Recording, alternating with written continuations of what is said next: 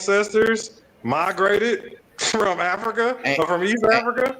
ain't that what you say I didn't type in? Isn't that what you just said I didn't type in?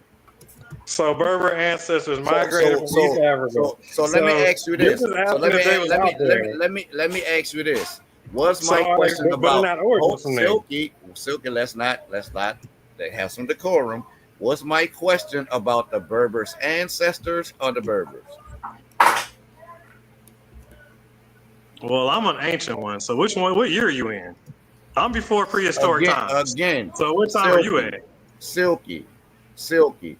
Was my question about the Berbers or the Berber ancestors? Which one? The Berber ancestors. Yes, thank you. So which are who? Who are they? Who are the Berber ancestors? Your own source told you who they are. Really? This is what my source says.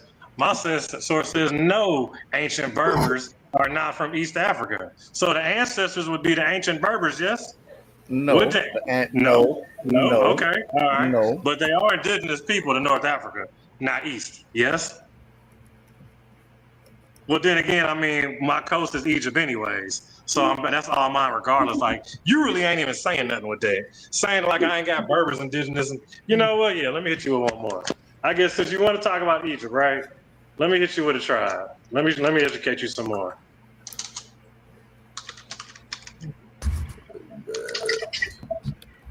That motherfucker computer gonna blow up on your ass.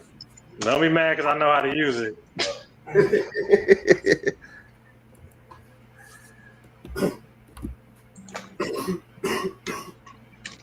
And then guess what? This nigga had the nerve to stand down. This nigga told me the Moors founded Egypt.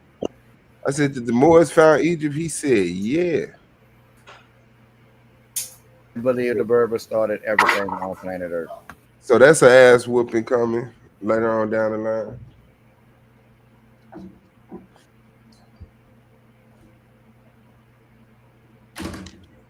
What happened to your son? Your computer stopped working?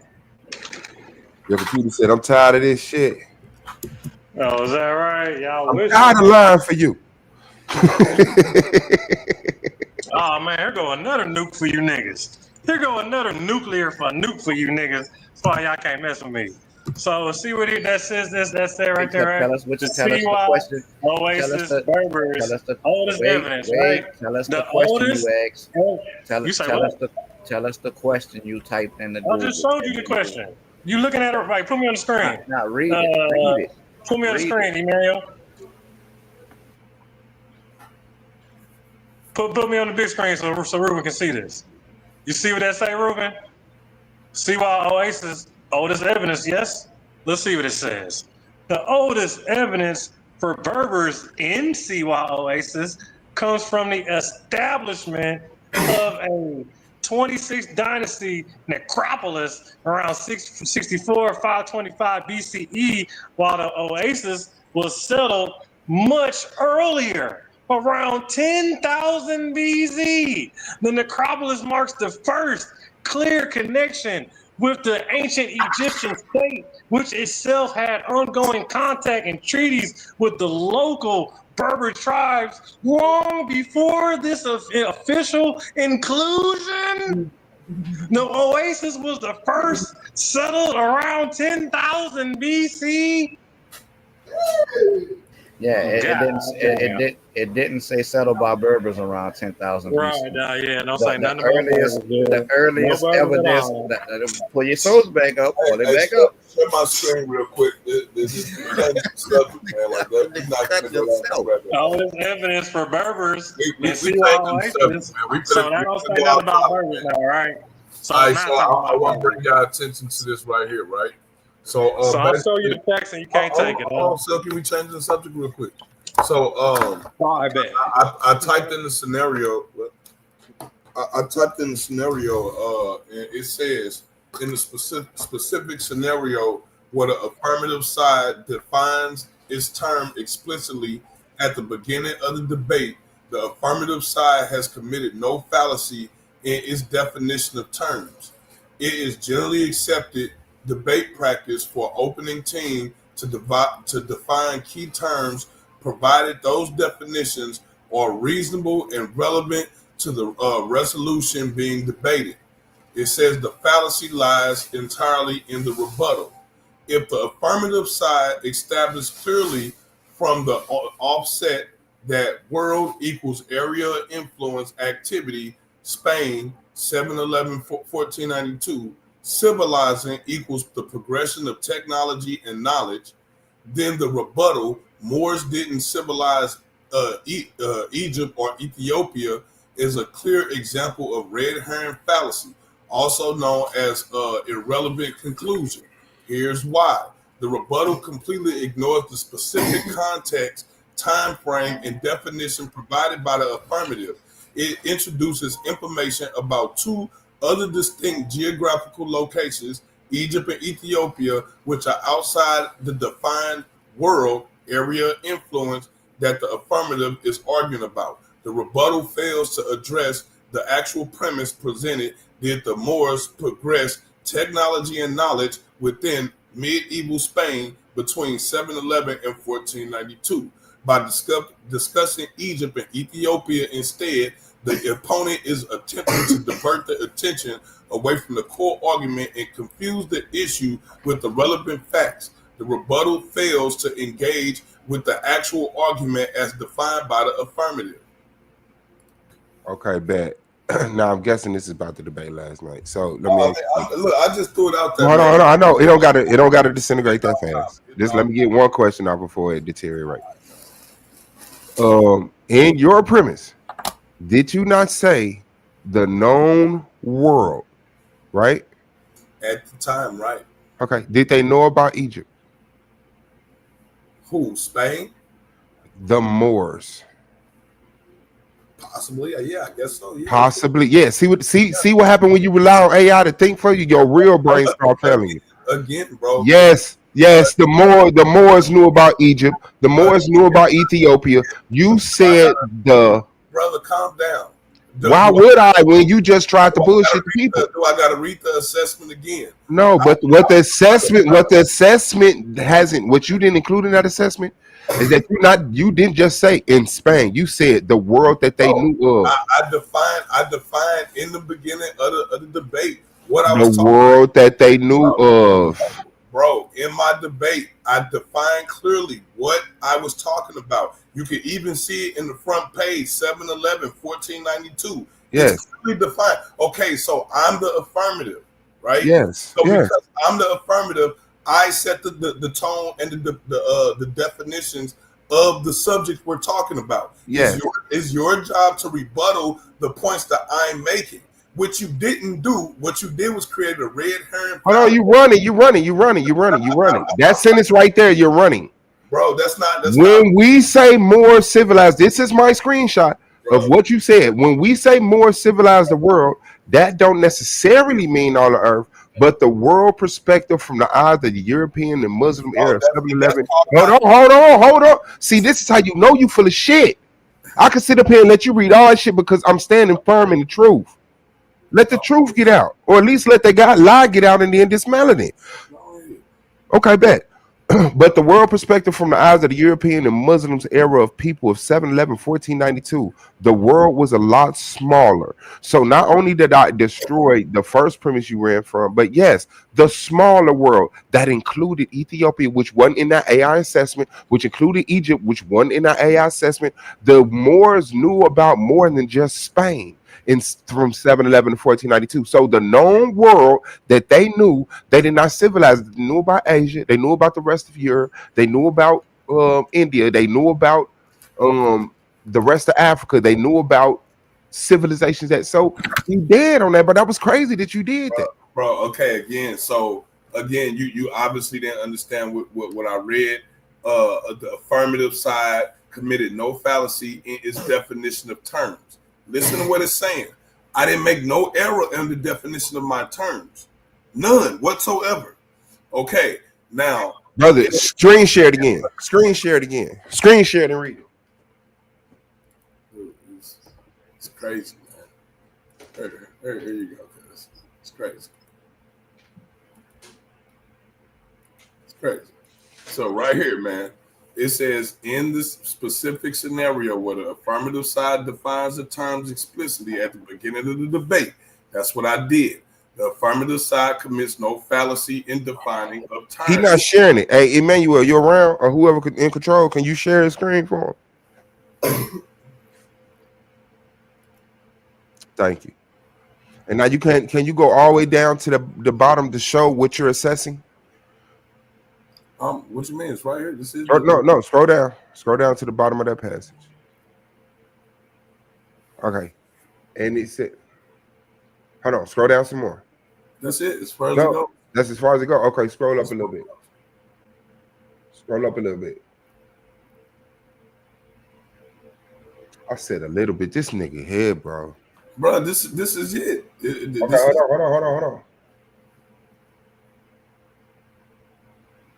Right here, it said this is why the rebuttal completely ignores. Okay, let me. You know what? Is this recorded? I don't gotta play with you.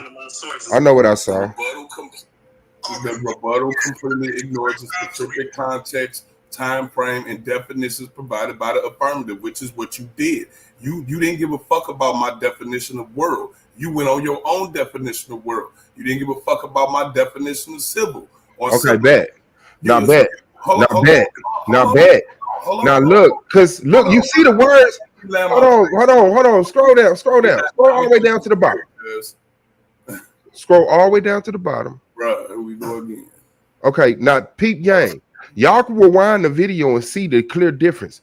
At the end of that, here's why, where it says the rebuttal. Now let me show you. It's on here.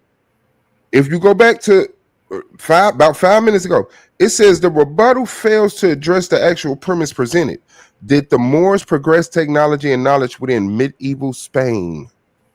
This is an assessment of this is hold on. This is his assessment of me having a fallacy because I brought up Egypt and Ethiopia in a debate about specifically medieval Spain, which that was not a debate about. It said the world was a lot smaller. The known world, the world that they knew, they're in North Africa, so they definitely know about Egypt. They definitely know about Ethiopia. They definitely know about other places. They know about Europe. They know about Asia. Man, you dead, bro.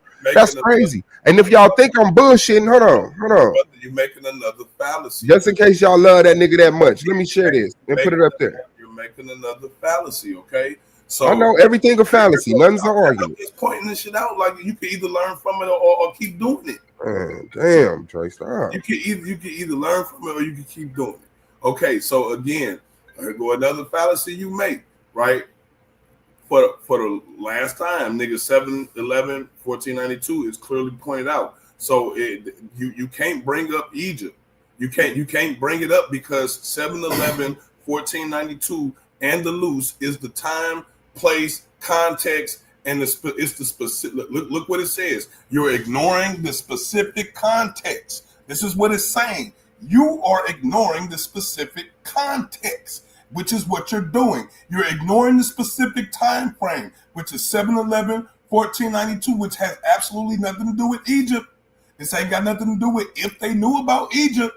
This had everything to do with what they were doing in 7/11 and 1492, according to their activity, according to their sphere of activity in that time. And that's what you neglected.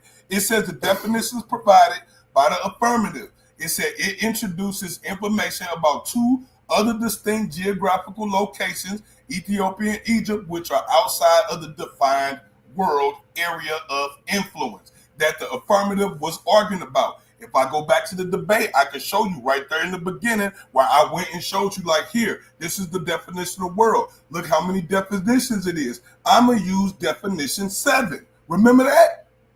Right? So that was me clearly pointing out, here go the terms and rules of engagement.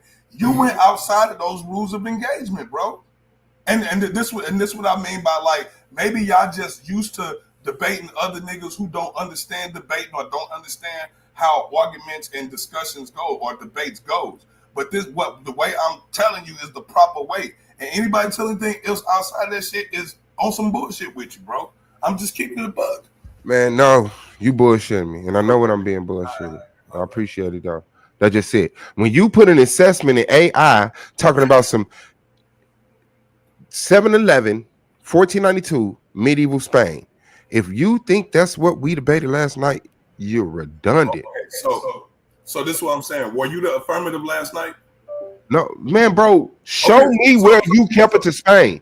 Okay, show me where you kept it to Spain. My entire So debate what was the about debate about Spain. last night, Swab? My entire debate was about Spain. Show me where you kept it to. Where you're in your premise, you said only Spain. Go. Bro, I didn't speak of no other place. Then shut up. If you can't show it to me, watch this. Watch how I'm pulling up my presentation. Bro, I spoke on no other place. You're the only one who brought up other places. I'm pulling up my I presentation. didn't bring up no other place but Al-Andalus. Watch this. Is that you don't got to do all that talking when you standing on truth. Okay. You don't. You don't got to do all that shit. That shit is retarded, bro. Watch this. Hey, Emmanuel dropped off, so you gotta wait till he come back to share your screen. How the host dropping off, man? I know that happened multiple times. It's about the second or third time dropping off. We probably can't hear him. He like, y'all can't hear me?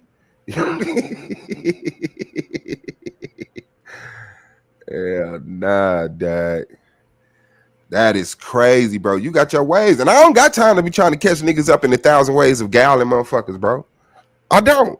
Like, I would like some integrity around here between a bunch of grown-ass black men. Like, if you gotta lie, if you gotta wiggle shit, if you gotta tape shit, don't debate it. Like, it's plenty of stuff that we could clearly disagree on that nobody has to come to the table and say, I bet you that nigga stupid because he don't think that I'm trying to get over on him. No, I don't. I think you coming with real information that I could really take to my kids. But then when I see tactics get used, like, first of all, AI debating. Like, I was born in 1979. My brain still works. To AI debate is crazy. His premise was a bunch of AI slides. Let's go over the premises. Let's stop bullshitting. Put the debate up. Let's go over the premises. And I want you to show me 711, 1492 medieval Spain being the borders, the limit of the conversation. Y'all in the same group chat as me. Chat as me. Y'all heard him say the world. Then he came back and said, and I mean from this time to this time. Then he came back and said, and I mean this area. Bro, everybody know what happened in the debate because the debate was recorded. The face-off was recorded. That's what we know. Yeah, bring it up. Yeah, that's all we know. Like whatever else you talking about is irrelevant. Bring it up. Bring it up, please. Bring it up, play it, and die again. To try to run to just Spain and say they civilized the world. Come on, bro. Just say they civilized Spain. Bruh, ain't my fault that you got a limited understanding of the word world. That's what I mean. Niggas like you got to make everybody. Nobody understand shit. Don't nobody understand a damn thing when it comes to you. Don't understand the definition. That's crazy, bro. Niggas is not that dumb, bro. You just impressed with yourself. Okay, here you go. This is what I want to. Emmanuel, you back, man? This is what I want to share. And I don't know if something wrong with the stream. It looked like they're making another one. They got kicked off too. Nah, I'm here. I'm back. Okay, can you share this screen for me, please? Share my screen. Yes, sir, no problem. You said share the real screen? Share my screen right quick. I got one sentence I just want to show the people, and then he could go back to using Gal. You finna show them some shit that's okay. So look, this was the AI stuff that he just showed us. Right. But man, goddamn, what's up, bro? You dead? Stop doing this shit to yourself, and you won't have to put these whole ass tactics, nigga. You sound emotional, man. So if you look at it, look what it say. That was the first time he showed the AI. Now look at that last. It said, not the last, the second to last. It said, the rebuttal fails to address the actual premise presented. Now look what he typed in as the actual premise. Did the Moors progress technology and knowledge within medieval Spain between 711 and 1492? So now what you've seen him do for the third time is redefine world to just Spain. And that's never been a discussion. But I let him update it because that's what he's doing, which I'm glad for that, because that was an antiquated statement to say the Moors civilized the world. So now he said, okay, I can't say world, I got to say a certain region. But then the region was too big, so he minimized it all the way down to Spain. You're dead, bro. Just the fact that you got to do shit like that, man. Let me share my screen, bro. Share my screen, bro. Dead. It's this simple right here, man. See, I'll just go straight to it, right? We ain't got to play no games. We go straight to it. This is an exhibition debate. This is not part of the class. Comparisons refers to. And time starts when you start. Okay, so right now we gonna I'm gonna jump right into it. So my opponent's gonna hit y'all with a bunch of fallacies. Now, right here, I'm already telling you the fallacies, right? Already before the debate is even over. The debate ain't even started all the way, and I'm already pointing out your fallacies because I've already done the mental work on this shit. While you're telling me that this is AI shit, right? So I'm already telling you the fallacies that you're gonna commit because I know what the hell you're gonna say, right? Let's look, and he's gonna want to coerce y'all into not understanding language. So the first thing we're going to talk about is context and language. Context and language refers to surrounding words and phrases. They help clarify the meaning of specific words and phrases. It is essential to understand vocabulary, especially when encountering unfamiliar terms. When meaning of words is unclear, reader needs to rely on context clues such as synonyms, comparisons, and descriptions to infer its meaning. So therefore, when we're talking about world, and this is an ongoing thing, right? World, as you see, has over 14 different definitions. In this case, we're gonna circle in on 7, which is talking about the division, the generation of the inhabitants of the earth distinguished by living together in the same place at the same time. It's a distinctive class of persons or a sphere of interests or activities. That's what we mean by when we say world. What world are we talking about? The world of the Moors. What is the world of the Moors? 711 to 1492. That is the context. That is the context in which we are referring to. We're not referring to anything else outside of that. So pause. What he just said is what world are we talking about?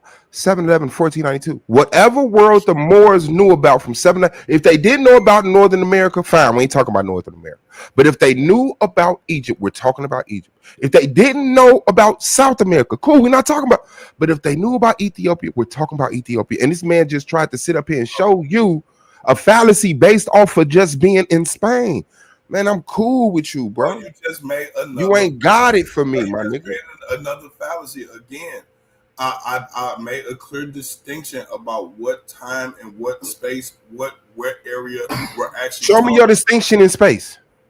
What do you mean? The time and space is Spain. No, show me the space. You said world. You went to the 7th definition of world, and then you said what world? The Moors world from 711 to 1492. Right, if the Moors would have drew a map, you telling me if the Moors would have drew a map of the world in between 711 and 1492, it would have only had Spain in it? The debate is not about what the Moors knew. It's about what they did. It's not about what they knew. Man, you retarded. It's not, the debate is not. You ain't got to do this, Lorel, man. About other civilizations in 1492. That's not the debate title. You don't got to do this, bro. It's about them civilizing. Bro, I asked you, did the Moors know about Egypt in 1492? You said maybe. Irrelevant. It's irrelevant because the debate ain't about if they know about. So how are you defining world? How are you defining world? I clearly defined what world is. We just watched it. Okay, say it again. Say it again. I gotta say it. We looking at it. It's right here in your face. World? What geographical world are you talking about? From where to where? Bro. You already know we're talking about Al-Andalus. Why you keep asking that question? From where to where? Al-Andalus. So that's the only space you talking about in the known world. I'm talking about Al-Andalus. Yeah, man, bro. Like real talk, man. I don't understand what's so hard about that. It's a specific place, distinguished place. with a distinct group of people that live in a distinct area. Mhm. That's what we're talking. That's what we say when we say world. That's what we No, mean. no. If I say that the world of ants, I'm talking about the Play world it. that ants occupy within Play their area of influence. Play Bruh, like you just don't understand the word Play it. world. Play it. You think everybody don't understand shit, bro? That's the reason why I keep Play saying it. you make it a false equivocation. Man, play it. No, it don't. That's the reason why you saying that is because your argument got murdered. Calm down, man. Like, geez, like, I hate to do it to you like this, man. No, you don't. Oh. No, you don't. You taking pride in this. And he's gonna want to coerce y'all into not understanding language. So the first thing we're going to talk about is context and language. Context and language refers to surrounding words and phrases. They help clarify. Hey, Silky backstage. Specific words and phrases. It's essential to understand vocabulary, especially when encountering unfamiliar terms. When a meaning of words is unclear, reader needs to rely on context clues such as comparisons and descriptions to infer its meaning. So therefore, when we're talking about world, and this is an ongoing thing, right? World, as you see, has over 14 different definitions. In this case, we're gonna circle in on 7, which is talking about the division, the generation of inhabitants of the earth distinguished by living together in the same place at the same time. It's a distinctive class of persons or a sphere of interests or activities. That's what we mean by when we say world. What world are we talking about? The world of the Moors. What is the world of the Moors? 711 to 1492. That is the context. That is the context in which we are referring to. We're not referring to anything else outside of that. Another thing that I want to bring up is the definition of Moor. When we bring up the definition of Moor, you see it right here. Now, this is definition of Moor coming directly from Britannica. The first thing it says, Moroccan, formerly member of the Muslim population. Notice it didn't start off with Berber. It said Muslim population because the one thing about this shit is that the Moorish Empire was an Islamic empire. So whatever the fuck they talk about is all Islamic Muslim shit. Regardless if they Berbers, Arabs, Spaniards, whatever, none of that shit matters. They're all Muslims. Right, and if you ask any Muslim right now, they'll be like, "We're all Muslim, brother. We're all Muslim. There's only Allah and Muslims." When you talk to them, that's what they tell you. It says now Spain, Portugal, a mix of Arab, Spanish, and Amazigh Berbers origin.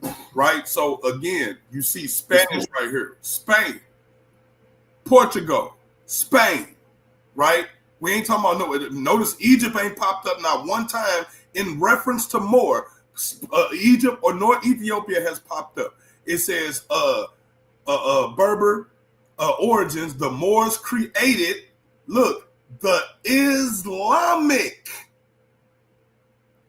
Andalusian civilization. I want to repeat it again.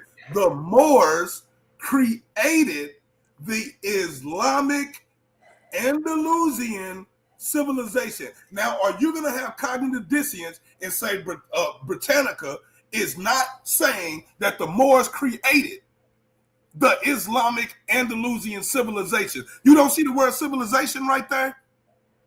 Ain't that now? The debate topic is: did the Moors civilize the world? And here we see a civilization of the Moors, Islamic Andalusian. That's what we see. Now, you're saying the total opposite of what was actually the empirical evidence. Now, it says, and subsequently settled of refugees in the Maghreb, in the region of North Africa, between the 11th and 17th century, by the extension correspondent of Spanish Moro. The term occasionally denotes any Muslim in general. Let me read it again. It says the term occasionally denotes. Do I gotta go to tell you what denotation is? The term occasionally denotes any Muslim in general, as in the case of the Moors of Sri Lanka or the Philippines. Today, the term Moor is used to designate the predominated Arab Amazigh ethnic group in Mauritania, which makes up more than 2/3 of the country's population, and a small Arab Amazigh minority in Mali. Yeah, it's not working. Show us where you set the geographical. Show us where you set the geographical border. The Muslim population. I want y'all to look at that Muslim. So we're talking about Islam, religion. The Muslim population belonging to Al-Andalus. So we're talking about the Moorish Empire, the Moorish civilization, the civilization that the Moors brought into Europe. In Spain, Portugal, a mix of Arab, Spanish, Amazigh, Berbers. The original Moors created the Islamic Andalusian civilization. So we're only talking the minute that I made that statement, and you're looking at Britannica. This is Britannica. And you see that the Moors created an Islamic Andalusian civilization. That was really the end of the motherfucking debate. Man, you That full of was shit. really the end of the debate. You full But of we shit, just gonna man. keep going and see how many. No. Before you play that bullshit, No. show us where you set the geographical boundaries for the debate. As you I see know. right here, Moors being black, swarthy, 20, and you got also white Moors, other white Moors. There I am right there, distinguishing. There are more different types. Man, of Moors. show us the geographical border. Light-skinned Muslims, right? So I know. anybody who's a Muslim I is know. considered You a only Moor. sound good when you're able to just talk. With Europeans. So this is the context what we're talking about. So my opponent has a battle uphill trying to take Moors out of history and take away their contributions, their bloody, murderous contributions to history. And they brought civilization to the Europeans the same way the Europeans bring civilization to everybody they bring in contact with. War and subjugation. That's civilization. That's civilization according to humanity. And that's what we see. And that's the basic reality that we live in today. And that, You died. You died. died. You're trying to manipulate the conversation to draw a geographical border by insinuating the people were this. No. Tell us what the fuck you meant. And then you even just sat up here and you died the whole time because you're talking about civilization is war. Why didn't them white folks become Muslim? Why they didn't leave with Moorish names? Because you didn't declare war on them. You went in there, you civilized them. A lot of them did. No, not a lot of them. No, they were supposed to be war torn. You went in there and gave them soap. You went in there and bathed them niggas. Washed them niggas' feet. Washed they naked white asses. Did they hair. That's what y'all did. Y'all didn't kill them niggas. Y'all didn't take away what they knew and replace it with Islam. Them niggas still came up out of there, Jews and Christians, bro. You died, bro. And that's crazy that you can't take an ass whooping to the point that you're going to get drugged for a second day consecutively trying to sit up here and make up some soft ass definition. You just made me into a Moor. How you making up shit right now? I'm not a Moor. Who the fuck said you was? You just did. Man, whatever, man. Like I said, the Moors went into Europe and didn't declare war on them people. They didn't colonize them people. They bathed them people and gave them people sense. We dispelled that lie last night. Man, whatever, man. You died, bro, man. You supposed to be bigger than this, real. Watch what you say. Stop rambling because this ain't no echo chamber. I'm not here to just listen to you talk for 50 minutes and believe everything you say. If you say something incorrect, I'm going to challenge it and you have to prove it in the debate and you're going to die, unlike the niggas in proximity to you. Hey, man, shut my screen real quick, man. We're gonna display the truth. Nigga, truth my only ally around this motherfucker. We don't play no fucking games. He just said that they didn't go to war with these motherfuckers. They just washed their ass. And it says, yes, the Moors waged war on the Europeans, primarily by invading and conquering parts of the Iberian Peninsula, modern-day Spain and Portugal in the 8th century. They also launched invasions into France. These were ultimately repelled, most famously at the Battle of Tours in 732, and engaged in raiding and pillaging along the coast of France and Italy. Okay, so if you saying they didn't go to war, what the fuck is this? The invasion of Moorish forces composed of Arabs and Berbers, crossed into Spain from North Africa. They rapidly conquered the Visigoth kingdom and established the Muslim state called Al-Andalus, right? But you just said they didn't do no fighting. They was watching ass, right? Yeah, That's they all was. They get the They fuck was. away, man. They was. And They that's what were. I'm talking about, man. They Choose my were. only Y'all ally. watch them people ass. Choose That's my it. only ally, not emotions. Yeah, all right. Y'all watch them people ass. And that wasn't the known world. The known world at the time to the Moors was larger than Spain. And you're running. That's why you died. Don't do that no more. That's not debating, bro. I didn't get up here to agree to have 2 12-minute rounds of lying to you. I want to debate. I don't have to use guile. I want to take your information for what it says, do my little digging, and if I hold up, cool. But we shouldn't be sitting up here surface level redrawing the world out for the third time. Now we're not talking about all the earth. Now we're not talking about North Africa. We ain't talking about Egypt. We ain't talking about none of the other shit we knew. Like, come on, man. Come on, bro. That shit is crazy. That shit is crazy that that's you. That shit is crazy that that's you. And y'all don't know how to tell each other, shut the fuck up. You wrong right now, bro. Y'all really let niggas ramble on for weeks. Did the Moors civilize the world? No. No. Yeah, I mean, but that's it. That's it. Ain't no deeper than that, bro. Ragwan, what's good, Buddha? Yeah, shout out to Roy Chuz, bless.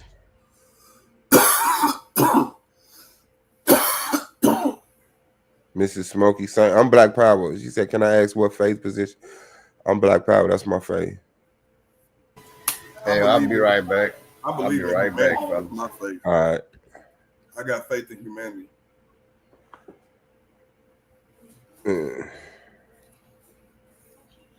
Ask her what her faith is. Christian. Shit, Christian. Sorry to hear that, sis. Christian like a motherfucker. You got faith in humanity doing what?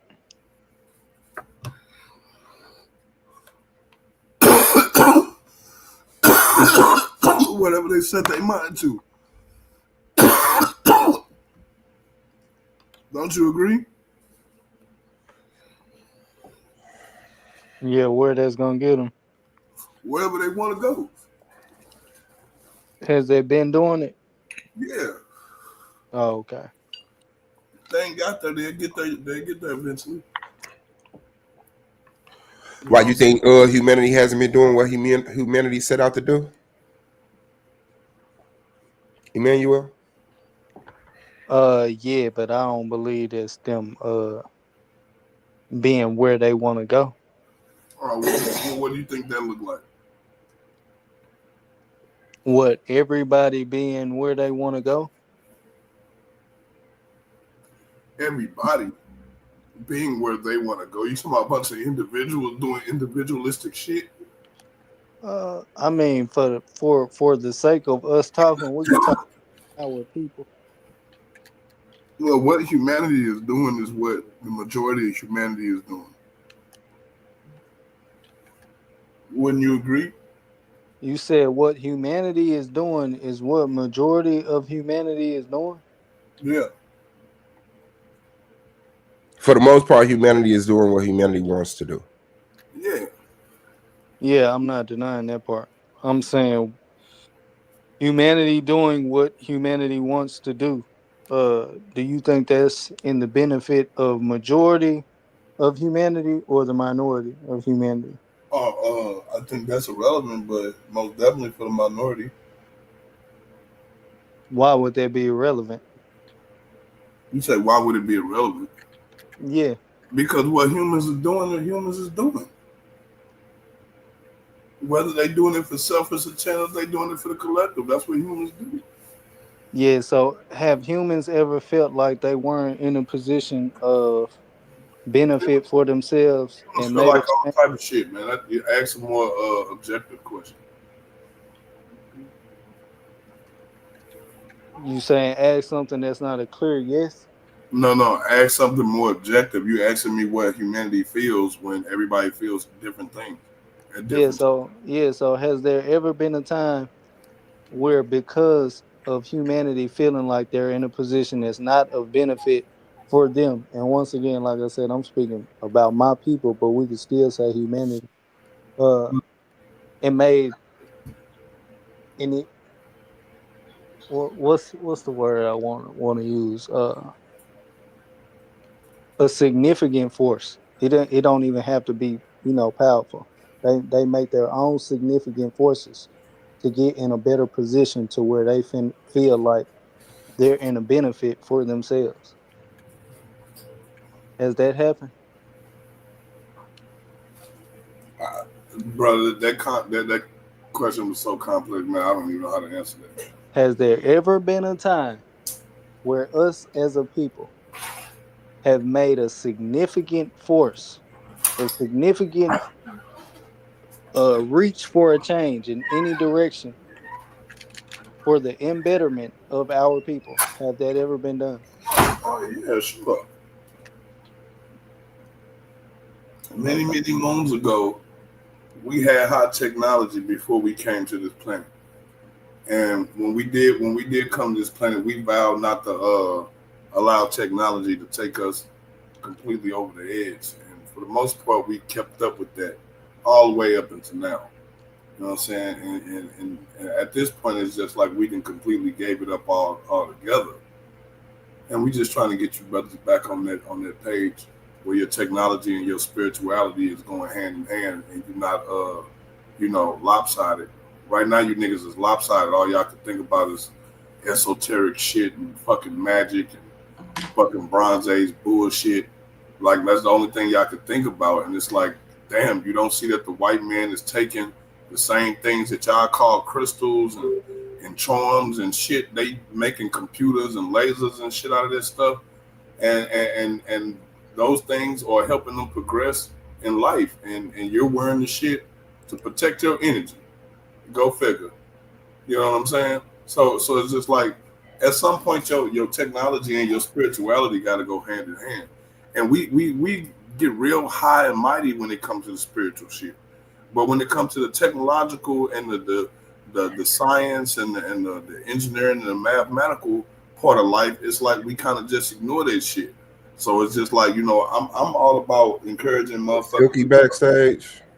I'm all about encouraging people to lean towards STEMs, and let's just change the culture in African American society by rewarding intelligence. If we start rewarding intelligence and ignoring brute shit, sports entertainment, the cliche bullshit that we all gravitate towards, if we start gravitating towards more intellectual things and giving the same support to those things as we do football, baseball, basketball, rap, hip hop, shaking ass, that type of shit. You know what I'm saying? Our whole lives will change overnight. It'll be a instant change overnight. If you talking, Can you give an example of what you're talking about? huh? Can you give an example of what you're talking about? Okay, so for example, let's say for instance, if African Americans as a whole, all of a sudden tomorrow say, you know what, we all are interested in energy generation, right? So all of a sudden it's a cultural phenomenon where we all invest our money into just tinkering with new technology on how to generate electricity, right? And so we do that for so many decades to the point where when you say the word African American, it becomes synonymous with energy generation, right? And no matter where you go, these people can generate electricity. You see what I'm saying? When you got a people that's inclined like that, physically inclined like that, it's hard to enslave those type of people. It's hard to enslave a people who play with chemistry. Like as kids, that's all they do is play with chemistry, and they play with atoms and electrons. They play with that shit. Those are their play toys. They don't even play with normal toys anymore, man. They're in there playing with electron microscopes and shit. Like their parents don't buy them toys anymore. They're buying them telescopes and microscopes and computer analysis, spectral analysis equipment and shit like that. Like we got to change the. We just have to change it. We have to change our values, and when you start doing those things. So we do have to change something as humanity. You've alluded to that a few What times. you mean? As far as humanity just doing what they Well, do. I'm not worried about the rest of humanity. I'm just worried about our portion because we the ones. Yeah, I know. That's what I said. I was talking about several times. Yeah. I'm just talking about our portion because we're the Our one. portion does need to do something different. Yeah, our portion is the one that is actually close to the brink of extinction, even though we got the numbers. You see what I'm saying? Because we can be left behind. You can be left behind, bro. You know what I'm saying? And I'm just saying, if you don't think so, look at all of the other cultures, some of the other cultures around the world that's still running around barefoot, nigga, with loincloths on and shit. Not saying that they just want modern technology, but I'm just saying, like, because they don't use modern technology, they're able to be molested by people who do got modern technology. So that's it's like, if you don't got a gun, you the reason why we got a crime rate, because your ass won't go get a gun. That's a fucking lie. It's the people with the gun that use it to attack people without guns. And ain't nobody finna do that now. Because some people stay obedient and they don't chase technology. And the only reason motherfuckers chasing technology is to make it militaristic so that they can pose themselves on the people who are dominant in the first motherfucking place. Now, because I don't want to compete with you and being wicked, and all of a sudden it's my fault. No. Stop colonizing. Stop wanting what other people have. Find your it ain't my fault. Ain't no naked white people on earth nowhere proving that they was here before it closed. We're everywhere, and you just should have to live with that. But if people do decide to come to you with guns and shit like that, I mean, it's up to you. Some people understand life is just a certain phase, and the energy that I am is gonna transcend. So I'm not gonna kill you because you willing to kill me. Fine, fuck it, kill me. I'll go back to where I came from and I'll be reborn. But I'm not finna sit up here and teach my people to try to out murder the murderer. Hell nah. No, I'm not saying out murder the murderer. I'm saying that you need to get you a gun too. That's all I'm saying. If he got a sword, you need a sword too. Shit, you need equal playing field. I just believe in leveling the playing field, bro. If you can't use guns, then you need to find a way where his guns is useless. But that's what I'm saying. What are you using your guns for? What is he using his guns for? If someone gets a gun and they say, yeah, this gun is for protecting my house, protecting my family. I know I'm not going to be endangering your family, so I don't need a gun. But if this motherfucker to say, well, when I get into debates over religion, this is what I'm going to go get to kill you, and be like, damn, you kind of crazy, right? Well, how many pair of shoes do you own? 3, 4. Why? You only got 2 feet? I know somewhat. One of them for work, 2 pairs were a gift, and another pair was my old work shoes that motherfuckers wanted me to get some more. And then I got like some slippers that was gifted to me. Yeah. Right, but why you wear them though? Why you wear shoes? Because I mean my fucking feet don't fuck with the pavement like that. Like a lot of the world is concrete and hard flooring. Right, I probably wouldn't if it was like soft grass. And that's the same reason why you get a gun, because the rest of the world don't give a fuck and they'll pop your ass. Pop me for what? For whatever reason they want to pop you. They don't need a reason. Well, that's what needs to be talked about. I know. I'm saying they don't need nobody needs a reason to whack you, bro. Yeah, that's the problem. That ain't no problem. People need reasoning, man. No, you don't. That's gonna make a motherfucker crazy because they ain't got no reason behind this shit. Yeah, that's what I mean. Yeah, you're gonna be nuts. So yeah, I need to know the reason. I know that if I see you with a sword, I don't think, man, let me go get a sword because they don't tell them when the real gonna stab me to death. Like, no, I'm like, shit. If a motherfucker running here crazy, the real gonna use that motherfucker to get them. I'm saying you get a sword because people stab people. That's the reason why you get a sword. Yeah, I agree. People start stabbing people. You want to make sure you be able to have a way to stab people too. But I say, why is this person stabbing somebody? Yeah, And but then, that's not gonna stop them from stabbing you though. no, but then that would stop us from allowing those people to be in our society. If No. somebody's just stabbing people just because they, So you trying to basically you talking about eugenics? You gonna find a way to extract people's emotion out of no, I'm just gonna excommunicate you. You're no longer allowed in the borders of our land. how you know which person is prone to grab a knife and start hacking and slashing people? We asked them, what do you want the knife for? Oh shit! And I mean, what if they tell you I just want to cut the cake? And then And they get a knife. okay, then they start stabbing the shit out of your ass. And then they get punished. What you talking about? After you put all the blood back in you? No, you can't put blood back in you. Yeah, some damage was done, Point, but that person gets punished. Why you need a knife, man? That's the whole point. No, that all that means is that he stabbed you with a knife on you. No, the point is, bro, it's better to have one. It's better to have one and not need it than to need it and not have it. That's the whole point. Cool, but what do I need it for? That's what I'm saying. Like, cool, I get it. For protecting your body, to stop a person from molesting or taking your own body. Okay, so let's not just go gun crazy. Let's also take whatever steps necessary to make sure that our society has those people down to a minimum. Like How do you do that? How do you do that? Logistically, how do you do that? I mean, like I said, it's gonna be, hey, yo, okay, you need a knife. What do you need a knife for? This, that, and the other. And if you display, cut the cake. Yeah, and if you display actions other than that, then well, that's the whole point. After I cut the cake, I'm gonna actually cut the cake. Then I'm gonna wash the knife, and then I'm gonna stab you with it. And then you're gonna get punished. No, you're dead.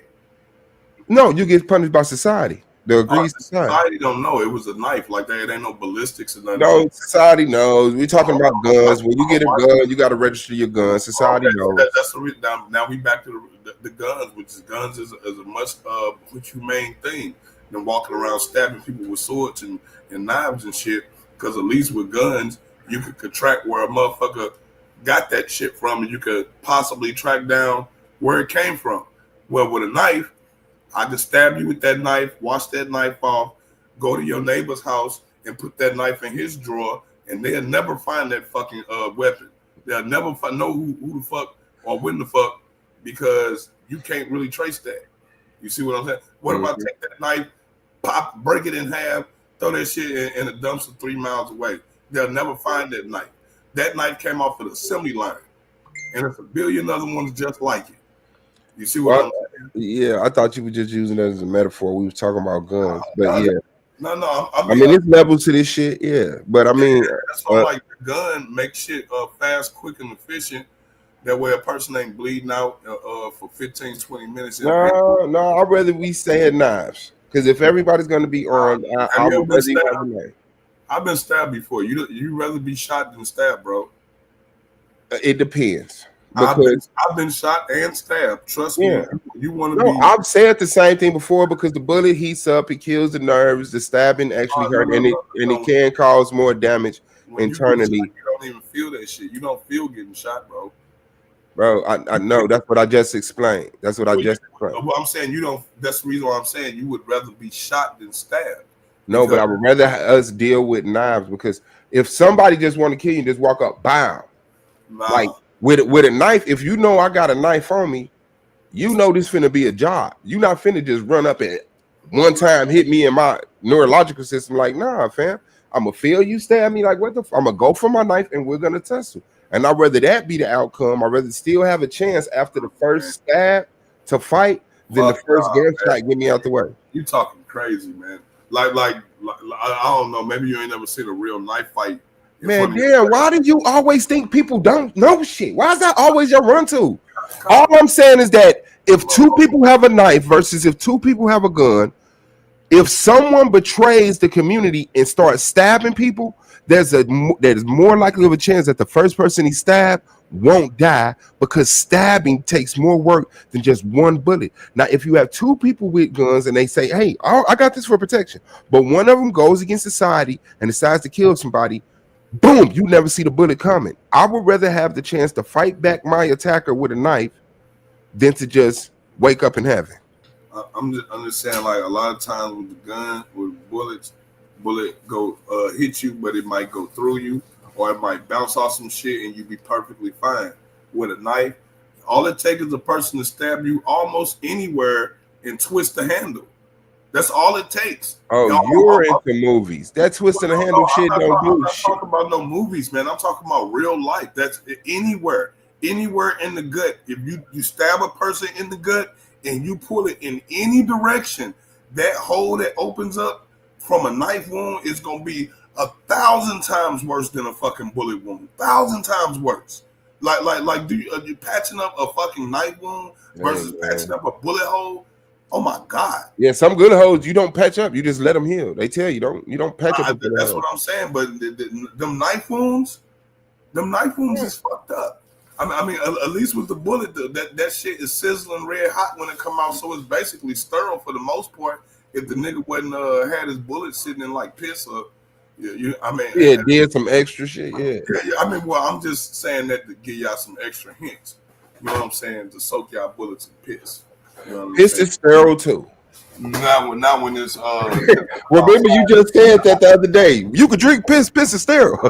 yeah, immediately, nigga. Not when the shit is sitting in a closed container outside, fermenting.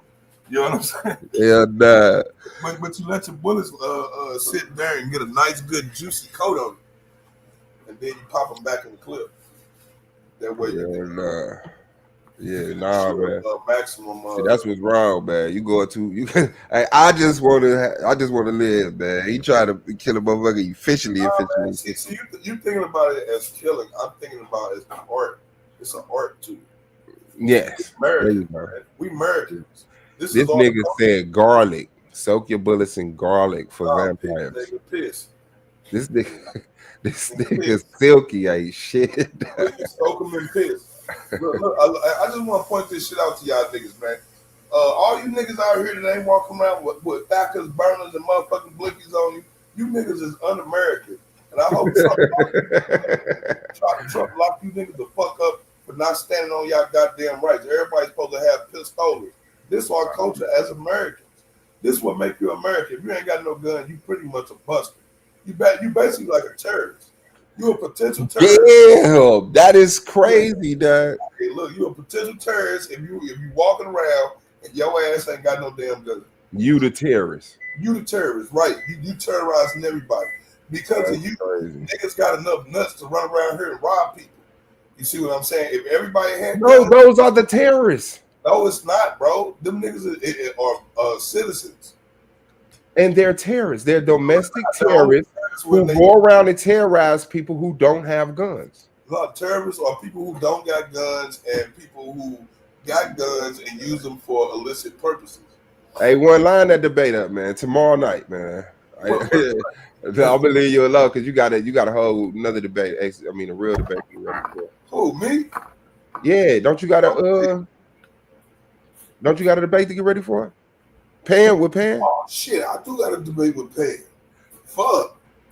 I forgot all about that shit. Yeah, I'm glad you reminded me of that, man. I might have to start working on that ASAP. Let me see, what is our debate about? Oh yeah, the federal order of police. I remember now. Oh, that's gonna be easy. I can freestyle that. No, for real. It's because, and again, here's another one of those debates that's gonna really like show niggas real metal, true metal, because Pan don't believe none of that bullshit he's saying. And neither do I. Like it's just. I mean, well, I actually do believe we should defund, not defund, but get the fraternal order of police disbanded. Hold on, wait. What you mean disbanded? I think the fraternal order of police should be. It's unnecessary. They shouldn't exist. No, it's unnecessary. Oh, okay. Yeah, we already have labor unions. We don't need secondary labor unions for motherfuckers who can kill people indefinitely. I mean, for the most part, the police the police department has the most known killers walking around scot-free amongst their constituents. Like, you know, if you had a business and you had a bunch of killers walking around you. But they kill under the law. Like, they're protected by the law. They stay within the means of the law that is set by the people and agreed on laws. What's a law, man? What is that? A law is a limitation set by humans of a specific society to impose on that says. So if they made a law tomorrow that you got to enslave somebody, is you doing it? No, I wouldn't. Tomorrow they're gonna make a legislation. If you don't enslave a nigga in the next 30 days, your ass is going to prison for the next 156 years. Right? Yeah. What are you doing? I'm moving. Where you moving to? Illinois. Bro, y'all niggas hypotheticals be crazy, bro. Oh, you said it's nationwide? Y'all hypotheticals be crazy, bro. he sure did that shit. That nigga said tomorrow is a motherfucking federal law imposed by the state. In every state, you got to enslave a nigga. You go to jail for 136 years. Yeah, 156.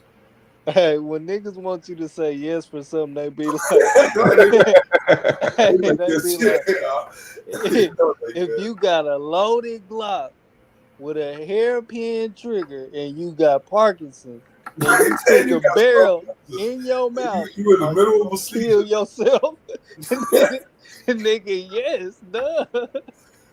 Oh god, that's funny, bro. But I mean, so if you go read up what the Fraternal Order of Police, what their whole demo is, then that's pretty much a labor union. Yeah, I could get that.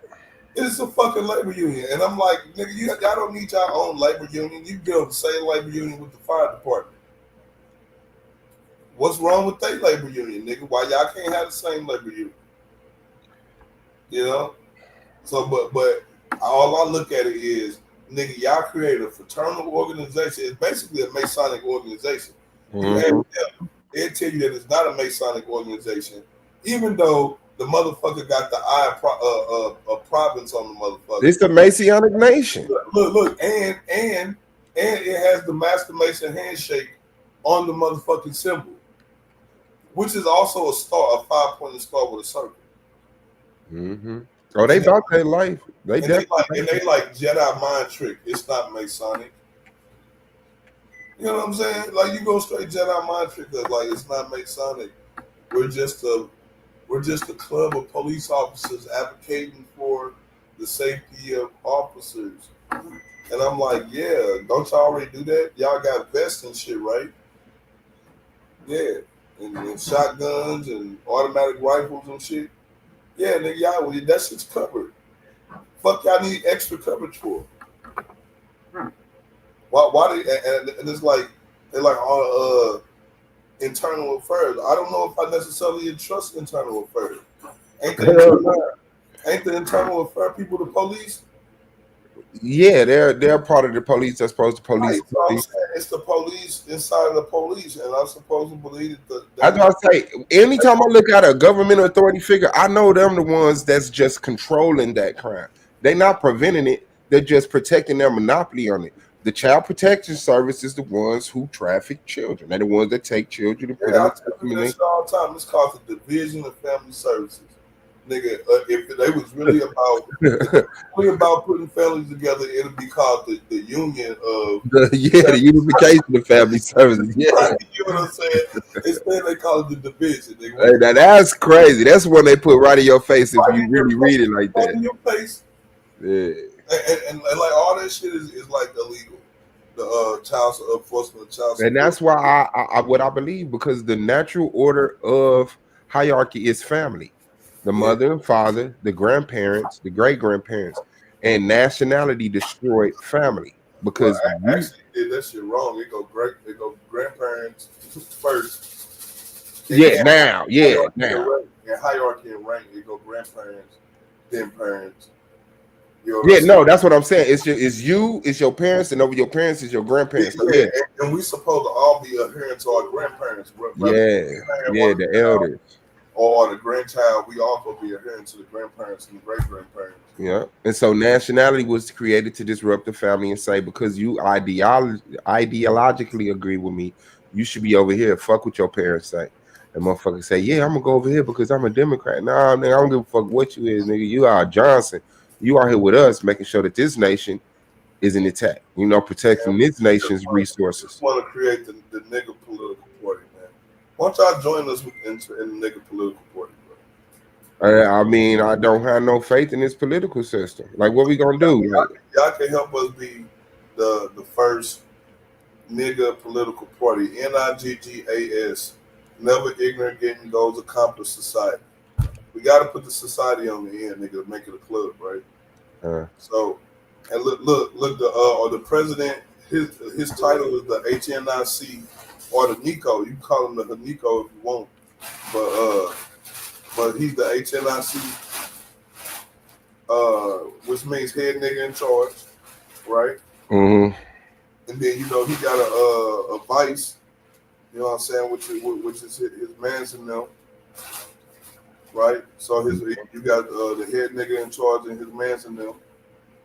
That's the president and the vice president. And then you got the treasurer, or AKA the bag man or bag woman, depending on which gender got the bag at the time. You feel what I'm saying? I'm talking. This is all political structure, bro. Yeah, I was gonna say, if I had a nation, I would name it nigga. I said that years ago. I would name that name just so the word you can't even say the name. No, it's our political party, NIGGAS, or we get our political ideology from the divine holy prophet Tupac Amaru Shakur. Oh yeah, nah.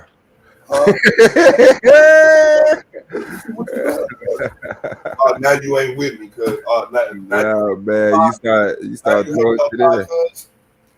Hold on. Right now, I want you to Google the Tupacian Bible. The Tupacian Bible? The Tupacian Bible. Yeah, don't surprise me that it's one. Never heard of it, but it don't surprise me that it is one. But right, so we get. I still want to look at him as like a prophet that was sent to us. Oh man, what you talking about? He's Machiavelli. He predicted his death, bro. What are you talking about? He's a divine prophet. And I dare you to say his ass dead because he still live on within us. Yeah, I can see that. But and also, so our political ideologies come from him. So can you give me some of his political ideologies? No, my political. You most definitely know some of his shit, and don't sit here and act like you don't. No. What I was saying though too is that my political ideologies predate Tupac. I know, but we talking about Tupacian politics, right? Yeah. So can you give me just maybe one or two political ideologies of Tupac? Yes.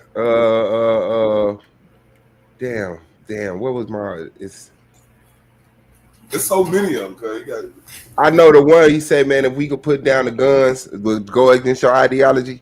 I forgot that one.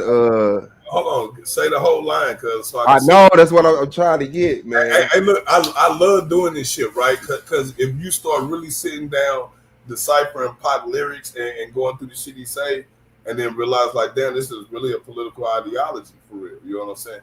But he said put down the guns and what? I had to Google. Hold on, let me find out lyric because that was my shit. I love that song. I think it's ghetto. It's either Thugs Mansion or yeah, and we turn his lyrics into political movements, and you know what I'm saying. Same thing that they do. Then they'll take Karl Marx and shit and run with that. Ghetto gospel. They'll take Karl Marx and shit and run with him. They'll take all type of crazy crackers and use their political ideologies to create movements. And I'm saying, nigga, let's use Pop since he already got that mystique on him and shit, and he all about niggas, real niggas, my niggas. It ain't about them niggas over there. It's about my niggas, not all niggas, right? I mean, ain't that a Tupacian? Would y'all agree that that's a Tupacian political ideology? Yeah. No, I get it. Hold on, let me find this lyric. I gotta meet that.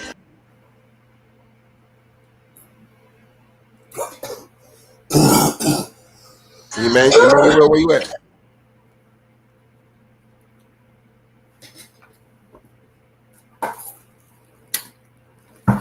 What you trying to do? You trying to share your screen? No, I just had to mute out. I'm just trying to keep the dialogue going.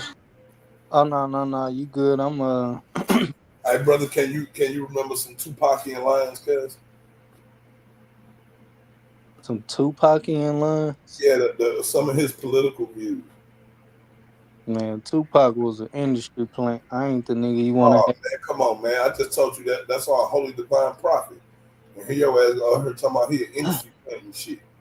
Man, Christ got way more reputability than Oh Tupac. man, here we go, man. Nigga, Christ ain't died for your sins. Tupac did. You right. Hey, I'm All on here. How y'all All feeling? How y'all feeling? Tupac died for your sins, not Jesus, nigga. Shalom, Man, you brother. calm down, man. You smoke something, man. You good now? I definitely didn't. I've been too busy to even stop to make that Oh, okay. happen You for worked off the myself. frustration. I didn't. I'm actually just realized, damn, I have been snapping on everybody today. Like I've been snapping on everybody, Only the man. ones that count, bro. But I don't know. For the right reasons, though, you know. I didn't snap on nobody for nothing, though. So that didn't happen. You had a good question. Some Tupacian what? The Tupacian politics. Some Tupacian politics. Right before, it's one of my favorite interviews of Tupac, actually. Let me see if I can actually find it. It was on YouTube under Tupac's last interview, where he was talking about creating. Yeah, where he was talking about creating a political party for all you lost tribe mother effers, as he said it verbatim, literally. He wanted to create something for the Mexicans, the blacks, the Armenians. I was actually just joking, but I'm so fucking flabbergasted that you for real, because oh yeah, it's one of my favorite lines. This is this is a real thing that we've been trying to get into. Oh, I'm about to pull this up. We about to watch this. He has a lot of quotes in there that I use to this day. In that same interview, he said the same thing they love about me, the same thing they loved about me when we was friends is the same thing that's kicking them in the ass. How real I am, how loyal I am, like all that. That's that's my favorite line. I be saying that all the time. Tupac last interview. Let me see if I can find that specific one. Now, when y'all get a chance to show my screen, I would love to read, do a story time with this man, but we got to find a nigga who can actually read properly, because man, it's so embarrassing, man. We got white people looking at the platform and stuff, and then we had you brothers get up here and read, and y'all be like, if I what's that was, oh man, we got to do better, yo. Shout out Smokey Saint in the building. Smokey, I'm trying to holler at you, man. I'm trying to get you to be a judge over here, man. I want to spice things up a little bit. I think you would keep it fresh, honest. You know, we'll test it out and see how it goes. You know, see if you're a good fit. So somehow we got to get in touch with each other. If you can hear me in the crowd, appreciate you. Go ahead, that's a sister of the dude that came. I thought that was. That's the buddy that was up here with the owl icon the other day. Well, he just under his girl's account or something. No, Smokey. Oh, it say Miss Smokey Saint. I ain't even pay that no attention. Y'all okay, way closer than me today. There he go. He just signed up. Smokey Saint Polemics. Yep, that's him right there. Well, shout out to you for having your wife add us, man. Appreciate you. Smokey our guy, cuz we like Smokey, bro. I fuck with Smokey. They tried to play him the one day. He didn't do nothing wrong, man. He ain't playing that bullshit. Yeah, I'm not gonna let him do him like that. I appreciate him checking us out. I appreciate him staying silent on the information and not letting that stuff go left. But I guess that was perfect. So we could see how he was when he was tested. And, if we didn't get to see that, we wouldn't be able to, know how you standing. So, yeah, I guess everything works out the way it's supposed to sometimes. Share my screen, cuz. Oh, okay. So y'all got you. Somebody already got a screen share up. Let me remove that one. There go that one for you. Oh shit! I know about this. This Tupacian Bible shit, cuz. I'm trying to tell y'all, like we making. I love it. I love reading Tupac lyrics like this. Say for Tupac, a new type of theological discourse was needed to face severe economic, social, and political disparities. For example, in one of his first songs, Panther Power, Tupac bellows, "As real as it seems, the American dream ain't nothing but another calculated scheme to get us locked up, shot up, backed in chains, to deny us a future, rob our names. Kept my history of mystery, but now I see the American dream wasn't meant for me because Lady Liberty is a hypocrite. She lied to me. Tupac calls out the very fabric of the American dream: home ownership, being educated, affordable health care and daycare, and the challenges that apparent mythological, the apparent mythology for the ghetto poor. Where is God in all of this? Where is the justice for those who do not live in a commercialized embodiment of the good life? Tupac asserts the neo-sacred,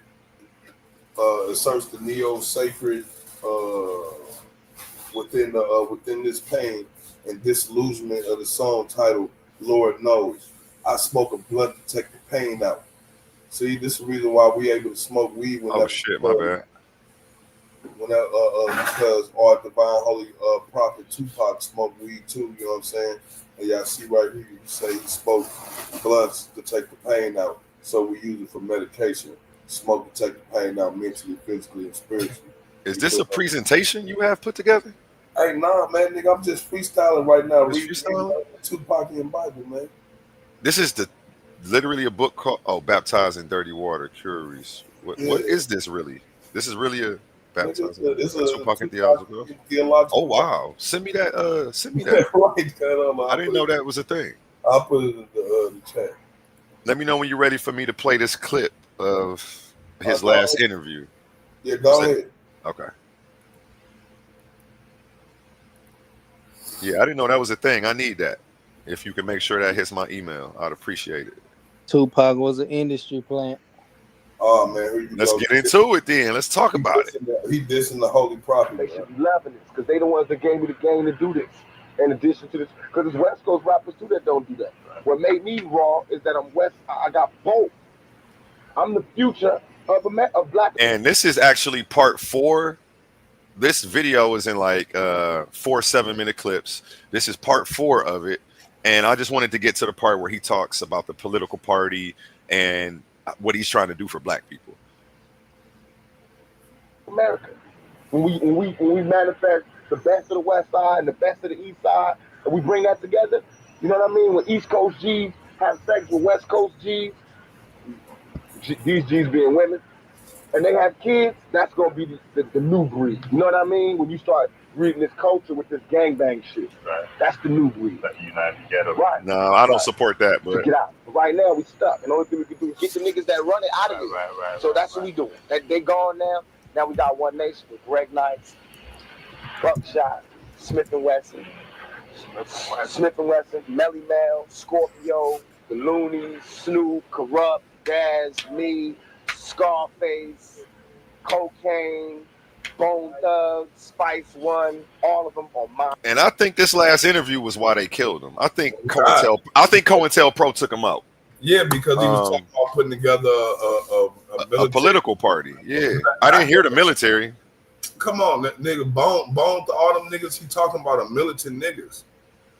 They militant niggas in the COINTELPRO. Bro, nobody was worried about Tupac ass putting shit together. Boy, you crazy. Bro, you crazy. And then right after this, I'm going to play Professor James Smalls, who was one of Tupac's best friends. He said, "Well, nobody worried about Tupac."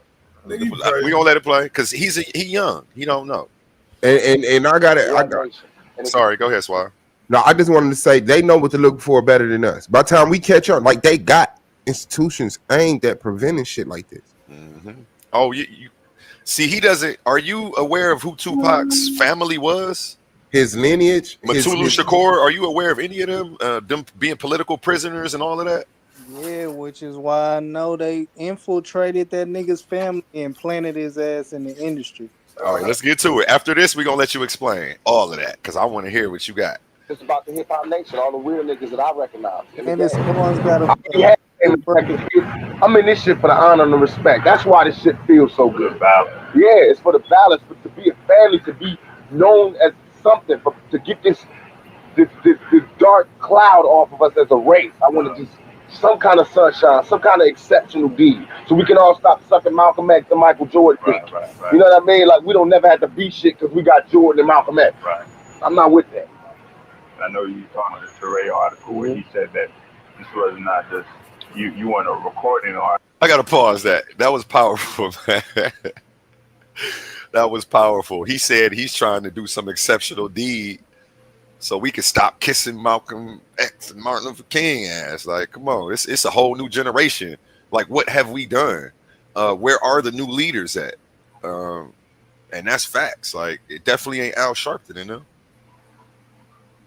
That you were like you know what I'm saying, theatrical type shit. He said I was acting. Yeah. This what I don't like is that my mother told me this.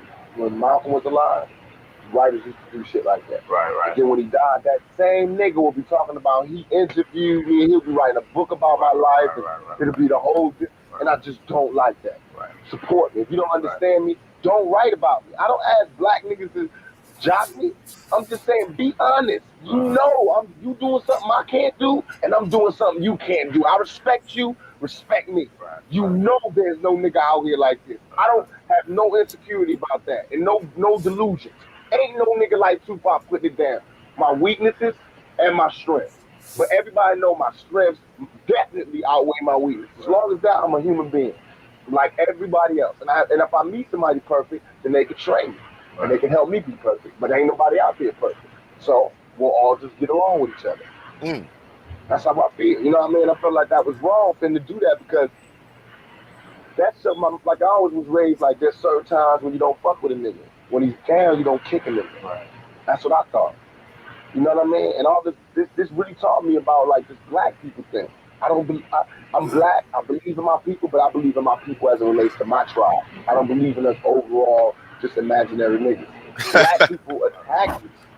I mean, not all black people. That's why it's not a general statement. Like I don't like black people no more. It's not that. I love black people. I love my people. I am black. But I'm saying I don't look at it as general. Right. Now I'm not racist anymore. I killed myself for racism. Right. You know what I mean? Somebody be mad. Like Ooh, let me pause that, bro. That's heavy right now. He said I'm not racist no more. I used to be like that, but I can't be. The only people who ever did anything to me was my own people. Yeah, that's proximity. Same shit I say. People proximity, but still, I mean, like that's the same shit I be saying. And people be calling me a white sympathizer and all type of shit. I'm like, it ain't that, bro. It's just once you get to a certain level of consciousness, you start seeing the illusion of color. You start seeing the illusion of shit, and it's like, bro, nigga, how you gonna keep on saying you love your people? You love your people. I'm down for my niggas. I'm down for my dogs. And then you be killing these niggas. You be killing your dogs, nigga. And like you'll be complaining about the motherfucking. I'm sorry, I don't mean to be cousin, but we be complaining about the condition of the hood, condition of the streets, but then it be your own brothers, cousins, uncles, the same dudes that's robbing and scheming and scamming the neighborhood. And it's like, where the real love at? I'm gonna tell you, and then I don't want to take away from the video. You want me to hold it to the end or what? No. We about to pause it and okay, go. The thing is, reasoning.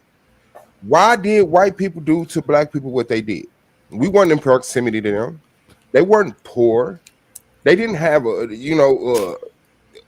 a system aimed at them to stop them from growing in ranks in society. We did. Why did we kill each other? Because of poverty.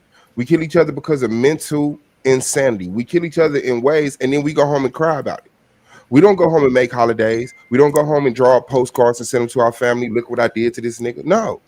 Y'all not gonna like this. Let me get at him. Let me get at him first. Y'all not gonna like this. Let me get at him first, because nothing you said negated anything Tupac just said. He just said, I'm not racist no more. And I killed that part of me. And he's saying, because I'll go back. He was just saying, ain't nobody did nothing to me but my people. He said, it don't mean that he hate his people, but everything you said about the insanity, the mental, whatever, that has nothing to do with him killing his racism. You right. But does white supremacy exist? Yes. So you cannot stop that. Don't be racist. I got you. And be racial. Don't forget that there's a racial system that's against you. So if it has to come up, just like any other point in time, you find white people beside you saying, yeah, speak on that. No white person is telling you to shut up talking about racism, but racist. I don't know. Okay. I don't know. There's a couple of different ways to look at that. Well, But I'm gonna let that sit though. I'm gonna let that sit there. Hey, peace to I the don't need to panel. challenge everything you say, or Hey, peace to the panel. Peace I to was the gonna panel. say this. Peace, God. I was gonna say this, right? So you say Peace, Smoky.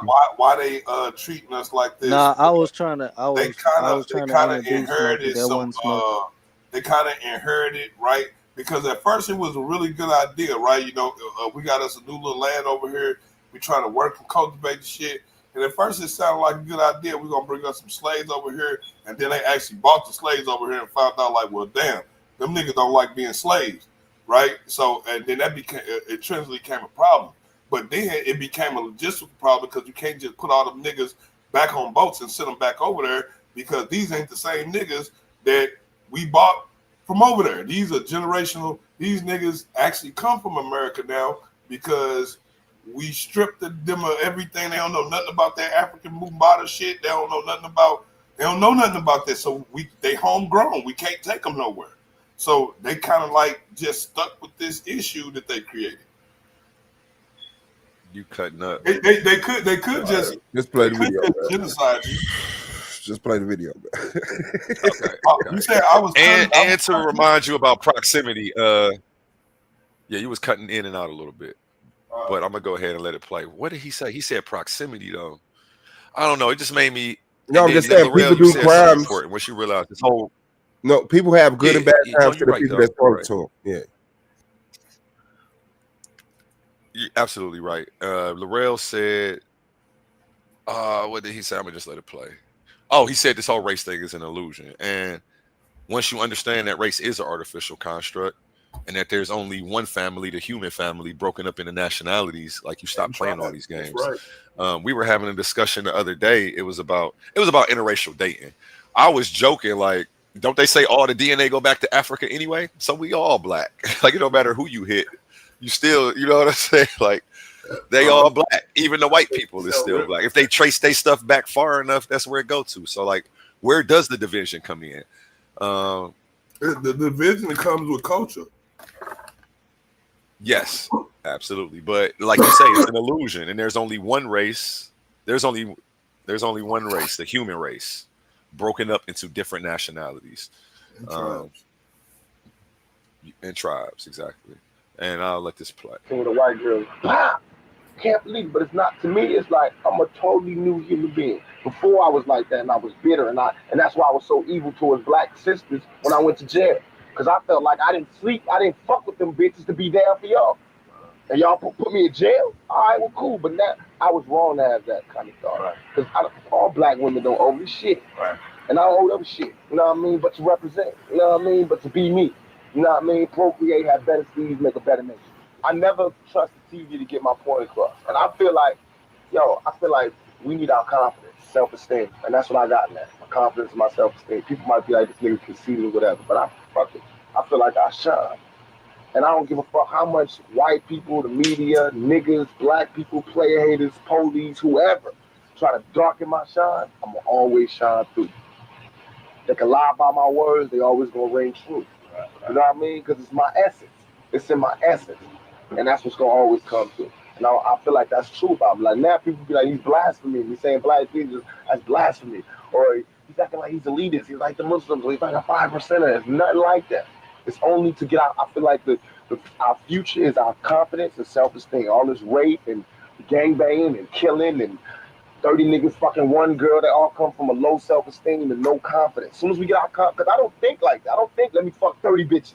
I don't even think like I want to be in a room when other niggas is fucking a bitch now. I don't think like that no more.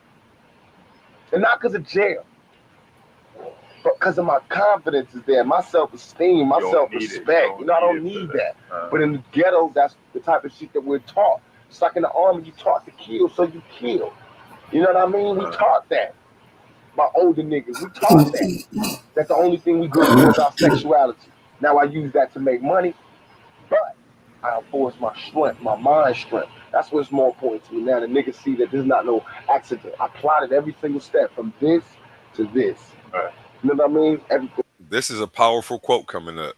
The Books Guns quote. It was plotted. Just tell that the next shit is called Illuminati, because that's really what the Illuminati is on. That's why I put the K to it. Because I want, the niggas is telling me about this Illuminati shit while I'm in jail, right? Like, dollars. Right. That's another way to keep your self-esteem low. That's another way to keep you unconfident. Right. And I'm putting the K because I'm killing that Illuminati shit. Trust me, if these motherfuckers wanted to kill you, why the fuck they gonna tell Farrakhan? Why they gonna tell the Nation of Islam? Why they gonna tell this nigga in jail about the plan? How did he know? How did it leak to him? Who told him? Who told him? The Pope? Who? Because they like the Pope and the money. Oh, come on, man. Get the fuck out of here. You so thinking about the money, you not getting the motherfucking money. Get the money, nigga. I don't give a fuck who face on there. You know what I thought when I was in jail? What fucked me out, what turned me like this, is I was like, no politicians is even getting at us. Even though I represent 5 million fucking sales. And no politicians even checking for it. They're not even sending us nothing to try to make us.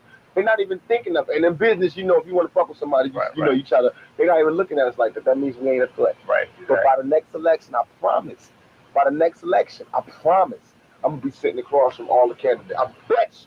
You know how I be making it? I promise you. I'm not even going to be, I'm going to be so far from where I am now in 4 years. God willing, I'm alive.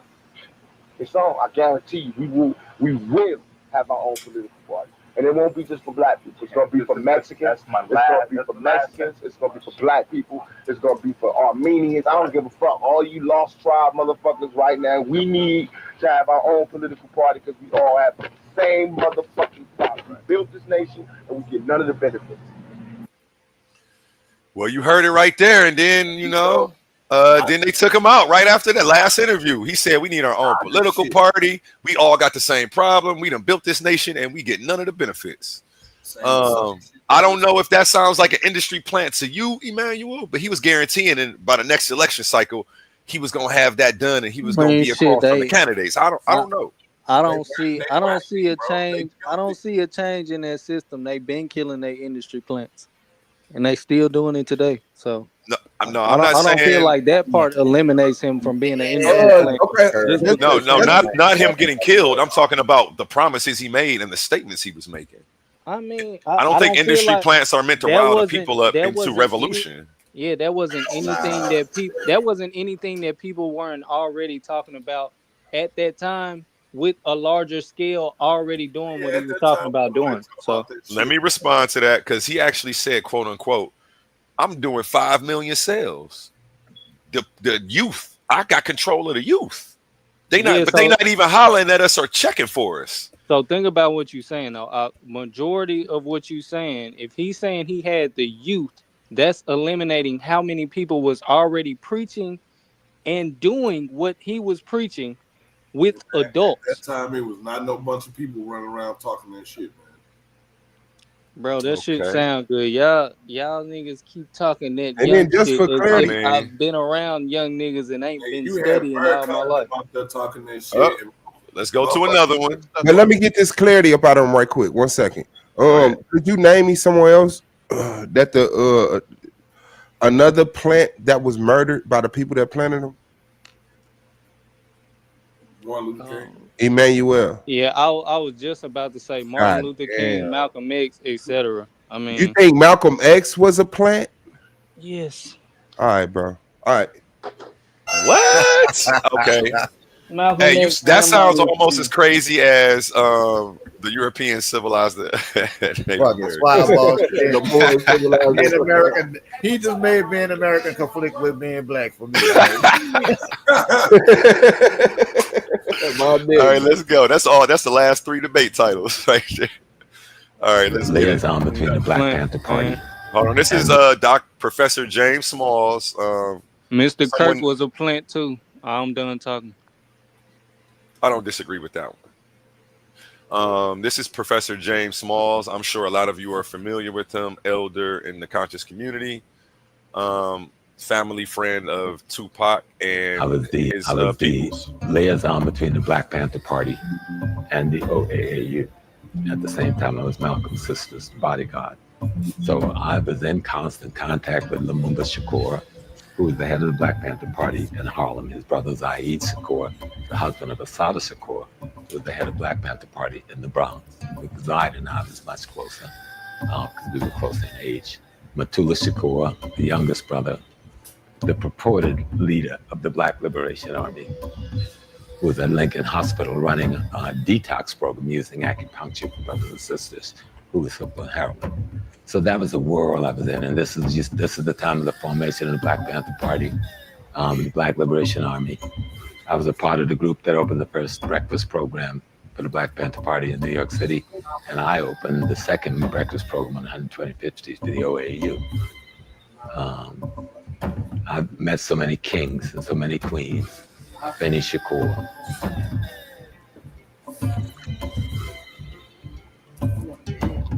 Tupac was a very good friend of my kids. And there was one of my children that he was very fond of, who was very fond of him.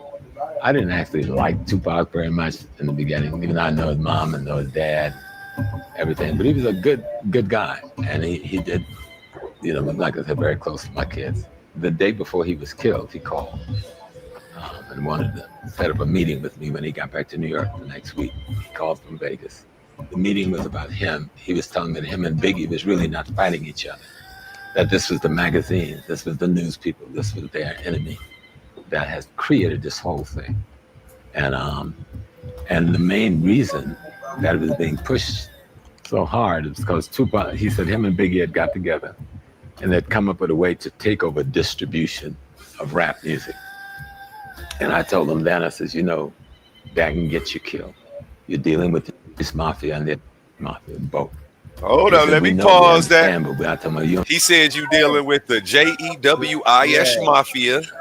Right. And it's funny they bleeped those out. I don't know what the second one was, but I know the first one was JEWISH mafia, because they run in the music industry. Let me go back and see if we can make out that second one. And the mafia, both. Italian? Dealing with this mafia and the mafia, both. Okay, Italian. We understand, but I told him, you and Biggie can't pull this off by yourself. And he said, no, we're meeting with other rappers, and we have a lot of other rappers on board. Oh, no. And he said, so Professor Small, when I get back in New York next week, I'm going to be at the fight tomorrow night.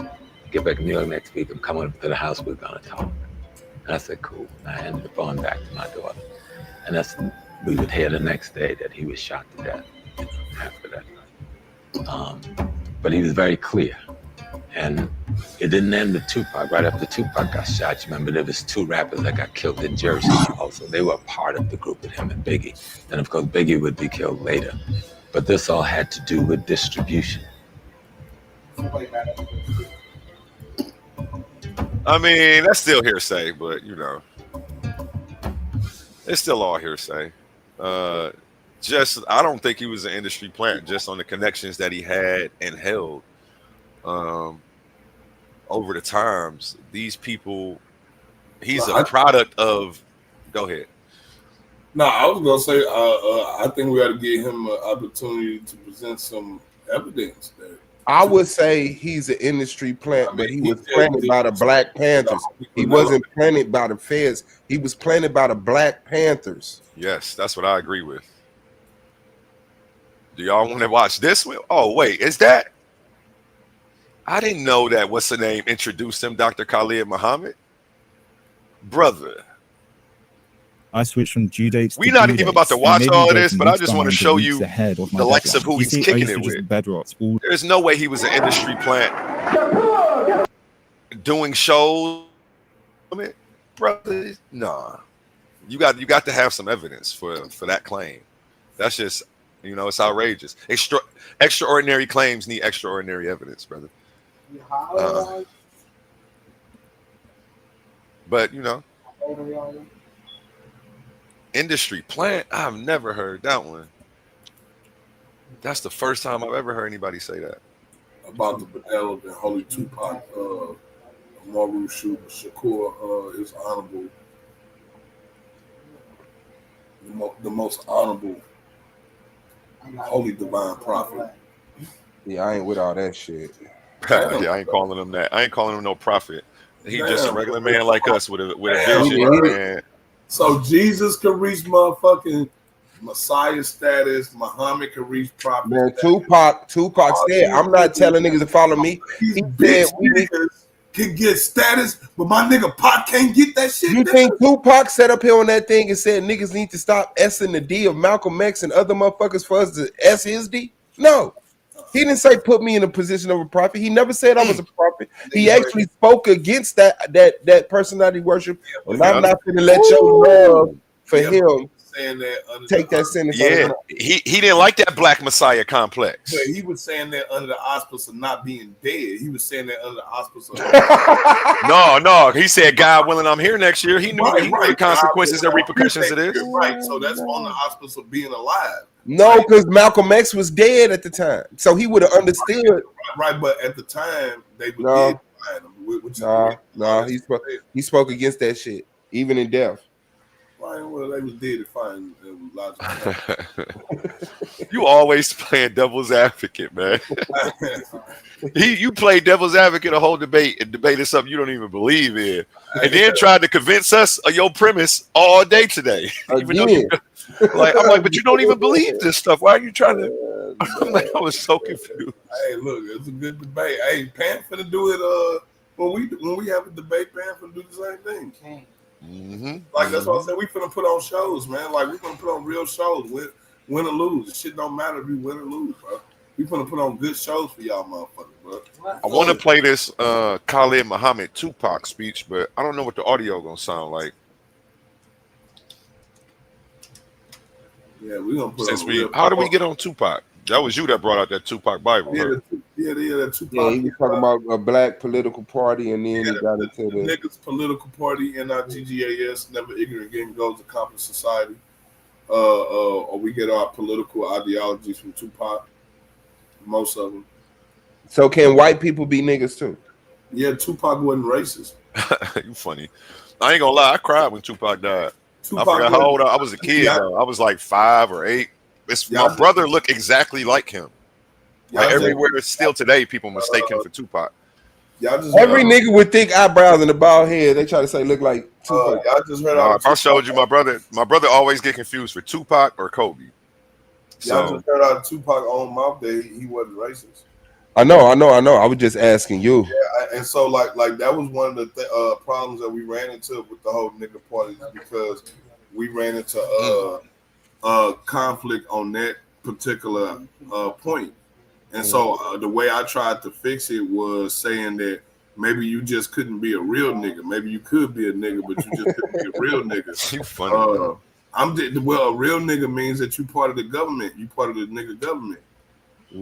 I'm confused. I'm not even about to try to understand. Well, I'm saying a real nigga is like being a representative or a Congress member. Who are you talking about though? I'm talking about the nigga nation, the nigga party. Man, I'm about to hit play, bro. I don't know what he's talking about. Oh man, cause we on the same two. He gonna break it down. Come on, let's get that vid though. It ain't sharing. Oh, it ain't sharing? Okay. Oh yeah, this is important. We just playing powerful Tupac stuff today, I guess. I want to know what Smokey got to say about it. Leave Smokey alone, man. When he want to chime in, he will. I love to hear his comments. He's waiting for the right time. That's I don't want him to feel detoured because of his last interaction. Like we fucking no. But this conversation is very, very it's built on matchsticks, brother. That's just it's not like that. We live in hell. We live in the gutter. Can y'all hear it now? Stacked up 80 deep in one building. Let me start it over. You know what I'm saying? It's that situation when you got we are living in a war zone. Coming out my right ear for some reason. It's not as easy as these people are making us think that they just got some criminal ass black kids with guns. It is not like that. We live in hell. We live in the gutter. We got us stacked up 80 deep in one building. You know, by the time you get out your house, you strapped to protect yourself because you living in the same community that the police is carrying rifles and riot gear. Same, they need them riot. Excuse my language. I'm so sorry. The same reasons they need the riot hat, the riot jacket, the flak jacket, the double vest, the 9mm Glocks with extra bullets, the tear gas, the mace, all that. Who do you think the police is using that against? Dogs? So we fighting the same villains that they fight in the street. But instead of them seeing us fighting villains in the street, we all villains. Is your generation the one that is picking up for where the Panthers left off, saying, all right, enough is enough? The generation before us forgot about the fight. We're picking it back up. Not only forgot about the fight, forgot about us. Yes, and we're picking it back up. But at this level, all we're trying to do is unite. And right now, as a year, we got 1 million people that's listening. Now we can tell them something. Now we can try to get them that way, and we might lose some. We might gain some, but we would never even have that audience had we not said what was real. You know what I'm saying? And you hear what he said? 1 million niggas. Y'all heard that Tupac in politics? That's the number, man. 1 million. We need 1 million niggas that want to do some hardcore gangster shit together in unity with each other. Yes, but it starts with a small amount. Join up. Oh, yeah, a small amount, 1 million. See, that's the bullshit, bro. That's why the shit ain't coming together, bro, because we can't be real. A small amount of people started everything that led to 1 million people being incorporated in it. And if we can't wrap our mind around the realism that it's going to take 6 people on a YouTube panel to put in work to grow it to millions, see, you want to jump right to this interview where he got 1 million. He didn't start off with 1 million. He started off with a room full of people. Bro, we need 1 million people. That's why we said we got to come up with a campaign. We need a campaign that we could tour around the country, and rally the people, and to rally the people to get accustomed to the idea of being in unity. So you got to hold conventions and pep rallies and all that type of shit. Just like you would do if you was running for president. You had to do the same thing. Because we're trying to get 1 million niggas together. And so we'd go city to city, we'd hold conventions and seminars and tell niggas, hey niggas, we trying to put some real shit down, want y'all niggas join us. And we gonna get some niggas here and there, and some niggas gonna be like, fuck that. Or you could just dedicate a YouTube channel to it and get 1 million followers. Yeah. Nah, that man, works too. Niggas, I agree niggas need that, but I'm saying you use that N-word so much, it make me uncomfortable. Man, you go can't. ahead. So we need it because we need the in-person grassroots. We need that demonstration because that's the power, bro. Like that's where all the power comes. Yeah, it has to be a grassroots demonstration, but like you said, you don't get to 1 million without one. You don't get to 1 million without two. What I tell people, I still pick up change off the ground because you can't make $1 without 100 pennies, bro. So Tupac in politics, man. We trying to make $1 out of 15 cents, man. Like you got to keep it on Tupac. We got to recognize that some of this stuff is antiquated and need to be updated by the critical things of today. Oh man, we talking about Tupac in politics because $1 from 15 cents. How you turn 15 cents into $1? What's that acronym? What's that acronym for niggas again, Lorel? Never ignorant, getting goals accomplished. Never ignorant, getting goals accomplished. I love the acronym. I mean, we always turn in some fly. We always taking some negative and turn it into something fly. You got to put society at the end. Like it's specific. Without the society, it ain't the political thing. Man. Hey, if they can do it, we can too. Right. And see, the reason why we want to use niggas is because it's a political thing, right? They ain't gonna never acknowledge our name. So then we'll turn around and make the fact that they not using our name insult. Like that's an insult. You are funny, bro. Who we are, right? And you can't say that we ain't who we are because you've been saying it this whole time, and we acknowledge it, and it's in the music. So then they're gonna be like the organization known as Never Ignorant Getting Goals Accomplished. Or they're gonna be like the NIGGAS society. Yeah, but they can't say nigga. They can't say nigga. So oh my God, how do you be coming up with this stuff, bro? Because he's full of ideas like this, y'all. This ain't just like the only one he got. Like yeah, no, I'm telling you, that's where I merged with a lot of his ideas that he say. I think I'm just more on the passive side, as he would say, the softer side. Like he's more. He wants to smoke, and I'm like, this ain't smoke time. You know what I'm saying? Like everything we could do right now, we could do legally. You're gonna have a chance to use your gun if that's what you want to do, but there's no reason with leading with your military. You don't lead with your military. You understand what I'm saying? Yeah. You lead with your thinkers, you lead with your philosophers, you lead with your doctors, and you saw the benefit of us being able to unify. You don't say we're aiming to be a threat to America. But if that happens, which I have faith it will. Love America. Yeah, because Yeah, that's yeah, facts. Because I've had guns and I've had books, and books always made me feel more powerful. man. So And I know that's what's gonna make you a threat. As long as you play by their rules, Did you have a you're book good. about guns though? I mean, yeah, bro, cool. But that's what I'm saying. And it's just there's an over focus on guns. No, that's our culture. No, that's not our culture, but I get it. If that's your culture, fine. No, we Americans. I'm Maroon. We American Cool, Maroon. but I'm not American by choice, nor is their I culture my didn't culture. say American. I said American Maroon. Okay, and I'm not. Yeah, you are. See, there you go with the religious shit. See what I'm saying, dog? This he the problem. He gonna be the problem. I'm letting y'all know. we gonna double back on that maroon stuff in a little bit. I promise you, because I want to see what he talk about. You denying your Maroon? Man, come on, man. Play that video, man, before he start preaching to me, dog. He trying to preach to me. Remember, is that the same crime element that white people are scared of, black have even had that audience had we not said what was real. You know what I'm saying? And the main thing for us to remember is that the same crime element that white people are scared of, black people are scared of. The same crime element that white people fear, we fear.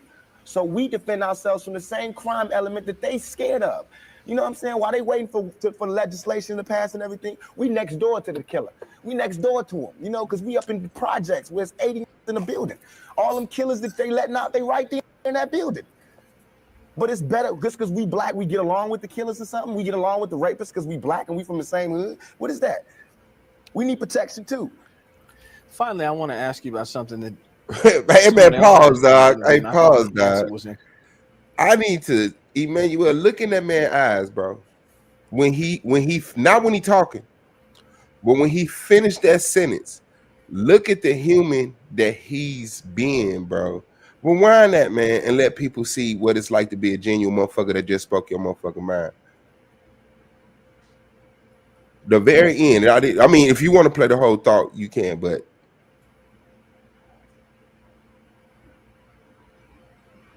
go ahead. You might be on mute. You know, go ahead, say a few thoughts. Show him on mute. I just don't see how Emmanuel comes to the conclusion that Tupac is an industry plant. Like, I need some evidence. I need some sources, something.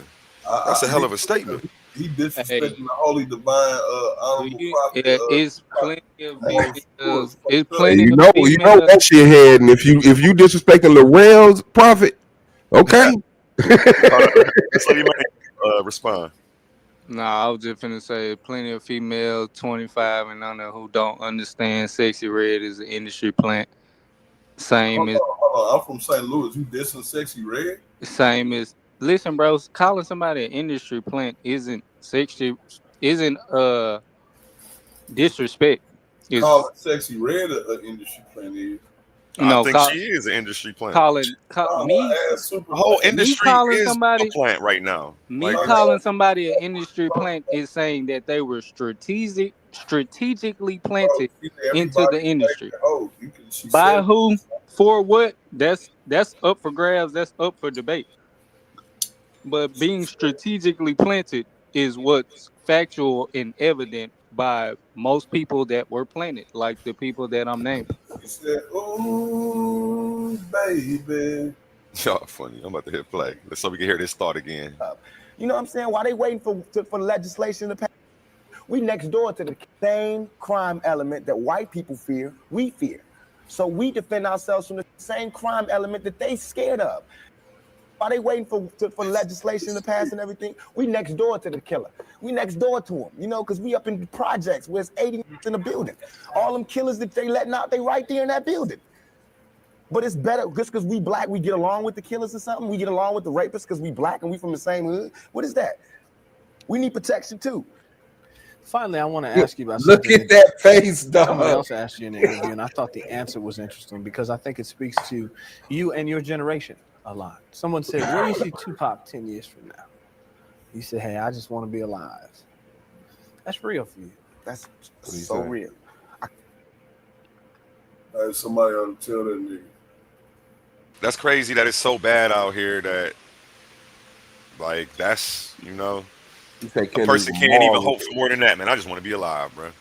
Hey, when and brothers go bite us. I mean, the Taz says Kendrick Lamar was an industry plant. You said what? I don't.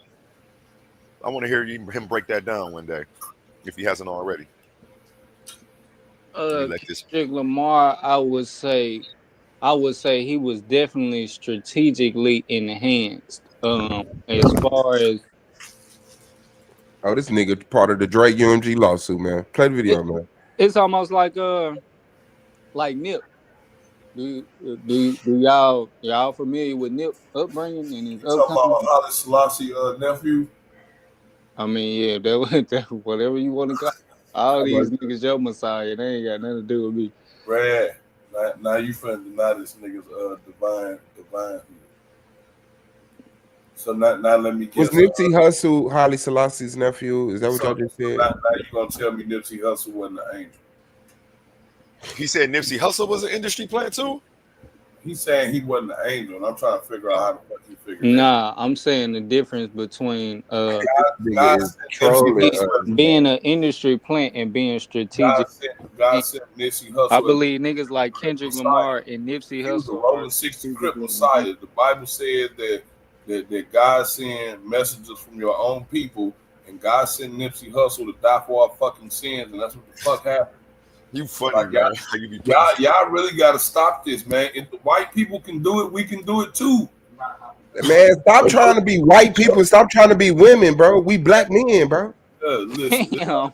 God damn. Every time a motherfucker says, well, why do women get to do it? Because they women. Why do white men get to do it? Because we don't got to do that bullshit. We don't got to make up shit, nigga. We don't got to anthropomorphize nothing. We have a relationship with the earth that gives us a relationship with the universe that surpasses anything you could think of. You still haven't tapped into the 100% physical ability of the human body within that. We know it, bro. You don't even know what the rest of your brain is for. Like we have the intelligence in our bodies to design anything that's living, bro. And like that's all I'm saying, bro. Like we rely on artificial too much. To that note, that's why I kind of just snapped and went down that street, because we rely on artificial intelligence so much that we're losing our own biological intelligence. And if you think you can repair some legs mechanically, you can repair legs naturally and biologically. Yes, I said we could grow limbs back. Shout out to King Naga. I see you in the debate about that. Shout out to Taz, please, bro. Taz is on the panel. How you feeling today? I'm good, bro. How y'all feeling? Chilling. You got any comments you wanted to add about anything you heard so far? Yeah, I was listening, bro. I'm trying to get like an underlying foundation for what people are saying as an industry plant. Like, for example, I mean, I don't know if dude trolling or what, but like people like Nipsey Hussle coming into the rap game in the middle of drill music and whatnot happening on the Midwest. A lot of that gangbanging shit that you see coming from the West Coast is a new face for the West Coast. The West Coast didn't get on that gangbanging shit, but to put them back on, the industry started planting people in like a Nipsey Hussle, like a Kendrick Lamar. And now what you see again is like, for example, I ain't saying Kendrick didn't have no organic growth, but his blow up came from a song with Taylor Swift. Put him in a whole different conversation, a whole different light. I would argue there's no rapper before him that ever did a song with one individual white woman artist that blew up like that. You would have to show me. Response, Emmanuel? Yeah, it's a few different responses I could give, because my first one is that I already made clear that I didn't call Nip an industry plant. I use Nip to show the difference between something that I understand to be strategically enhanced versus something that was planted there from the jump. That's why I said if you're familiar with his upbringing, you would clearly be able to see some type of organic push.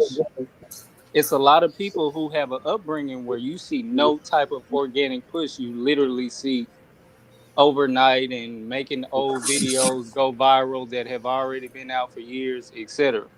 So, to address another point that you made dealing with Nipsey Hussle or dealing with the West Coast, I wouldn't necessarily say he was a plant, but as far as talking about West Coast, early West Coast music and gang banging in the music and comparing it as if I'm not sure what you were bringing up that point for. What were you bringing up the point about gang banging for?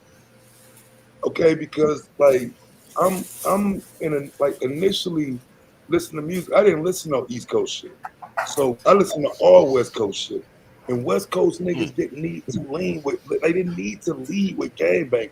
We knew MC8 was a Crip. He barely said it. We knew DJ Quick was a Blood. He barely talked about it. That wasn't they didn't have to lead with that. And so when you start seeing BDs and GDs hit the map and all of this shit in the rap coming out of Chicago, now suddenly from the West Coast rises this huge Crip. Nah, fam. And you're saying that you don't see any strategic enhance in it? So I'm saying it was all strategic enhancement. I think I get your point. So we ain't It's not like y'all niggas haters. That's what I it just sounds want to like. know how to open my ears to what you're saying. So we're not even disagreeing. Yeah, because I wasn't talking about you. I actually agreed with you. It was the other dude that I disagreed with. Sound like y'all being busted. It was me. I think you might have disagreed with me. Nipsey Hussle was a Crip Messiah. Yeah, it was him, and he full of shit. He playing. Yeah, he trolling like. Thank you for. I'm about to hit play, man. He trolling way too hard right now. A Crip Messiah, niggas. Hey, will y'all unshare y'all screens, and please? He died for your sins, our sins. The real, unshare your screen for me. I didn't even know I was sharing, dude. And there's somebody else sharing. What is this? But so just in short words to give y'all a response. Whose is this? Can somebody unshare this, please? So I can have some space down here. Oh shit, yeah, that's mine. Remove it. Just remove it. You should be able to remove it. If I kick it from the studio, it's probably gonna kick you. So I removed it, but I need you to unshare it so it's not down. Hold on. Well, no. You can. Well, it won't let me remove this for some reason. That's weird. Stop screen. You did it. There you go. Okay.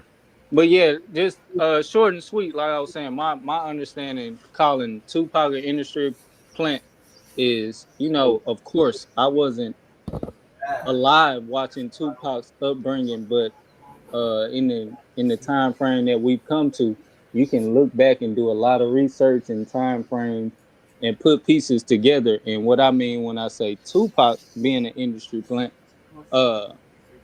I believe they wanted to give us something to look at that time to take it away from us. And that's what I mean when I say industry plant. Whether you want to say the Black Panther Party pushed him up and then the feds enhanced it and took his ass out, or whatever. How old are you, bro? Let me. How old are you? Right, just right quick. I'm 30. Okay, nigga 13. Here's what I would say, having lived through that shit. I got it out the mud though. Like everybody wasn't listening to Brenda's Got a Baby. It was a hit.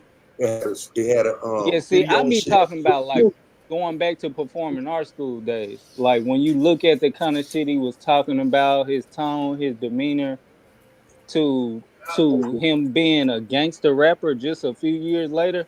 That's any adult with common sense would agree that was not that a few years later. Any adult with common sense would.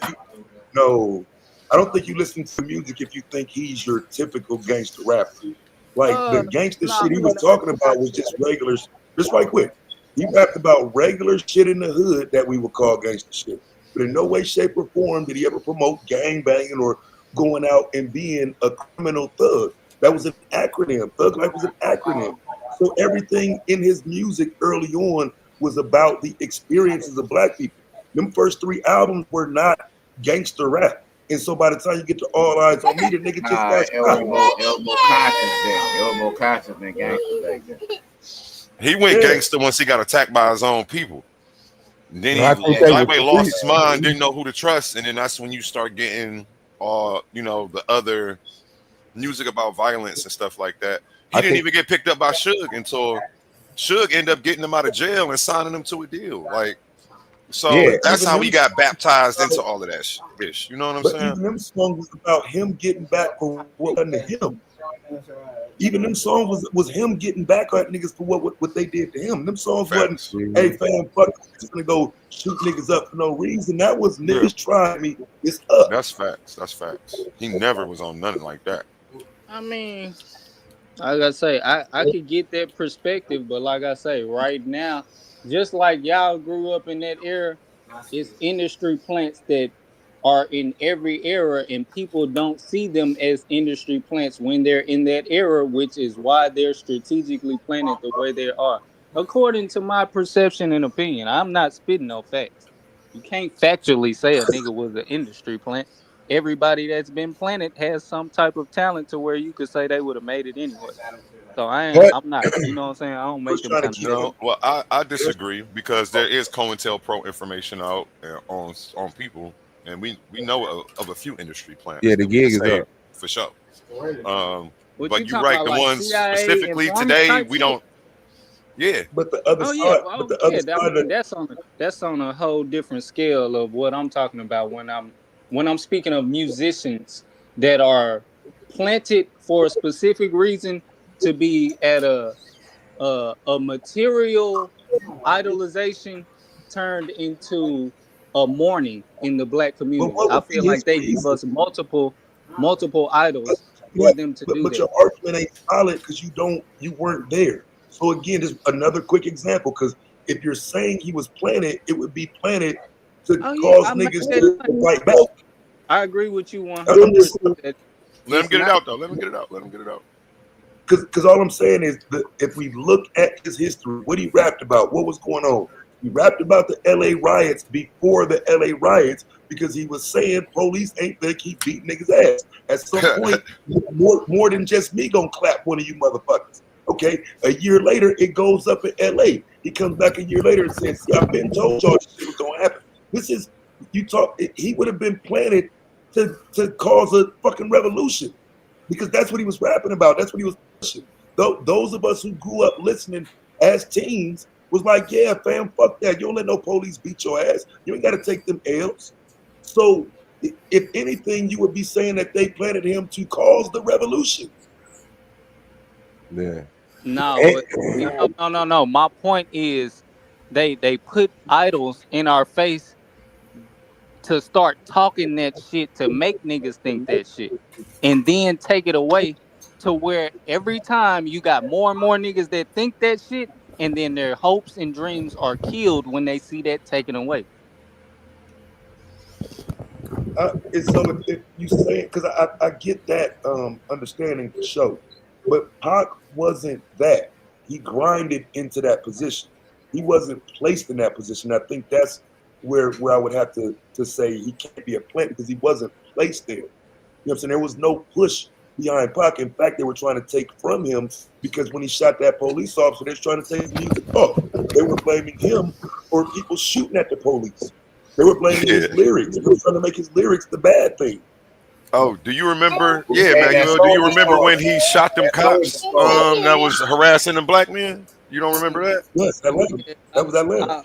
I've heard about that story. I don't Yeah, that know. was Atlanta. That don't sound like no Yeah, I'm Yeah, industry and just the plant. saying. song he talking about, the song Taz talking about the soldier story. If you ain't heard it, go check it out. Nah, see, I think y'all missing what I'm saying. That's why I said I'm calling Now him I get what you're saying. We heard industry plant and he came off as CIA CIA based. fed. Yeah, no. I That's get not it. what I'm talking about. I get it. I get it. I get what you're saying, but it is like the first time. Well, not the first time because I've used that. Like I said, I believe Tupac was the industry plant by the Black Panthers, but I know enough to add that second part because just leaving at an industry plant means planted by the industry. You understand what I'm saying? So it's like you just left that room for that Yeah, connotation. see, I more so look at it as planted in the industry, and when I'm looking at industry plants, I'm always looking at, it's by as Whoever the top biased as dog is. possible, but non-racist as possible. I'm always looking at it from a perspective of my people. So I don't really. That's why I just threw out like, I mean, shit.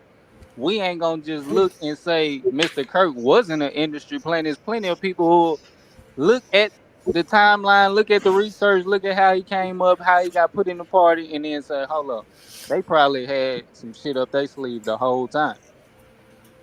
But Wait, you talking not about as Charlie Kirk? just manipulating him Yeah, and dog. using him. You said what? You talking about Charlie Kirk? You said what, brother? He said you talking about Charlie Kirk. Yeah. Charlie Kirk is but that- definitely a plant. You go from Tupac to Charlie Kirk though. That's wild. No, brother. I said he's not a plant. I'm drawing what we look at as our people, calling them industry plants versus what somebody else is looking at on the other side, calling people industry plants. And That's what I'm saying. and Tupac was independent for like his first 3 albums until Suge signed him to get him out of jail.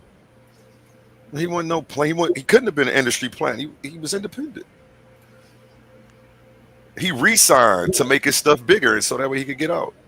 All right, so to get out of the comparison, because we keep going different conversation. What a plan is comparing it in this My versus apologies. no versus what Tupac did. I just want to try and address one thing at a time. So once again, Tupac went from performing. Why did we even know Tupac was in performing art school?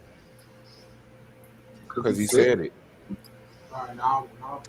Before he said it, we knew that. That's what I'm saying. No, we didn't, and no, you didn't. He also went there with I think Prodigy from Mobb Deep went there as well with him. It was a couple other New York artists who ended up blowing up just like him. How many albums did Tupac drop before he made Juice, the movie?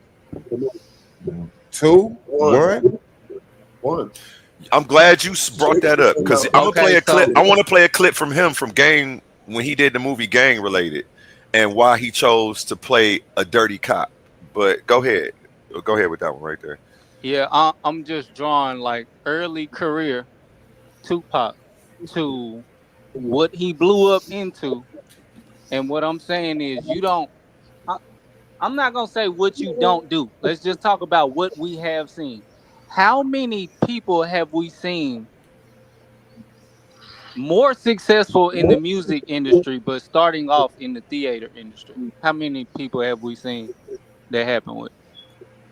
I would say I don't know 1, and that's Tupac. But that's what was unique about him. I think. Okay, so just keeping it like I say. I don't have to make any declarative statements. So it's cool that y'all are so strong in opposing to what I'm saying. But if you pay attention to what I'm saying, all I'm doing is drawing perspective and provoking the thought. And I'm only gonna speak the facts that I know, because like I say, I didn't grow up in that time.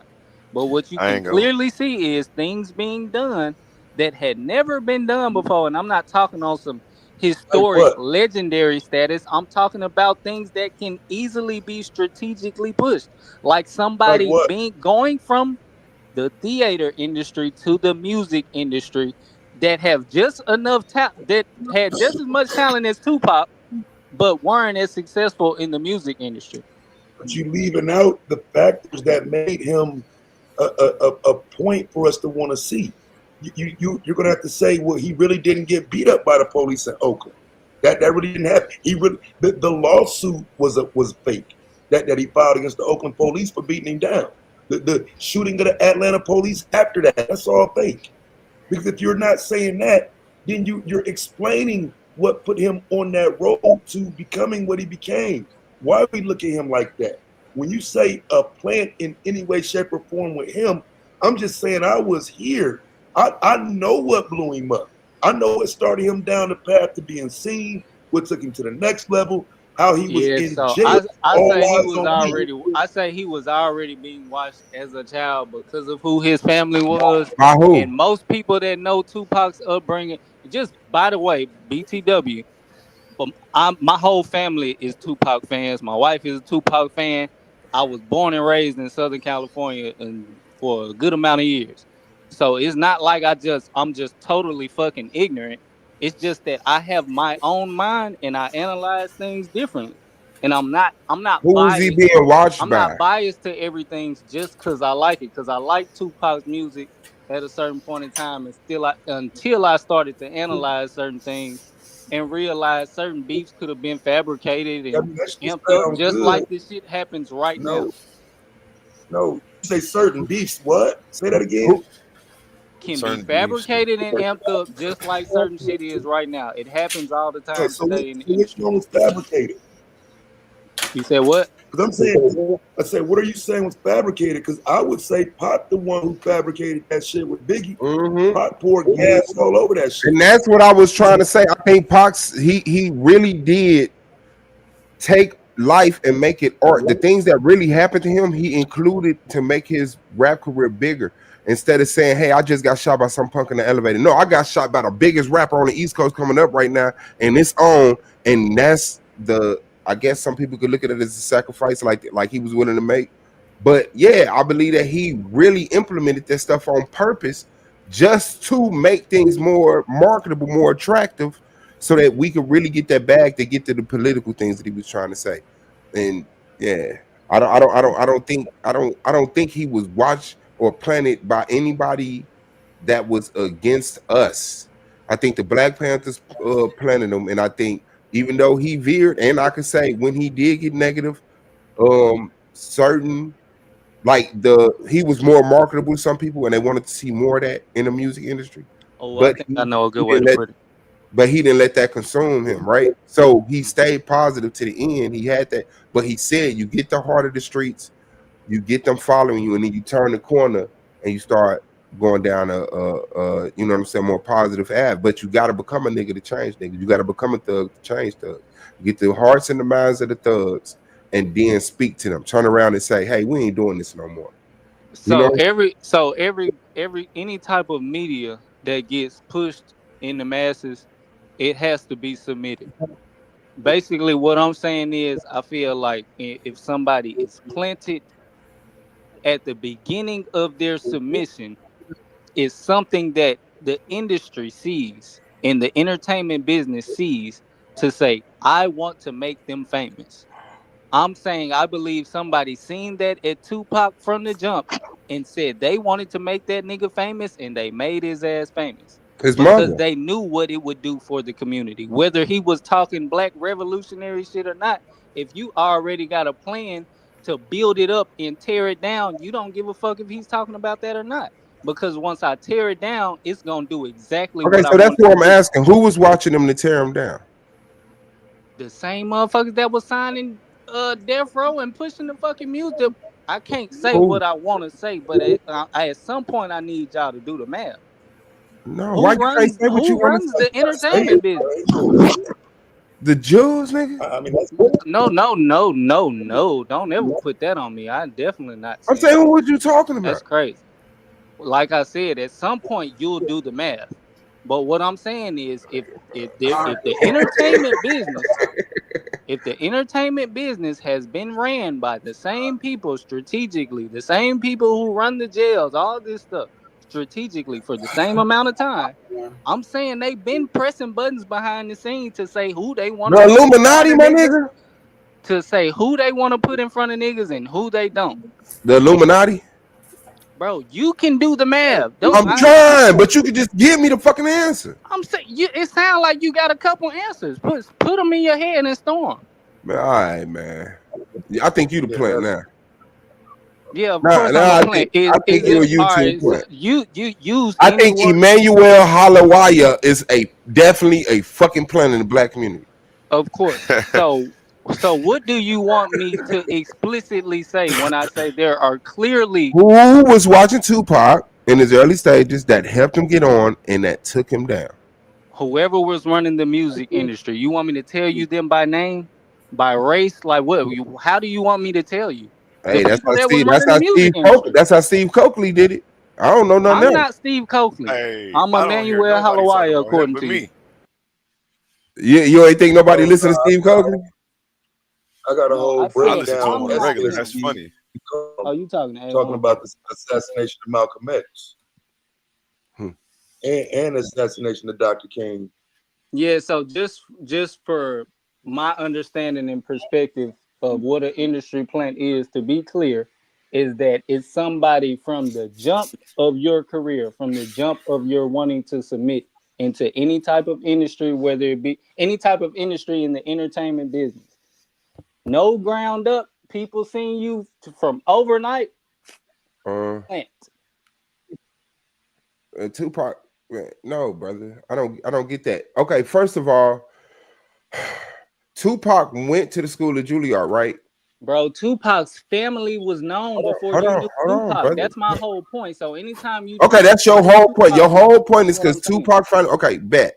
So because of his affiliation to the Black Panthers, the Shakurs, the already people that was already. Yeah, I get it. Okay, now they're sending this little black boy to the school of Juilliard. Watch him. I get that. But at what point do they say, now blow him up? The point where they were saying watch him. That's my point. No. What? No, they're watching No, him just in case let's he blows let's up. just move on because this not making no sense. But I want to make this Why would point. they He kill their went, own plant? but he went to the school of Juilliard to become an actor. That's why he's able Bro, to get do into a y'all low budget. That's follow no, wait. do anybody He on went here to the follow school of sports? Juilliard to become an actor. That's why he was Does able to get anybody on here into it. follow sports? Does anybody Hold on on, here wait, follow bro. sports? Before you do that, he went to the school of Juilliard to become an actor. That's why he comes into a movie, a low budget movie, that early in his career, because he's also focusing on acting as well as music. He didn't let go of acting. I'm not taking away from No, Tupac. you making it seem like this random actor ended up in a movie before his second album. No, I'm not. That's the point I'm making. I'm saying it was strategic from the jump. You're saying the opposite of what I'm saying. I thought it was the Baltimore School of Juilliard. I'm tripping. Yes, you saying it was strategic when nothing he was born, when Afeni had it. From there, from 1983, they already was looking at it. I That what mean, you in a saying? sense, in a sense, if you want to put it a literal him, you know, coming of age or whatever, whatever exact point somebody wants to try and pinpoint it before his blow up, sure, you can put it there. But that's the whole point I'm making. Before we seen Tupac blow up, somebody said we need to make him blow up. Watch him. All right, let me play this little clip. I feel like we stuck on the same thing, and it's not going nowhere. But we respect how you feel, and I'm gonna keep it moving. I can't explain why I shine and no one else shines. I think everybody shines in different things. And a lot of things I can't do. I can't play basketball like every other black person in America. But I can act. I know how to go to that true spot in myself because I'm there every day. I can be me. I can be whoever because I'm true to me. I can go to neutral easily. A lot of people, black, white, Mexican, young or old, fat or skinny, have a problem being true to themselves. They have a problem looking in the mirror and looking directly into their own souls. The reason I sell 6 million records, the reason I could go to jail and come out without a scratch, the reason I can walk around, the reason I am who I am today is because I can look directly into my face and find my soul. It's there. It's not sold. I didn't sell it. It's still within me. I still feel it. My heart is still connected to my body.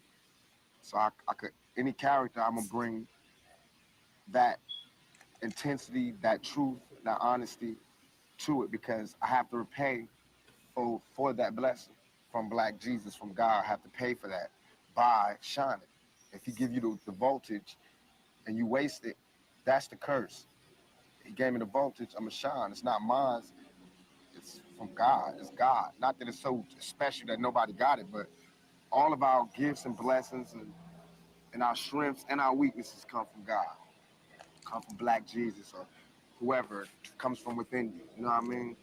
So it's not really tricky. Everybody can do it if they just can go to that spot. I guess all the things that happened to me in my life allow me to go there easier. I could be the best actor anybody ever seen. Given the chance, the opportunity, and the experience, and the lessons from people, I could be the best. But right now, I don't even wish to be the best. I just want to be one of them. If you look at it from a stereotypical point of view, like how people say, you know, all your troubles with the law, how could you play a cop? Just from a stereotypical point of view, who could play a cop better? I've seen them in their evil when they think nobody's looking. I've seen the compassion. I've seen the anger. I've seen the jealousy. I've seen the fear. I've seen respect, and I've seen hate from cops more than anybody. You know what I mean? I've been there. I just got out of maximum penitentiary. I got arrested like 12 times last year. You know what I mean? Some my mistake, some destiny, some fate, and some unwarranted. You know what I mean? But for whatever reason, I got to see police more than I wanted to. So for that reason alone, I'm the perfect choice for the role. And the good part about it is that we get to show the human side of the cops doing what they do, because it is always my belief that cops are just a gang unto themselves, with the good and the bad. Just like I believe the gangbangers on the street got good and bad, like police officers do. They got stress and they got character flaws that come from their lifestyles. I did a song called Fortune and Fame. Man, it ain't gonna be another Tupac, man. I don't know. Man, I'm we sorry. already here. We already here. Ain't nobody Yeah, talking man. like this, man. We all talking like this, bro. Oh, snap. Okay. The hook goes. We all here on the We panel all talking. here. Anything worth dying for. Nothing but pain. Stuck in this game. Searching for fortune and fame. Something we all adore. The one thing we dying for. Nothing but pain. Stuck in this game. Searching for fortune and fame. That's what I hear. It's so basic that we all want to be famous and noticed and watched, and we all want money and riches, and we all want the finest out of life, from the most heartless gangbanger to the most virtuous police officer. Money.com. Yeah, that was powerful. Let's We go need back to the other protection, one too. now. Finally, I want to ask you about something that someone else asked you in the interview, and I thought the answer was interesting because I think it speaks to you and your generation a lot. Someone said, where do you see Tupac 10 years from now? You said, hey, I just want to be alive. That's real for you. That's so real. I made a metamorphosis. I'm a new person today, because I used to strongly and honestly, I feel like I could represent my generation so much because I honestly did not care whether I lived or died. But now I cannot die with people thinking I'm a rapist or a criminal. I can't leave until this shit's straight. You know, I'm not suicidal. I can't go until y'all really know what time it is. And then after that, boom, it's all over. And we can see, how this shit fall. But that's how it is. And the reason being is because if I can't live free, if I can't live with the same respect as the next man, I don't want to be here. Because God has cursed me to see what life should be like. If God wanted me to be this person and be happy here, he wouldn't let me feel so oppressed. He wouldn't let me feel so trampled on. You know what I'm saying? He wouldn't let me think the things I think. So I feel like I'm doing God's work. You know what I'm saying? Just because I don't have nothing to pass around for people to put money in the bucket don't mean I ain't doing God's work. I feel like I'm doing God's work. You know what I'm saying? Because these ghetto kids ain't God's children. And I don't see no missionaries coming through there. You know what I'm saying? So I'm doing God's work. While Reverend Jackson do his up in the middle class and he go to the White House and have dinner and pray over the president, I'm up in the hood, you know what I'm saying, doing my work with my folks. And just because I don't live there don't mean I don't go there. I got to go there because I can't hang nowhere else. What would a Vietnam vet be like without a sergeant, without any backup, without any other soldiers, nobody but a Vietnam vet in Vietnam? When he came home, how would he be? And that's me. I had to go through all that street, war, everything, the same drugs that everybody else get turned out on. You know, where I would have been stopped short, I made it past. And here's where I am. But because I made it past, I missed some lessons. You know what I'm saying? And you can see the lessons that I missed when you talk to me. You can see where I haven't had a father when you talk to me. You know what I'm saying? You can see where I spent a lot of my time in the streets when you talk to me. Because the words that I say are not words that come from a mother's mouth or a father's mouth. It's words that comes from a pimp's mouth or a prostitute or a hustler or a drug dealer. You know what I'm saying? But to me, these were my role models. Man, how much of that, though, in terms? It's just crazy how in tune with his self that he was, man. It's like the way he spoke, the way he speaks, I can tell the amount of self-reflection he does. And I wonder, like, damn, I don't know.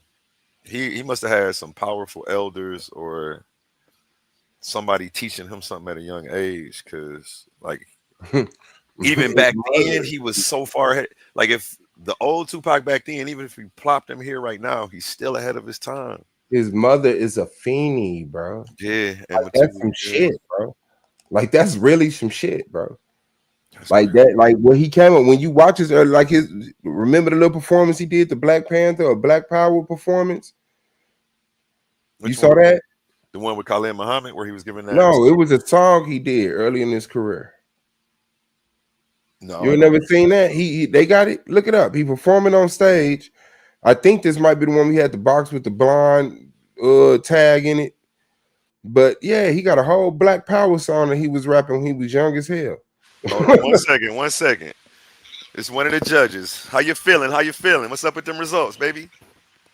Hey, what's good, man? So, I'm gonna be sending over the scorecard, but I know the result. Okay, let me put these niggas on mute for you. Fucking around, say who you think. Nah. Yeah, man. But Pac was an anomaly, man. Not to, turn him into something that he not, because he still was born through a vagina. He is a man, but I mean, he just a lot of things. He was a loss, bro. That nigga was a loss, like King Von, bro.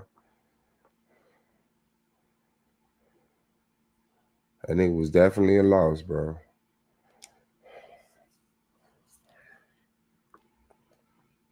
And I fuck with him because he like at a certain point, it's like that nigga knew that shit. Like that nigga definitely knew that shit. He said, I bet we all learned a little, leaned in a little. Like, who what? No, that because it wasn't just that he knew his suave, he embraced that role. And I think at some point he did forget the role he set for himself and became the villain. And I don't know if he realized that the villain role would impact his entire career. I'm saying as far as like his legacy. Because people turned him into that villain as if he spent more than 2 years as that person. Like it's just that's Dear Mama dude. Like he had an album, one album alive that was party focused. And that was All Eyes on Me. The rest of that shit, fam, got gems that you don't hear today.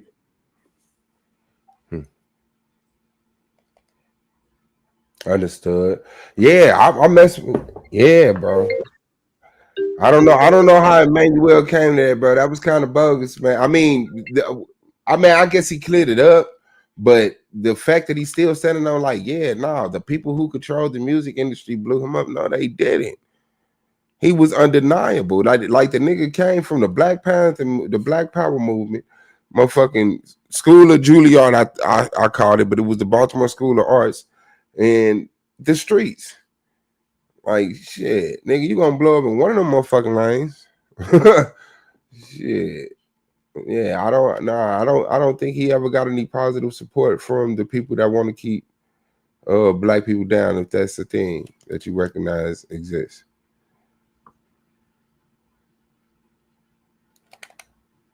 I don't.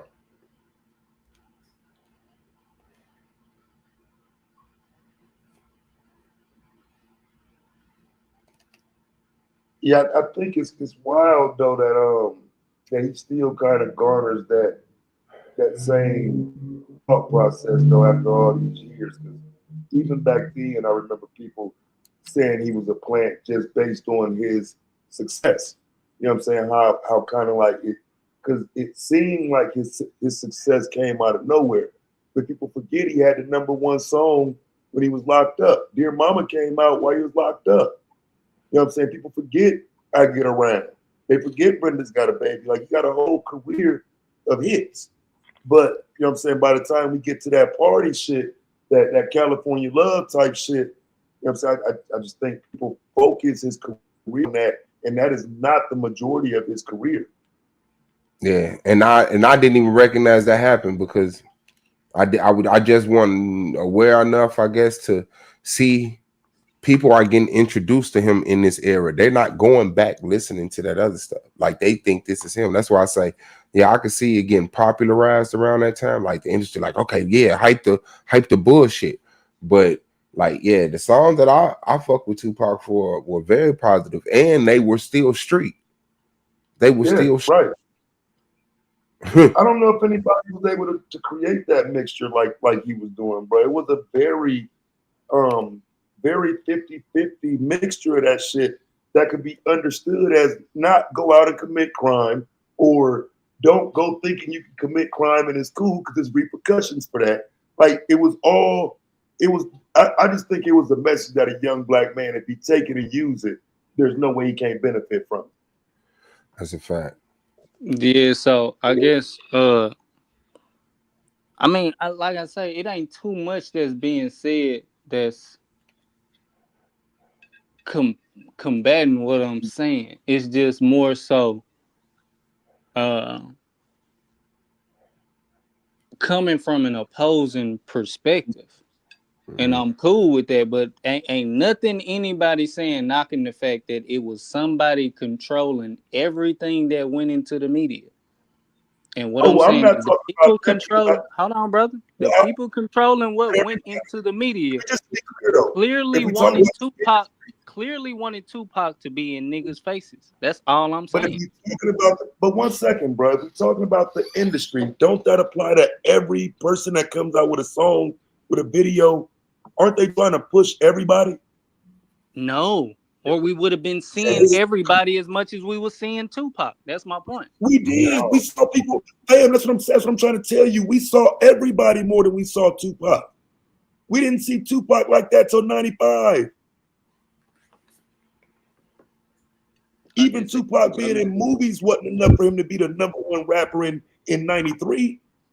Yeah, He wasn't, I wouldn't even put him past Cube in 93. I disagree. Numbers disagree.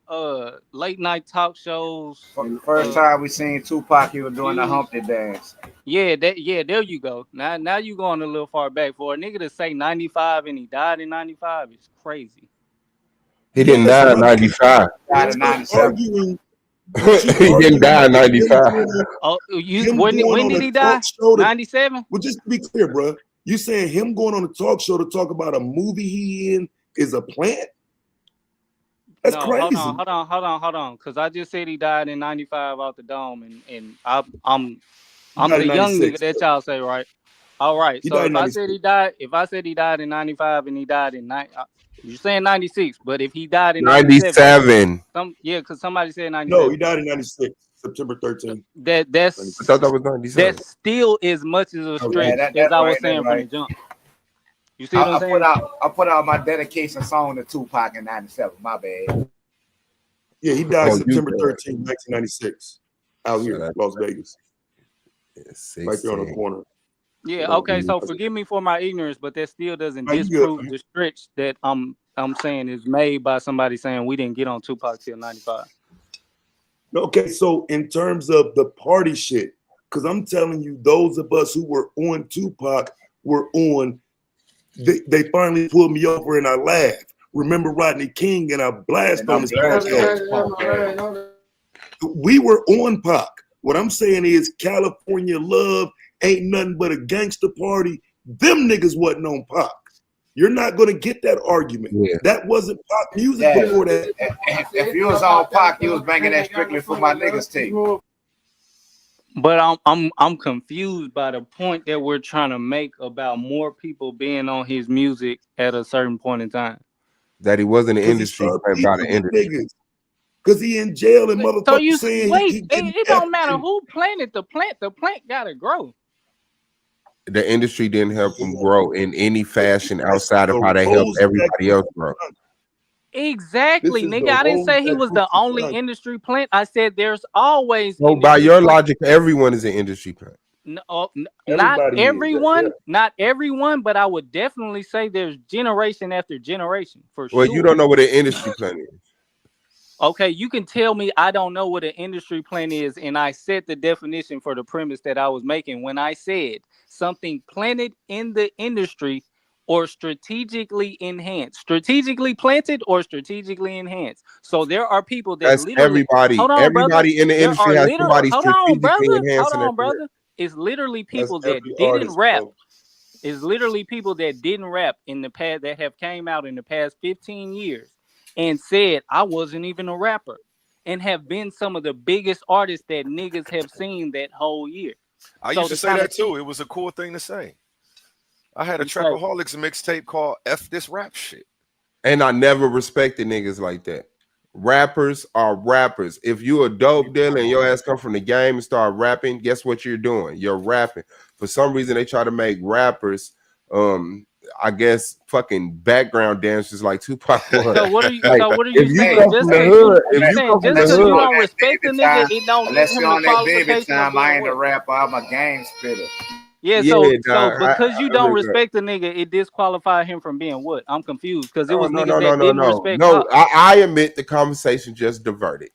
No, that's not. I'm not supporting my argument against him not being an industry plant with that. What I'm saying is that Yeah, no, you dead, bro. Like I understand you, but by your logic, everybody's an industry plant. And no, an industry plant is a Vanilla Ice.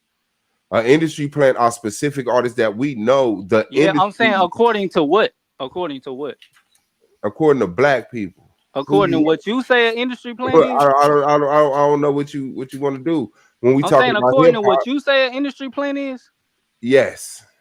That's what I'm saying. And I said it according to what I was saying the industry plan is. So that's what we should have been going off of. Okay, and so by your logic, everyone's an industry plant because everyone has. No, not by my logic. Hold on. Because Everyone everybody is not who getting doesn't pushed. have someone Everybody's not strategically getting working pushed for them? equally. Who doesn't have someone? You didn't. It didn't say equally. That's not in your definition. Show I me said someone who everybody's doesn't not have. getting pushed equally. You said I know, but everybody's an that's not industry in your plant. definition. It You says said someone everybody's strategically. an industry plant. By your definition, It's the push by my definition. So if everybody's not getting pushed equally, everybody can't be an read industry your plant. definition again, brother. I didn't. It's nothing for me to read. I'm giving you Recite a it from your heart perspective again, opinion. brother. You said what? Yeah, it's all right. I mean, he feels how he feels, man. We don't You said gotta what, brother? argue him down about Recite being the an industry definition. plant. I'll leave it alone after this, but just recite your definition again. Anybody that has been strategically planted or strategically enhanced in the industry. Everybody hasn't been strategically planted or strategically No. enhanced. You It's gotta niggas add that to. have You lived. gotta. There's something missing from that though. You gotta add to do harm or something like that.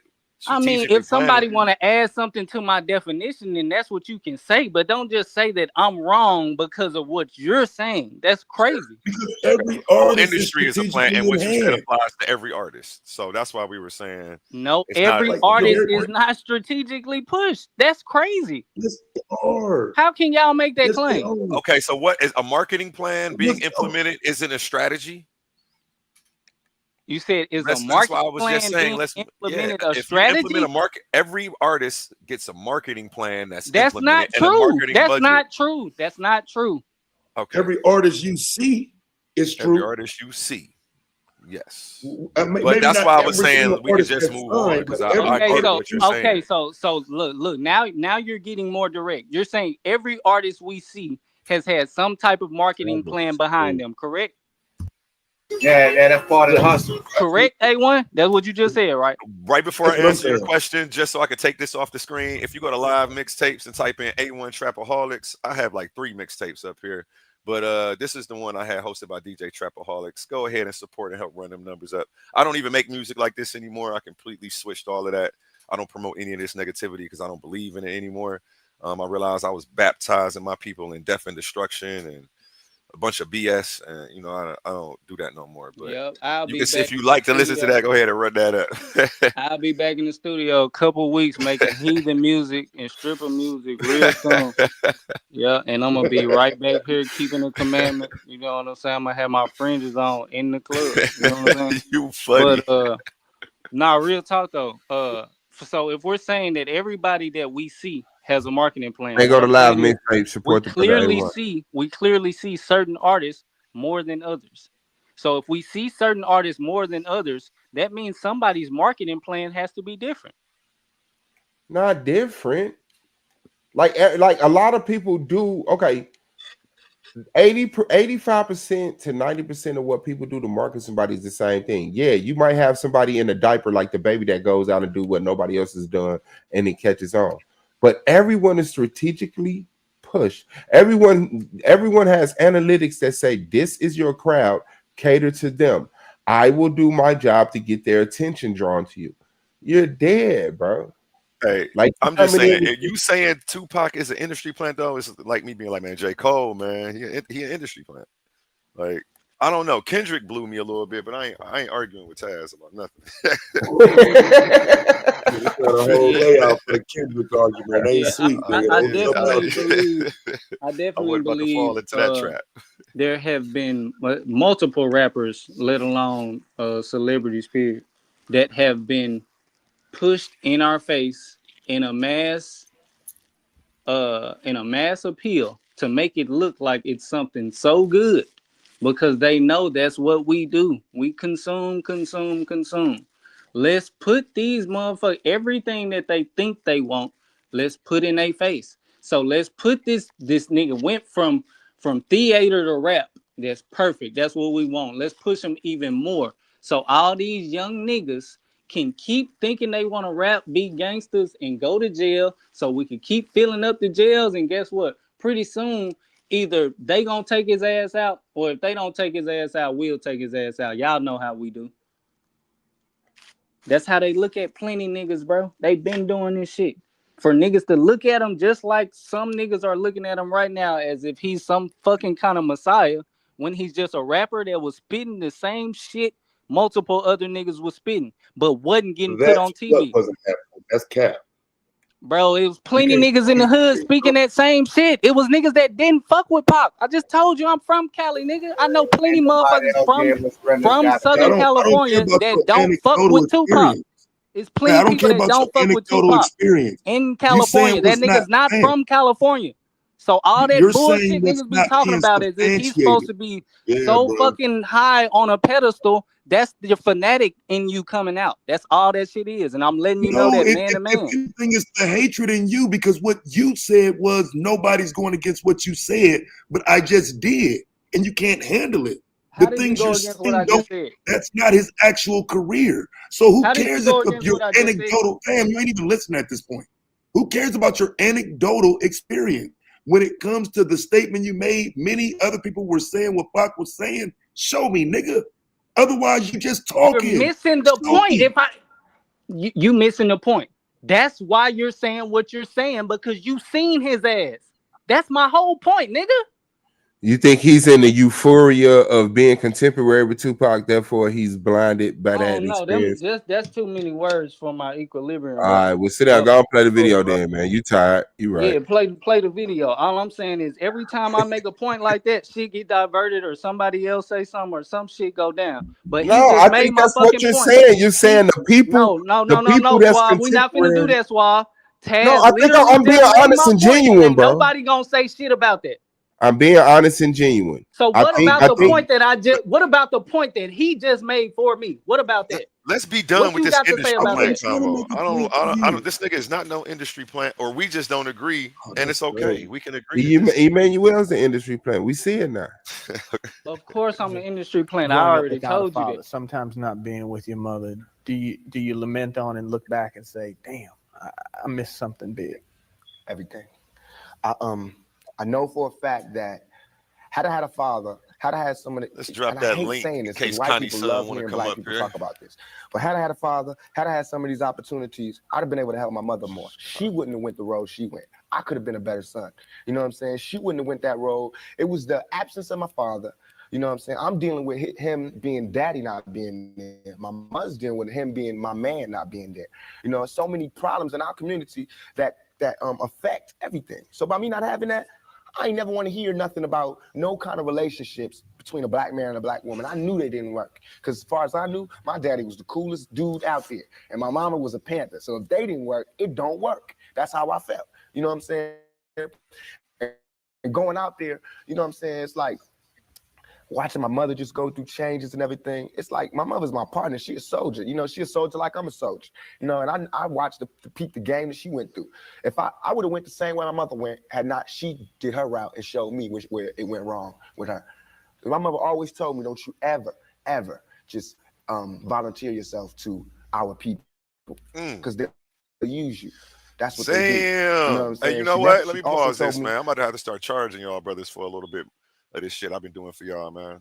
Because I definitely just let me stop, man. So, follow my heart, and for me to be the leader. But it's interesting to see just I the definitely change just did that in your face, your reaction, your thought process. That's all I ever wanted to do. Ask my mama. I wanted to go to college. I went to school all the way and was ready to go to college. The only thing that stopped me was money. The time all the kids in my school was writing applications to go to college, I didn't have no lights and no electricity. And that ain't my mama's fault. You know what I'm saying? So when I think back to that, I'm not thugging for me. I'm thugging for my family. I pay all the bills. You know what I'm saying? I feed my whole family. Wrong or right, I do. And I can't stop. You know what I'm saying? And if thugging is gonna make me $1 million because it just got me platinum, then that's what I got to do constantly. And if it makes me feel, because right now, I feel satisfied. I don't feel like I've ever embarrassed myself or my people, you know, in nothing I've done. And yet and all, I got the whole world fearing me. You know what I'm saying? At 23, weighing 160 pounds. You know what I'm saying? And I ain't even started. I haven't even rolled my plan out yet. And they scared. I got the vice president know who I am, the president, every cop in every city. You know what I'm saying? And I haven't even started working out a plan. I have something to offer to business that hasn't been shown before. You know, I have a whole energy that represents not just black youth, but white youth, Mexican youth. You know what I'm saying? That change right before you go from being 18 and unresponsible to when you go to being like 21, 22, and the whole world's on your shoulders. I believe it was strongly just in that his DNA, my audience man. empathize with me because I show that side. I show that emotion, raw, uncut, good and bad. And so I think I can bring that more funnel, more directed into screenplays, more albums, producing, managing. You know what I'm saying? If I can figure out just how to control it, I can use it on a lot of different levels. I trip off because it happens out of nothing. It just goes, you know, everybody just be screaming and happy, and I just trip. I get uncomfortable, and it's like similar to a deer being caught in the headlights. I just freeze, you know, and I don't know what to do. I don't know if I should be what they want me to be, or if I should make them hate me so they can stop. You know, like say something mean so they can just stop. But I'm just like caught in the middle of it because you can't. I mean, no one can do that. Police can't do that. They can't stand in front of all those people and control them with a gun and mace and all that. So me with just words, it's like a battle to find the right words to say at the right time. I'm curious when you. Every who and who Newville liked Christmas a lot. But without help from Walmart, stress-free it was Hey not. man, get YouTube Premium, away man. from Newville to get everything. Man, I'm already, you know how many subscriptions I'm paying for right now? All I StreamYard, got is YouTube Adobe. Premium. I ain't gonna lie. Oh well, yeah, I got Adobe StreamYard. Premiere. It's a lot of stuff I be doing to keep this stuff going that I be paying for. The video editing software. Don't let me man, fuck it's with a lot you, of man. stuff, man. I ain't never gonna pay for YouTube Premium. I don't mind skipping through the commercials. When you think about the idea that you do have that kind of control over so many people, in one sense, the whole idea of being a role model comes up in the imagery. And a lot of people who know you, and I talked to them beforehand, suggested that, hey, you know, when you meet him, he's going to be something entirely different than you imagined and what the media is portraying him. What about that idea that you have been portrayed? And sometimes, I mean, to be honest, you like the portrayal of you just hard. That's thug. That's right. Don't step on me. That's right. You're in trouble. That's right. Yet there's another side to you too. That's right. What about that idea that you've got to be able to figure out where you're going? To me, it's like it's my sensitive side that likes to blow up the hard side, because if my image or my reputation can stop a confrontation before it happens, I'm fine. You know what I'm saying? I know how it is day to day. It's a constant man ego check going on in the street, in this world. So part of that is just like, you know, that's my resume. But as far as the media, they look at it as something different. They don't care about my resume. They don't care about me not getting in trouble. It's just another story, you know, and it's a real story. They don't have to pay for it, and they're going to milk it for all it's worth. As far as people, they want me, when they first see me, to humble myself. They want me to be like this and just because they're scared of me. But I don't feel like that's my job, to humble myself, to show you that I'm not a threat. I'm not a threat unless you're a threat to me. You know what I'm saying? So when people say, when you meet Pac, he's different than he is, because when somebody one-on-one, anybody one-on-one, I believe, honestly, that I can talk. I believe that I have the ability to reason. I have logic. I have compassion. I have understanding. If we talk, there's no problems. You know what I'm saying? But that's not what happens. People use what they heard in the media, and that's how they come at me. And then, you know, we got a clash. One of the things that you read in the media is that you're angry, that you personify your generation, that you just got some angry folks out there, and you're one of them. I'll put it to you. Are you angry? You're angry with what you see society is about? Yeah, I'm extremely angry, confused. You know, a lot of the times that I sat up in court, I couldn't defend myself. You know what I'm saying? And it wasn't like the things they were saying about me were beyond my comprehension, or things that I could say weren't going to help from society. And that's how I feel. And this whole the anger comes from, I'm tired of waiting for my past to get into society. All I ever wanted to do was make me, everybody around me, feel more comfortable about where we were. You know what I'm saying? About the places that we stayed, where we. And we have a guest too, Connie Sun, on the panel. How you feeling today, Connie Sun? Did you have any thoughts or comments about anything you've seen so far? No, I'm just soaking it all in. I'm gonna put you on the spot. No, you good, King. You know, this right up my alley. It's the reason I left music alone as well. So you already know how it Hey goes. man, They shout on out to point. you, bro. I like some of your shit, bro. This I is our home appreciate that, base. King. Let's build it up. Let's be happy about where we. You know what I'm saying? Instead of trying to assimilate and get a pass key to where they. You know what I'm saying? Not to say that everything needs to be separate, but we gotta find pride in ourselves. You know what I'm saying? And once you get the pride, like damn near 2 seconds after the pride comes anger from being held like that for so long.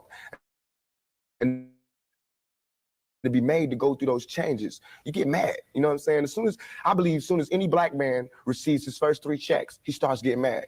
Because it's not about the necessity of having to have a job and having to pay and having to do that. You don't care no more about the smiles and the, yes, massa, because you done got paid. You know what I'm saying? And now it's like you want to save money. You want to help other people. And you see how far it is, how far you have to go to help anybody in your neighborhood. It's set up for me when I get paid for me to exit the ghetto. You know what I'm saying? The only reason I've had these problems is because I haven't left yet. And these problems don't come from a white man. It comes from just society, the problems that we have. Let me put this to you. A lot of people tell me Tupac is, for the most part, a nice guy. This old thug helps him identify with the young people who are out there and angry, who have, if he didn't have that sellout. I'm not going for that. I'm not looking for unity because we don't give approval. You know, we don't really do nothing but exist. So it's not like black people could tell me you a sellout or you true blue. You know what I'm saying? It's not that. I'm not even caught up in that. But I can see that, you know what I'm saying? The one thing. Is it playing clear for you, gentlemen, or is it tweaking for y'all? Nah, it ain't playing clear. And what we finna do? We finna y'all watch hear me? Tupac for another hour. I mean, I could just shoot chop it. Yeah, it's chopping. It's There you chopping go. for me. It's choppy Do for your me. thing.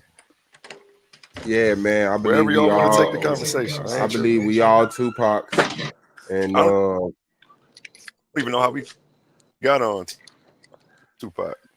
The Tupac Bible. Don't let me ruin the what y'all call it? The Tupacian Bible. yeah, no, I ain't going with that shit. That was the brother LaRon, man. I ain't going Yeah, with that.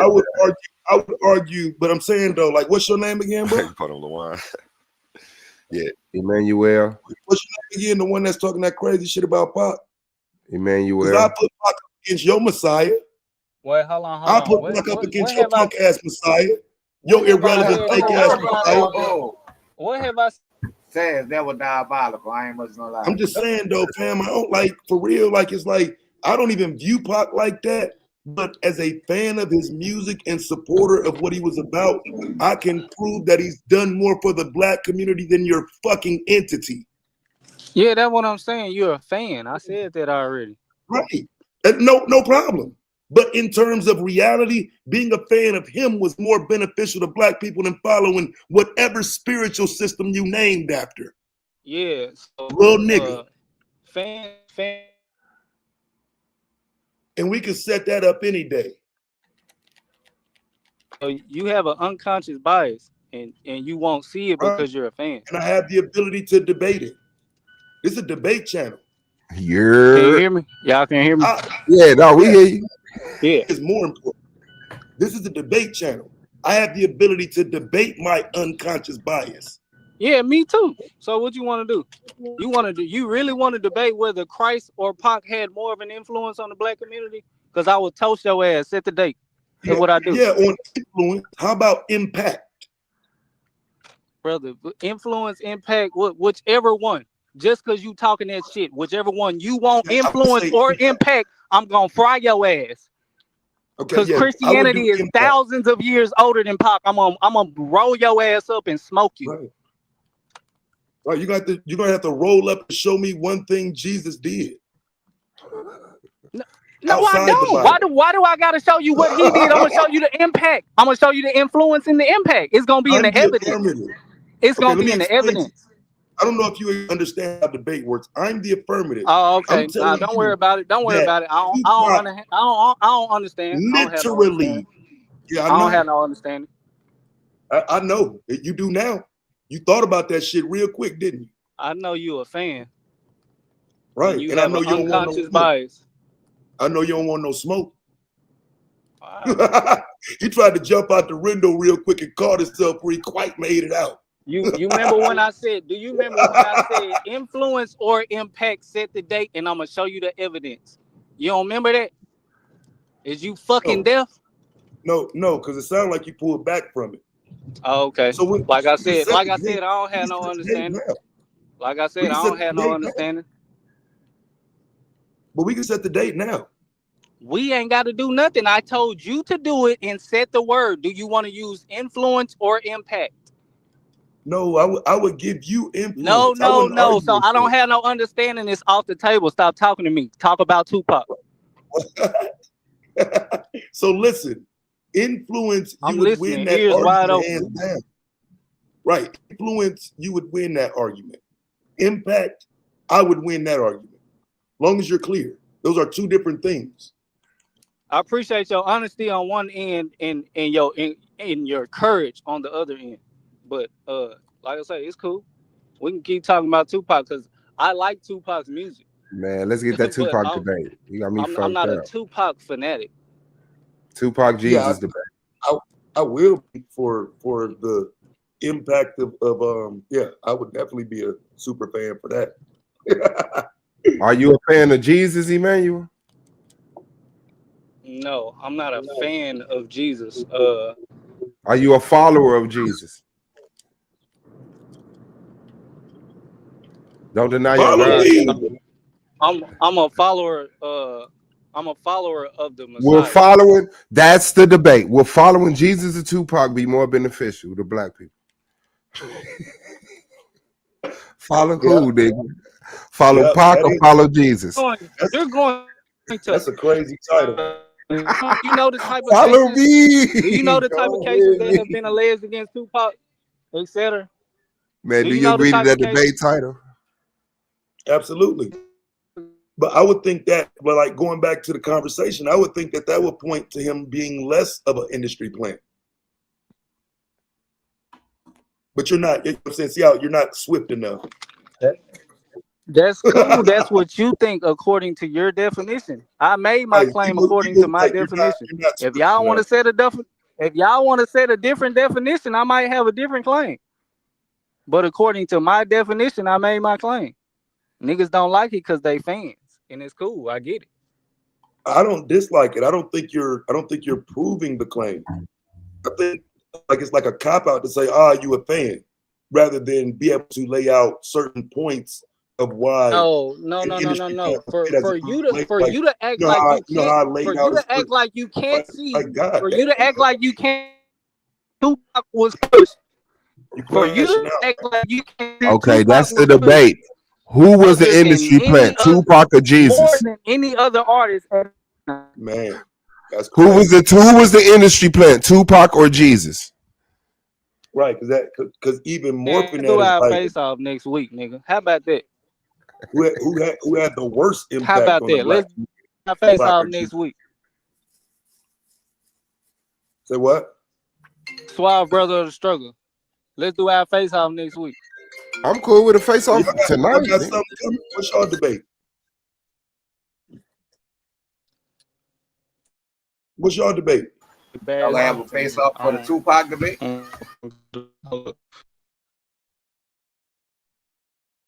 Your mic fucking up, man. You. Hey, Suave, what's y'all debate?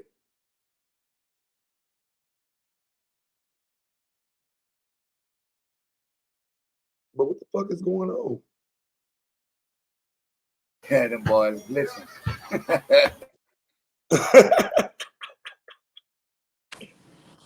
I think I came a little late. What was he saying? What was it? what was the industry's agenda for planting Tupac?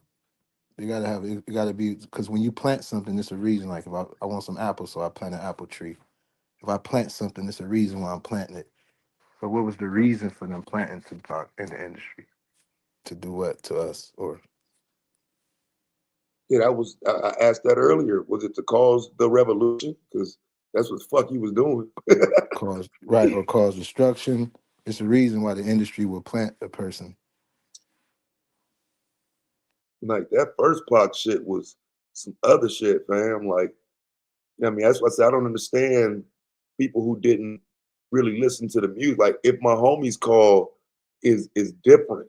Like, it's a different vibe. It's a different understanding behind that song. That early music is not the same.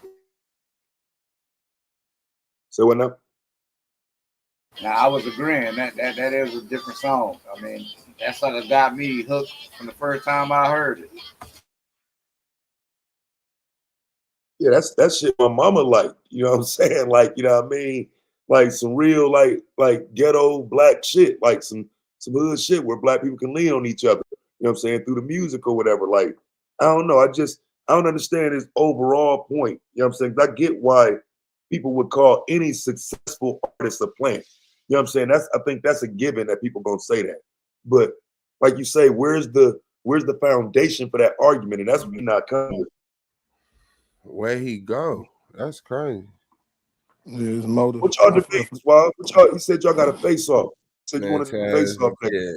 yeah, my bag, bro. But it's I apologize for it in advance. But is the earth shaped like a ball?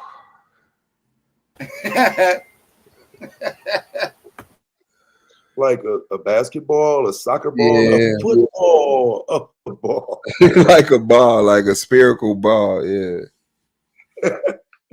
Yeah, dog, he a flat earther, man. He just I guess he got a new sophisticated way of being a flat earther, and I'm gonna go ahead and stomp him out on some exhibition shit.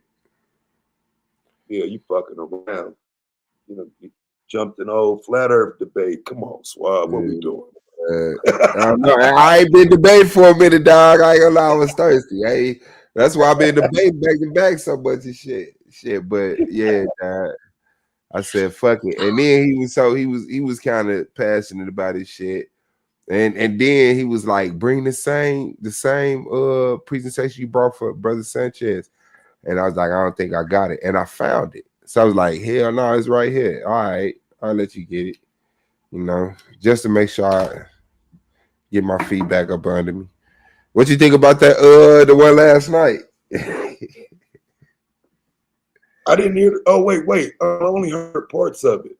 Oh, okay. What was it? That was exhibition, wasn't it? Yep. Yeah. Yeah. So I only watched the part of it. Yeah. No, that was hard. What you think about the one exhibition between me and King Naga then? Yeah, I don't like, but I think I think you won that. But I want, what was the outcome of y'all debate last week? Oh, he Didn't won. y'all have a judges show for that? Yeah, last night, right before the other debate.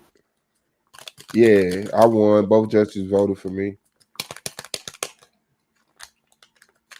Okay, yeah, good shit. I gotta watch it again though. I'd be lying if I said I remember it. I was half asleep, preparing for my shit. Oh yeah, that was hard. That's hard. Yeah. When y'all date? I ain't talked to him yet. You know, most likely that we're gonna get it cracking tonight, and I'll probably know something tomorrow. All right. That's hard. Yes, sir. Hey, it's been real, fellas. Daddy, do what it's called. All right, God. Peace to you, man. All right, peace. For sure, Black Power. It's just you, Connie, man. You good, bro? Yeah, I'm good. Man, that's what's up, man. I don't know if you got them, if you heard them props for Taz. He said he digs some of your music, though. Yeah, yeah. I like that shit too. Appreciate it, King. That's shit, that shit AI. What you mean?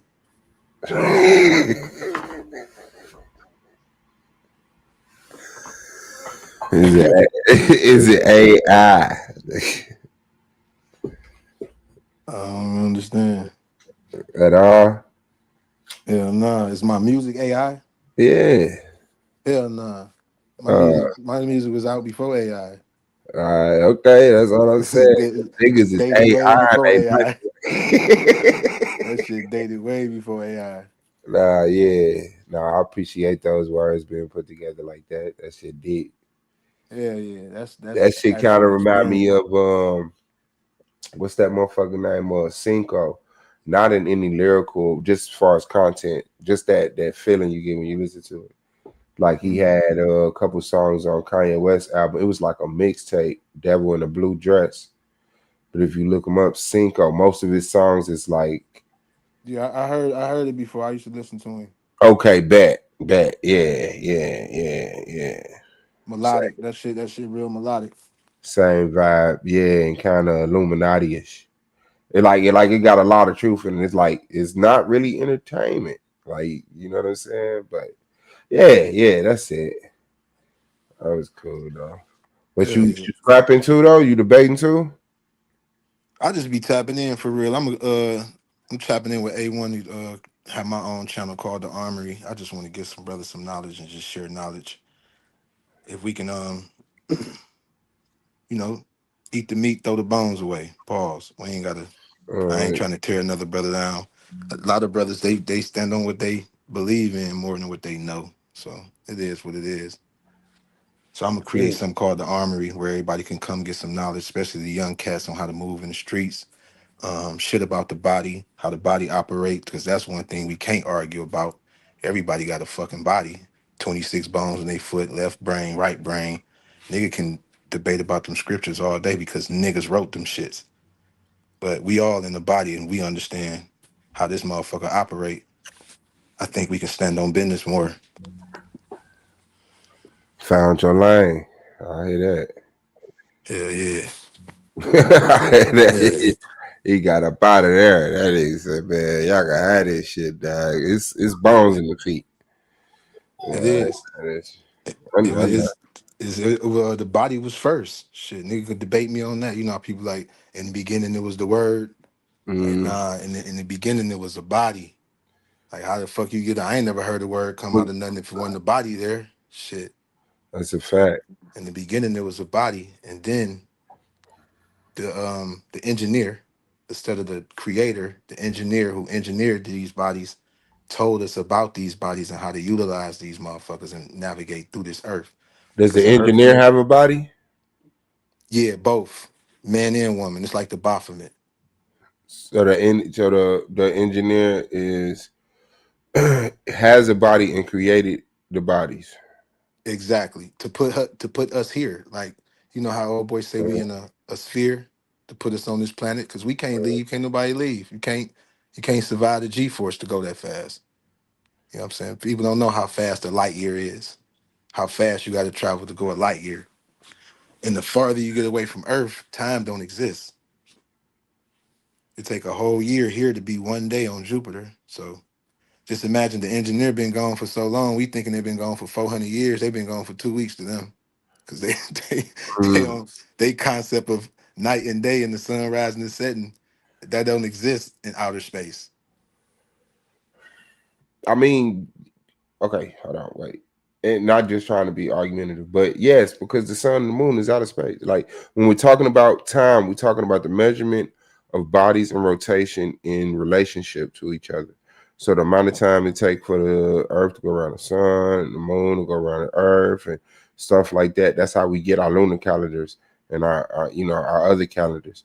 And so that can be measured and it's in outer space. So even if you lived on Jupiter, let's say like we got the intelligence to create a device that give you a 24-hour day, no matter what your sun does on Jupiter. You know what I'm saying? So it's like I think it's we pretty capable of figuring out, and I think we are. I think that traveling space is something that ultimately is going to become a reality once we learn certain intelligence. You know what I'm saying? I believe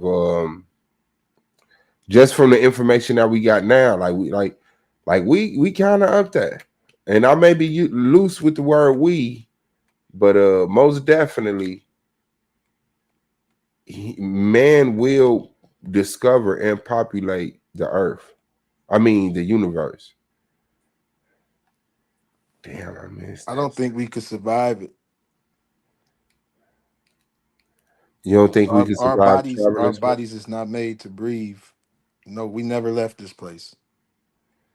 Oh, you're a flat earther?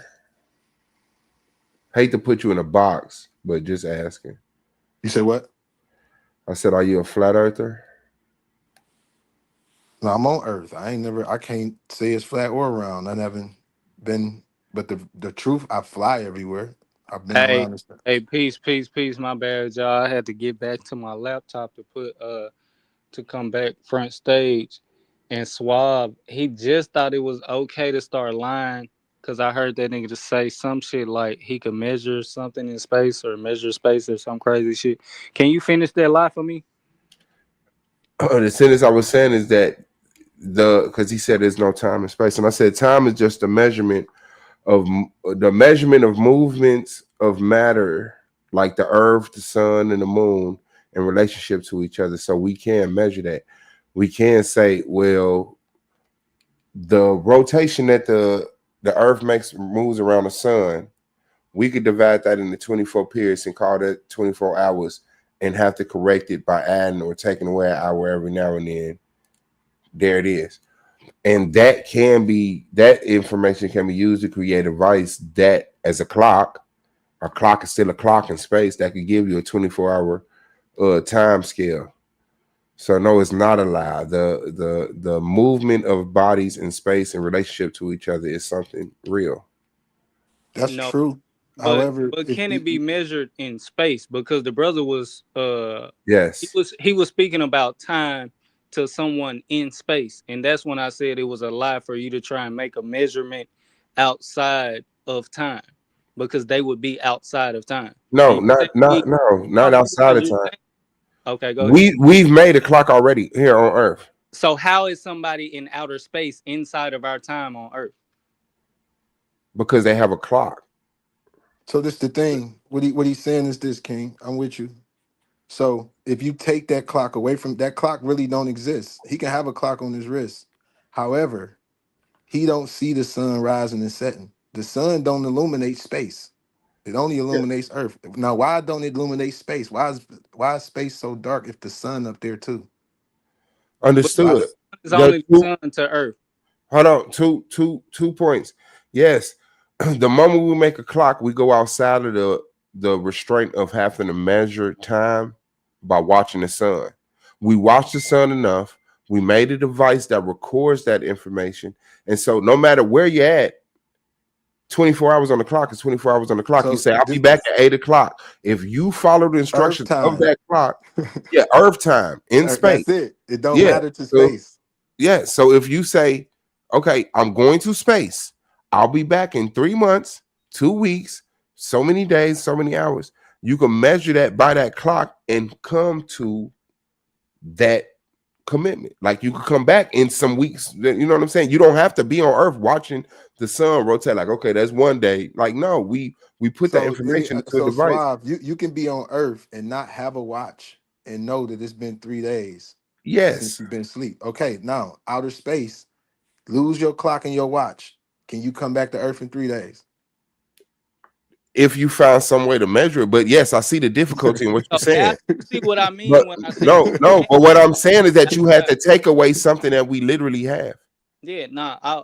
Like we have a clock. So if you take that watch into outer space, that time is still relevant to you. Now you could come up with another. I was asking, do you see what I was saying now by the last statement that you made? What was your last statement? I'm sorry, I was replying to his too. Yeah, the last statement that you made when I said, do you see what I'm saying now, is that they would have to find something to measure that time off of. Yes, and we have. No, I'm talking about someone outside of time in space. Someone outside the Earth. Well, yes, they would have to find a rotation of whatever bodies in relationship to the object that they own. And that's what he's saying, Suave. And that's what he's saying. But time still exists out there, though. Time still exists. Exactly. That's what. No, it only is. That's what I was saying. It only exists to Earth, because it No, only created Earth on. time exists to Earth. If you go to another planet, it has a relationship to a body in space that you can make a calendar out of. You say, hey, it takes us 360. Well, I could cut the proportion of the rotation of this planet that I'm on to this planet in the 360 degrees, and I can measure that, and I can use it's the same way we did it. We watch. So listen, you're confining somebody to have to do what we did with limitations. So you're saying they would just do the same thing we did here on Earth to find how they measure their time in space. Yes. They have totally different limitations. So how can you make that claim? No, the sun shines in all directions, and it only illuminates once it has a body to hit, right? So no matter, like, all fucking planets have a day and night. Like no planet is like That's not in my the dark understanding. forever. That's not my understanding of the luminaries in the sky. But I get where you're coming from. Yeah, so if you go to another planet, your planet will still have a day in light rotation that you can divide, come up with the mathematics, and create you a clock, a calendar, no matter where you're at in the universe. All right, so you see how bright the stars are to us on Earth, right? Yes. If a planet is close to that star, will it illuminate that planet just as much the sun illuminates us, with it being as far as it is from the Earth? Okay. So I'm in not other words, I'm not dodging your star question. be I the get it. sun. Yeah, can I'm the not star? dodging your question, and I get it. But in reality, the vacuum that space is, the bodies in motion are so far away from each other. No. But if a planet was close enough to a what we call a star, because the sun is a star, but if it was close enough to one of these gas clouds to be illuminated as much, it would also be sucked in and destroyed. So it's like everything is balanced. These things exist because they're not in violation of any other body. You understand? If we were closer to the sun, we would have a problem. So all of the stars that was in relationship to that, all of the stars that was in relationship to planets, did they do? The ones that destroyed gonna get destroyed, sucked in, whatever, black holes, other dark matter, dark energy, and everything we have left are the things that are in agreement with each other. Nothing violates each other. So no, you wouldn't see a star lighting up a planet more than the sun, because the sun is like super duper. Like you gotta wait till it get dark. You gotta wait for the sun to go down to see stars. Like the sun creates a day. That's a hell of a different from a star giving you light. Like you can see a star, but that light that is shining is very minute. It's not gonna light up. You know, you can have a pitch black night with a billion stars in the sky. One sun and you have a daylight. You know what I'm saying? So nah, bro. Yeah, I would. I mean, it's a lot that's gonna come out during debate dealing with that whole theory for sure. But like I say, for you to make that claim kind of let me know that you didn't understand my question when you were saying that you're not dodging it. That's why I was trying to draw a little bit more clarity, because you said it wasn't possible it would be sucked up and destroyed. Yeah. So that's to say that there wouldn't be light on any planet that's as far or that's any further away from the sun than we are, because of the lack of light in.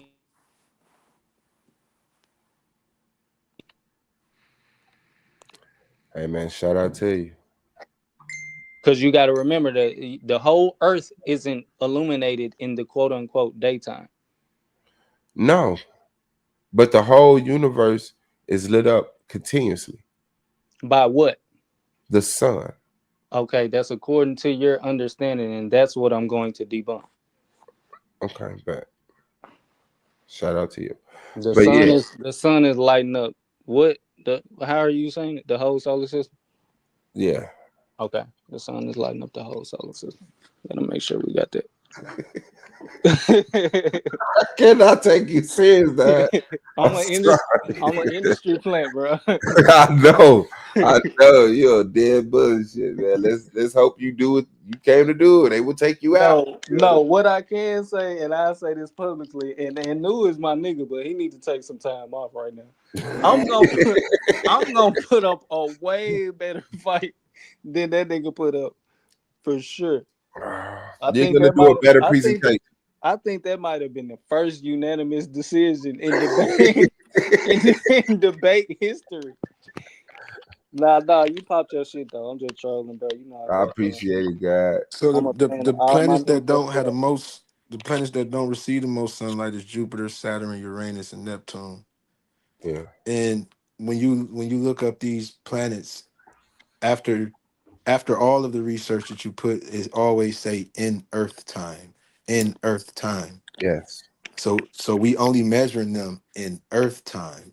They have their own time. It takes 42 years for it to be one day on Uranus. Yes, in Earth time. In Earth time. In Earth time. Yes. But they also have, but in that equation, what you have is both planets' time. Okay? So let me Like ask they you this. see, hold on, let me explain that. My bad. Because we witness these planets have a day and night, and it is different from ours. Ours take 12 hours, theirs take 2 weeks. So that means by definition of what we call a day, which is the rotation of the sun around the earth, we would have to say in Earth time, their 24 hours is 2 weeks. You understand what I'm saying? So yeah, we're able to make, even though we're not even on them planets, we witness those planets have a rotation in relationship to the sun. And we can say, this is a day, this is a night. And like Alaskan day and nights on Earth is different from New York day and nights. Day and nights on Jupiter is different from day and night on Earth, but it's measurable. So on those other planets, and you got extraterrestrials, you got different life forms that live there. Since it's more darkness than light, daytime is night. You can't say that shit and not give me a chance to brace myself, bro. You cannot tell me that there's other life on other planets. Keep a straight face and then just go into the second part. Like, since we all know aliens exist, no, there's no other life on other planets, brother. So we it. This is all ours. Central intelligence right here. Be proud. Yeah, this all ours to discover. That's why you an arrogant motherfucker, boy. Man, what? Oh, wow. Boy. Wow. No, all I'm saying is that it is ours to discover, create technology to populate, and we will. Like life is like a real thing. Like, just think if I was born in 1979. If we would have fucking discovered all of Earth and all of the fucking stars and populate, what is this? Like, no, it's gonna take billions of years to come up with the concept of light travel. Deatomizing the human body, allowing it to travel with light to other masses, and then reatomizing travel. But you can't conceive that now, but that will be a real thing one day. It will be like catching a bus. Just stepping on the platform, being deatomized, travel light years within minutes or seconds. We was doing that already in Egypt. But you don't believe space exists. So how the fuck was we doing it? Hey, Swab, you see how we can look around at different dog breeds and clearly tell, like, from the beginning of time, it had to be some man's hand somewhere in some of this mixed breed. Like, you got fucking bullies, bull terriers, teacup bully, like all this extra shit clearly shows you that man had his hand in this shit at some point in time. Man, we ain't supposed to be talking to each other, man. So with that being said, what made you believe I don't believe in space? Because you said you believe we ain't never went to space before. I ain't saying it never existed. I'm saying we can't go. We haven't went to the moon. Nah. So we lied about Yeah. And why can't we? Is it the obvious, the firmament? No, the obvious is how fast. The obvious is how fast we have to travel. Like you were saying, we trying to find a way where we can take these molecules and send them and transcend them somewhere. We can't travel physically. No, we never claimed that we made it to travel a light year. The moon is not a light year away from us. I'm talking about the speed that it will take to get there. The G To get to the force. moon? Yeah. The G force. Yeah, the large space How many? All shuttle. right, Suave. Let me ask you this: Uh, how many times we been to the moon? I don't remember. I gotta go research it. Yeah. My point. So if it was that, why they ain't still? They got hella cameras now, GoPros. They'd have had one on the nigga shoes flying up there again. Come on, No, man. okay, no, I get that. All The right. thing is, Why we ain't went back? traveling in the unknown is a thing. You have to have funders, right? People that fund stuff.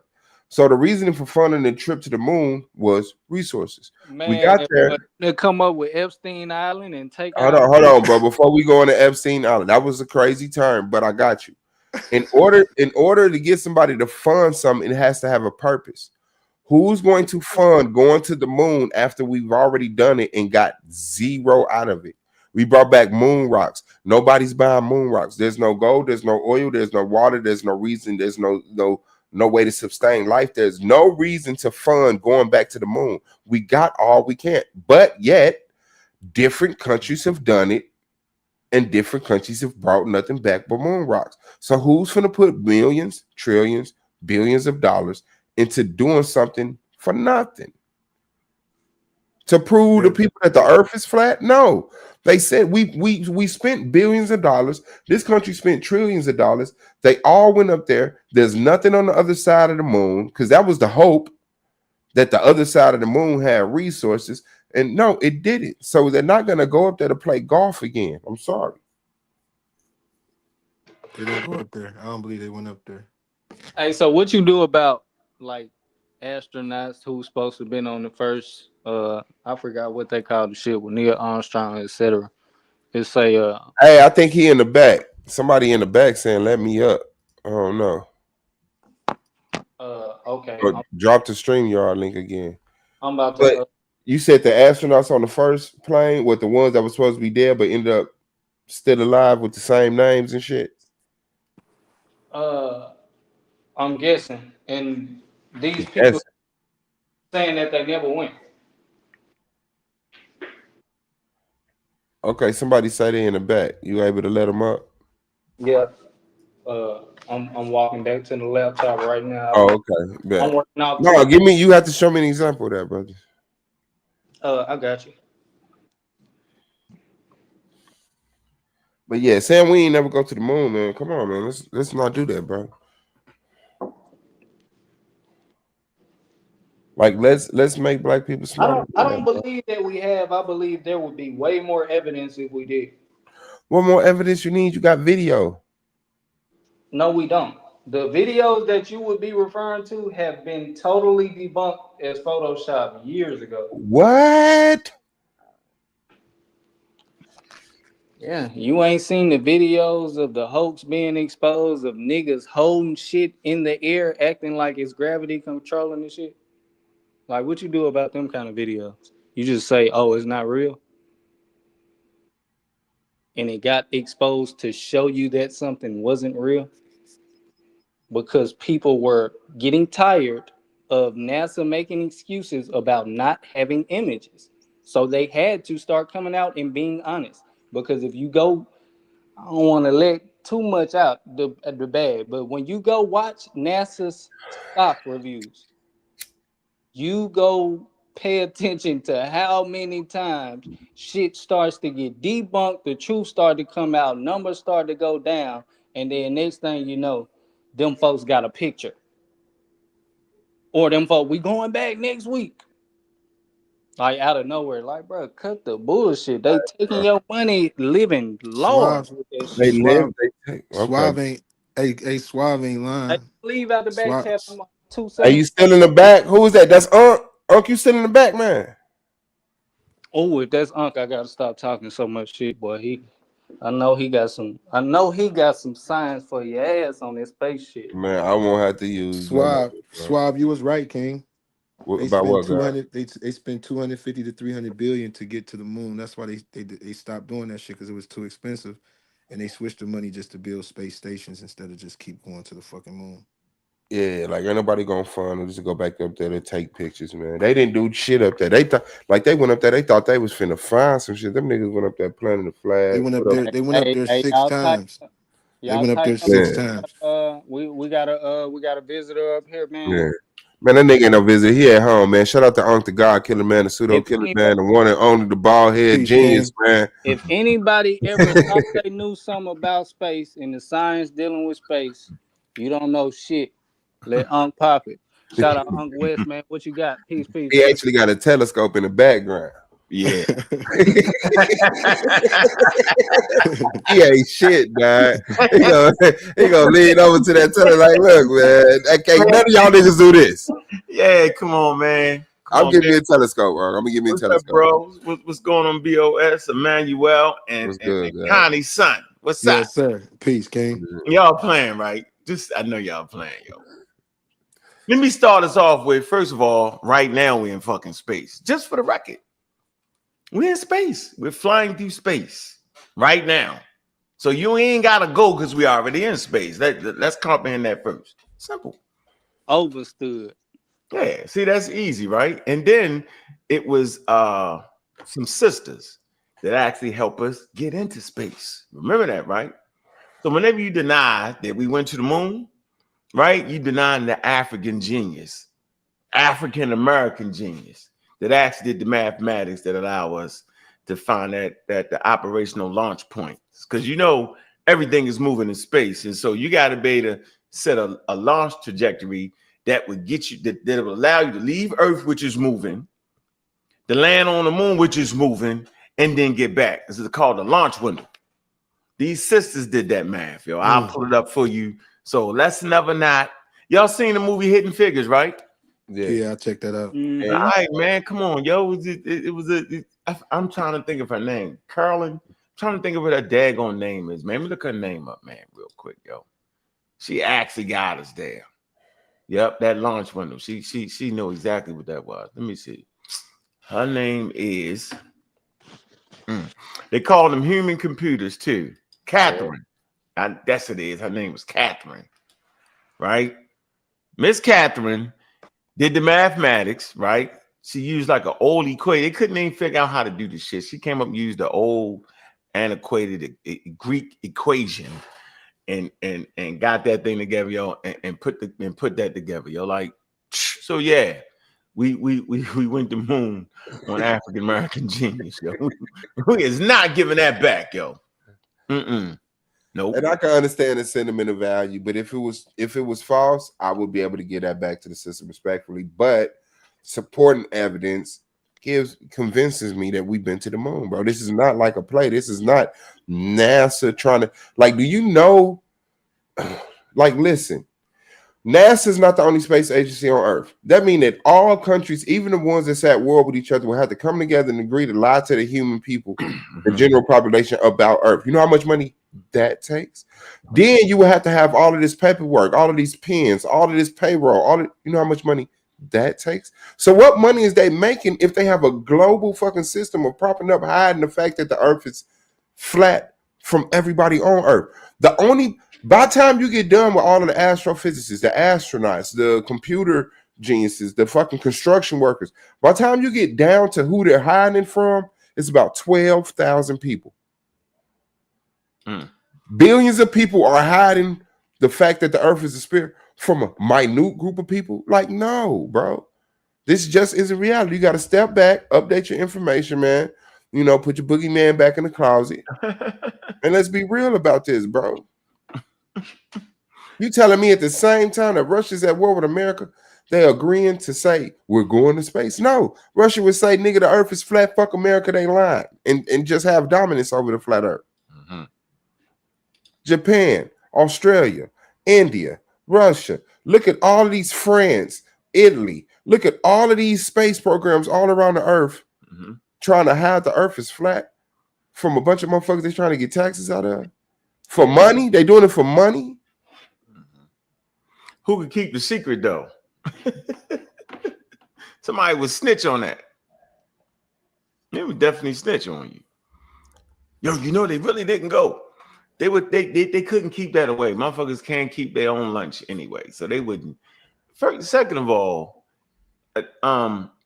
when they went to the reason they went to the moon because they was in competition to try to get the high ground, right? And the competition was there because Sputnik, Russia, Sputnik is the first group of humans to go to space, to leave the planet. It was Sputnik, a manned spacecraft. America said, "Oh shit, they fuck around and blow our ass up." And that's when they started get that big machine running, started the financing. Like you said, they opened up the pocketbooks, man. If you listen to Neil deGrasse Tyson, he talks about how America is horrible with like pre-planning things, but they hell of a responders. And they responded with a vigor, right? During those days in the 60s, your president had to be scientifically literate. You couldn't even get elected to office. Like Trump would be in trouble because he's anti-scientific and anti-intellectual. Back in the days, your president had to be scientifically literate. And so they set out that beacon, that call, man, and they dropped them orders, bro, and they put that bread in that shit, man. All right. And so they did the same way they did when they beat the shit out of Germany, the same way they did when they beat the shit out of Japan. They opened up the pocketbooks to go ahead and finish their ass off. And of course, you got African Americans at the goddamn forefront. Right? We can talk about Germany. We can talk about Tuskegee Airmen. They had the new type of plane. They let the niggas fly. They beat the shit out of Wasp. I can't even say their name. What is what they call them planes the German had? They're going forget the particular name of it, right? But these African Americans, was serious what they was doing, and by call, these Germans, these American bomber pilots would always call for that particular squadron, Tuskegee Airmen. They didn't even know they was black, They just wanted them. We say, give me them people, right? Whoever they is, we want them right there to protect us, right? So they developed a new plane. I'm gonna figure out, I forget the damn name of the plane. I love war. This particular plane could actually follow the B-52 bombers all the way from their point to Germany and escort them back. Prior to that, the fighter planes could only escort them there and they would have to leave because they would run out of fuel. But now they developed the plane, right? That was just as fast and could stay with the bombers the whole damn time. I say all that to say that, man, motherfuckers went to the damn moon, man. Like and that's what, like when they say we know more about space than we know about deep ocean. Yeah, they you do. talking about the SkyWest Regional, Captain John. Yep, that's the name. Captain Johnson. Yep, that's the name. Like we done that. Like we actually got a whole satellite camera out there sending back information of parts of space that we didn't even fucking know exist less than 100 years ago, less than 50 years ago. We interstellar now. Humans, Like, it is first time crazy. in interstellar. American satellites, they went interstellar. And they meaning they've sent human devices that is in between the goddamn stars now, meaning outside of the gravitational pull of our sun. Because right now we live in a space bubble. We sent 2 probes. Voyager 1 and Voyager 2 is now interstellar. Will you think about that? Do they know what they under the gravity of? They don't even know. Like there's a larger body that we haven't even discovered. Like they're outside the sun's gravity and in something else gravity that's gonna be discovered eventually. I'm saying that the probes are outside of the sun's gravity. Mm-hmm. So there any gravity of any suns, it's called interstellar. Oh, so there's no gravity right now pulling them? Because I figure once you left out of the sun's It's gravity, a void. Remember, space is a void. Remember that? Yes, but And there's like a great body of something out there. I don't know about that. I'm not quite sure what you're talking about, but it's pitch black in space. Remember, you said it was light in space. Yeah, I said the sun lights up the solar system. No, it only shows when it hit bodies of mass. Other than that, it's dark. You can only see the result of the light, the sun's radiance when it has another body to illuminate. If there's nothing there for it to illuminate, pitch black. Yeah, the sun. But hold on, so it's radiation basically. No. I mean radiation, illumination. Yeah, all I'm saying is that you can't see the light until it hits another body that's in space. Hey, it sounds like he finna say electromagnetism next, No, man. I ain't about to say that, but I think that's how we win I'm it. talking about Suave. No, It I'm saying sound like the Well, that's surface how of you supposed to Jupiter. say. You're supposed to say it's electromagnetism. No, the surface of Jupiter is illuminated by the sun. The surface of Mars, the surface of Venus, all illuminated by the sun. Yeah, because in between those bodies is dark. There's nothing to illuminate. So you only see the results of the sun illumination when it hits a body that is in space, which are like very far away from each other. So yeah, I'm not saying I'm crazy. All right, now hold on. Let's get it right. We can get it right though. Let's see. See outside the gravitational field of the sun. Let me see. Let's see. We don't want to mess it up. Let's see.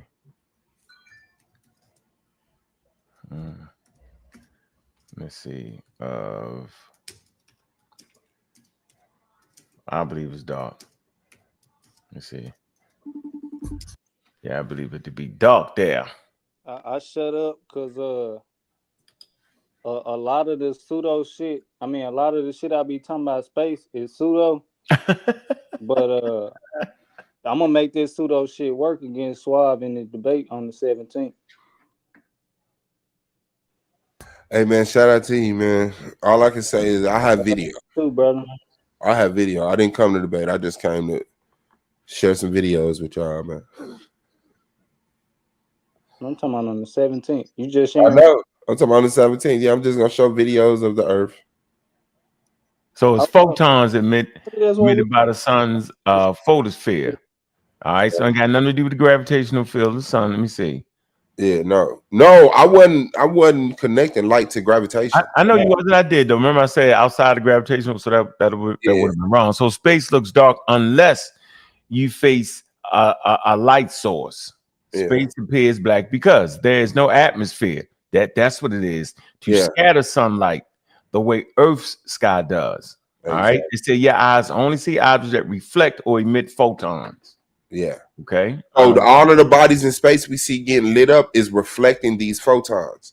If there's no body there to be illuminated, no atmosphere, like a lot of these clouds are a certain type of atmosphere. That's why they light up. The nebula and all that is not like a planet, but it is a cloud of gas. So it is some type of atmosphere where you can see the photons. It's photons Reflect off from of the sun.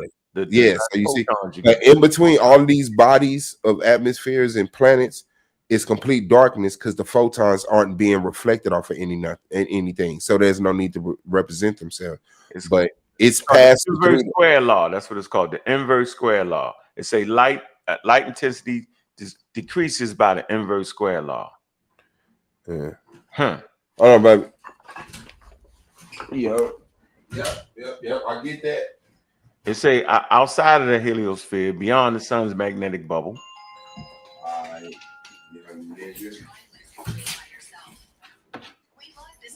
Make that phone real.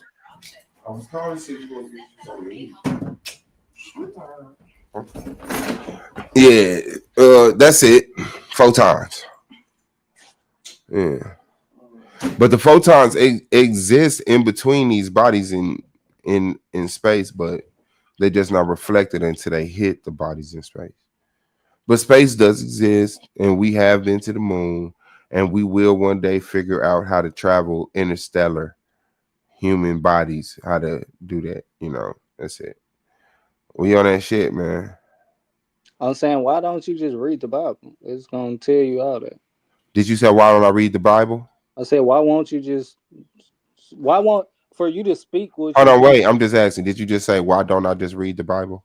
No, not you personally. That's why I was finna clarify my statement. But that is what you said, though, right? Yes, but I'm not speaking to you. I'm speaking as if you were talking to the audience and I'm speaking back to the audience. You see what I'm saying? So No, I'm speaking to you. Nah, you wasn't though. Yes, I was. I was telling you we went to the moon. Okay, and then what you say about celestial bodies and us being able to, I guess. I said one day we will be able to be interstellar, like send our bodies interstellar. We will come up with that technology to be able to travel from. Okay, so you saying we will be able to come up with that technology, and what I'm saying is we already have had that ability. Oh man, I agree that we will have that ability again, and I feel like it's I a can't dismiss that we didn't. I haven't been here, and history yes, doesn't tell me what happened a million years ago. yes, it do. It absolutely does. What does history tell us what happened a million years ago? Yeah, man. We yes. So let's do this for a minute. You think we ever traveled interstellarly? No, hell no, hell no. Let me do this for you. I got you. All right, let's do it this way. I'm gonna whoop y'all. Okay. Any of y'all got kids? Y'all got kids? Emmanuel, you got children? What you want? No kids. Yes, sir. I have a daughter. You got it? Okay. It's the son got a daughter. SOB, you got any children? Yeah, man, I got 5 kids, man. Are you sure? No, not that you acting like that. Shit. God damn. They could have lied. No, now I'm making a point here.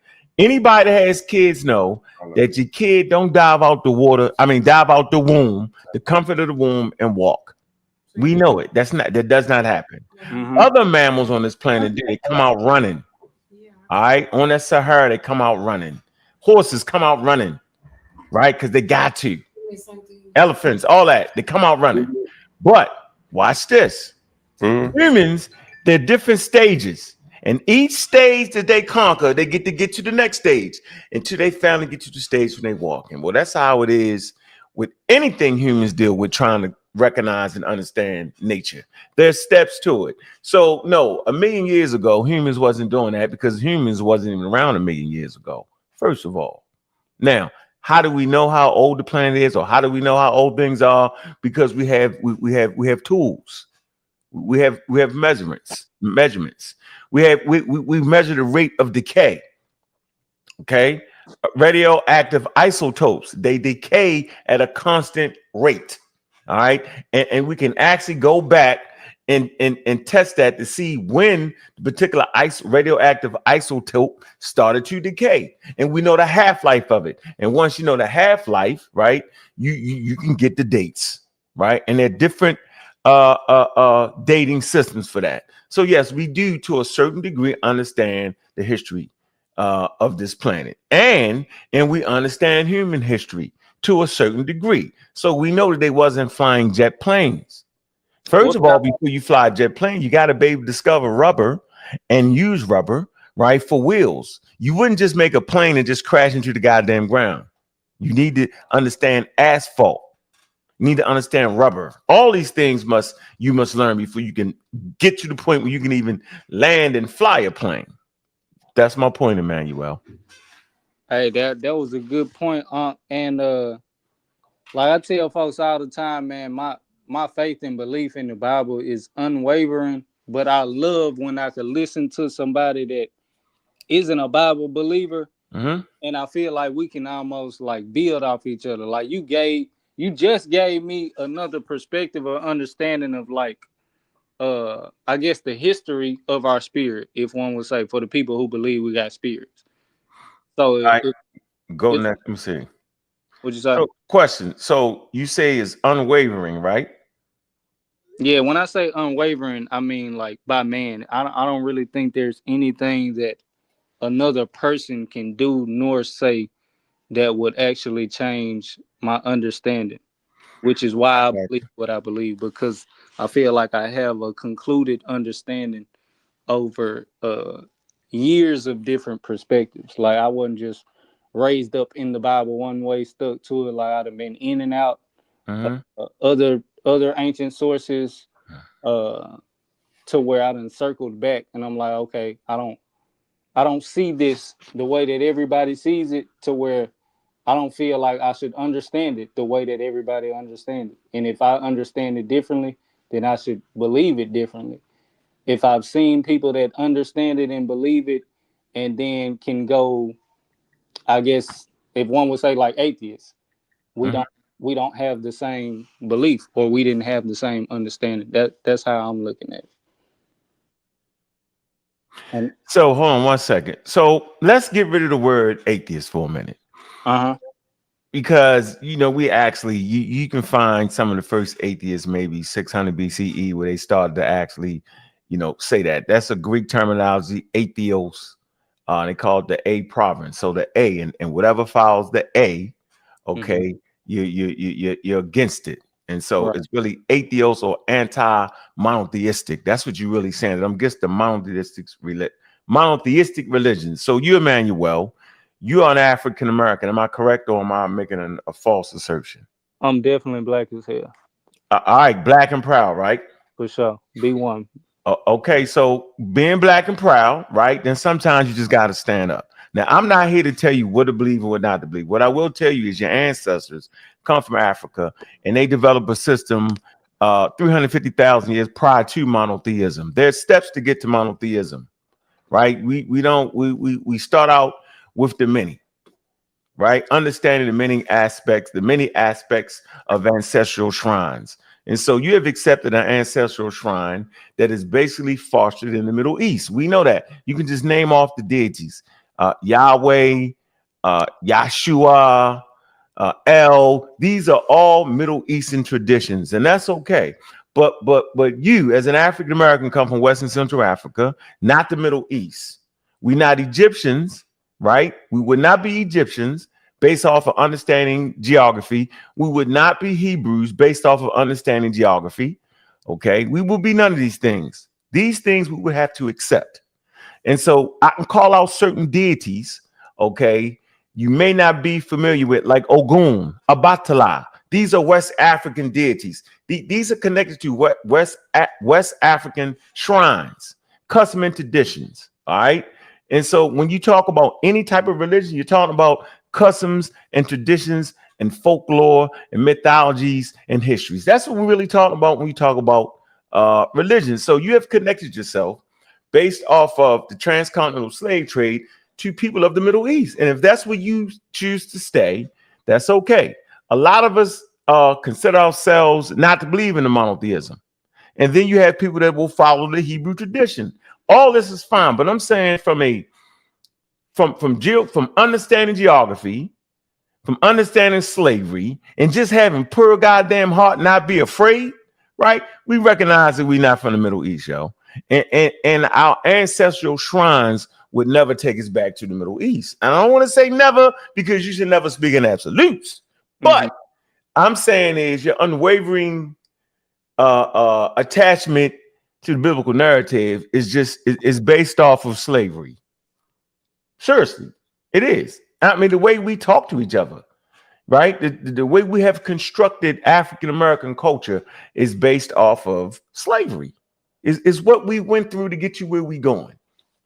So yeah, you believe how you want to believe, but there's a lot of things you can believe in, and you have accepted and chosen. And I think sometimes, a lot of times, we do things based off of fear.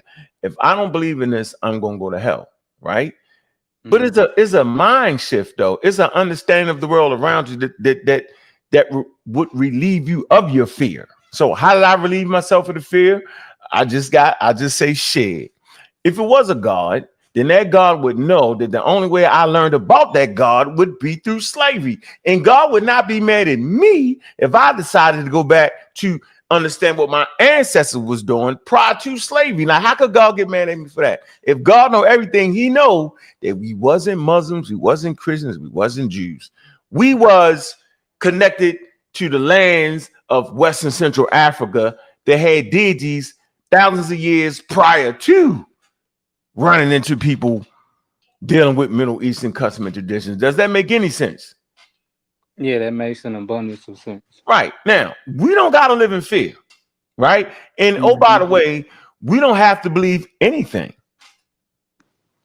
All we got to do is raise our children to the age of reproduction so that they can have children. It's about preserving our gene pool, a quality gene pool at that. It's about educating ourselves. It's about understanding where we at and why we here. That's what it's really about. It's about food, clothing, and shelter, and protecting of yourself. Even if you read the biblical tradition, it's about food, clothing, and shelter. It's about a group of humanity that are trying to figure out their way in their world. The story is not even talking about the whole damn world. We know this because at the time periods where the tradition start to be written, right? They only know about their world. They don't know about Australia. They don't know about parts of Europe. They don't know about Africa. They know about a small portion of Africa. They don't know about America. There's millions of people in Americas building pyramids, same time the Egyptians do. So they don't know about the world. They know about their world. And I feel like as an African American with the brothers and sisters that may pay attention to me, I think I owe them that. Now, what you believe, that's on you, but at least know the guy there going basic understanding of what the hell we reading. It ain't never talking about the whole world. So when God created whatever he created based off their ancestral shrine, he wasn't talking about the whole world. Now, I said when God said it, we know God didn't say anything. The humans that wrote it said it. And the humans that wrote it had a limited view of what the whole world was because they had not circumnavigated the globe at that time. So we don't never got to be afraid of that. And we don't never have to be stuck in anything. Always reserve the right, based off of new information with proper methodology, always reserve the right to change your mind. And see, that's the strength in being an African American, yo. You have the right to change your mind, brother. And never let a person tell you that you can't look something up.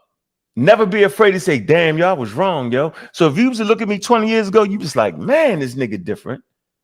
Yeah, 20 years ago, bro, a lot of shit you were saying, I was saying. That's why I could relate to you in the group, right?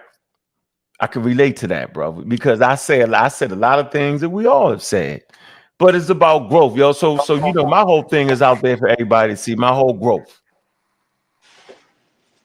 Just wanted to make that point, yo. So take your time, yo. Long way to go, yo. We all agree. I appreciate it, Unc. My biggest takeaway that I always like to give people with my perspective of the Bible, even with my belief in who I am. Let's just say I'm not a quote unquote Israelite that the Bible speaks of.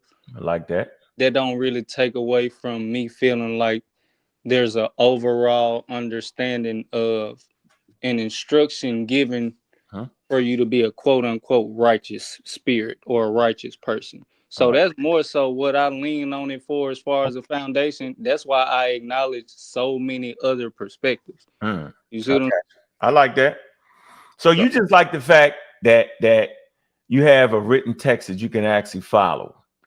So like if you go to traditional African systems, they don't have a lot of ancient literature on it written because it was basically through word of mouth. So it's comfortability.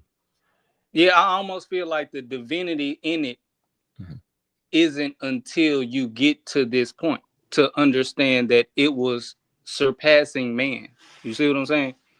I kind of look at the Bible like, you know, even though folks, of course, not folks, because I do as well, even though we acknowledge the prophets, I always look at the actual instruction for humanity surpassing man, as in whatever created us, whether you believe in the Big Bang or you believe something angelic used some angelic hands and formed dirt, like whatever your belief is, from that standpoint, it had a purpose. You see what I'm saying? Like the Big Bang came from an intelligent consciousness, from my understanding. Like these things were moving, they were living. You see what I'm saying? If you consider protons and neutrons not living because they're not organisms, then of course by technicality my statement is wrong. But for me to say that protons, neutrons, and electrons were living, I think somebody like you and you know anybody else in the science can definitely understand what I'm saying. Nope. So when I say living, I mean No, we understand. We understand. You just joking with you, brother. We understand. Oh, No. I actually don't. And because I know there's a certain thing that will qualify something as life, and I hold strict to the rules of science. Okay, what would be a more accurate way to? Because I'm not good. No, it's your belief. I'm not good. And that's the strong thing. No. I'm not good with science terminology, but the fact that protons, neutrons, and electrons can work off of each other and manifest something. Nah, they can. No. You, Okay. Complicated. First of all, we know Y'all the brothers. recipe. We know the Hey, let me recipe. say this. Y'all All right, brothers good. is building from outer space travel to inner space travel, man, and I'm enjoying this, bro. I just wanted to say that y'all brothers is really, really traveling. Y'all went from outer space, now y'all traveling in the inner space. So that's what the Egyptians was traveling in inner space, and now we trying to interstellar travel, which is outer space.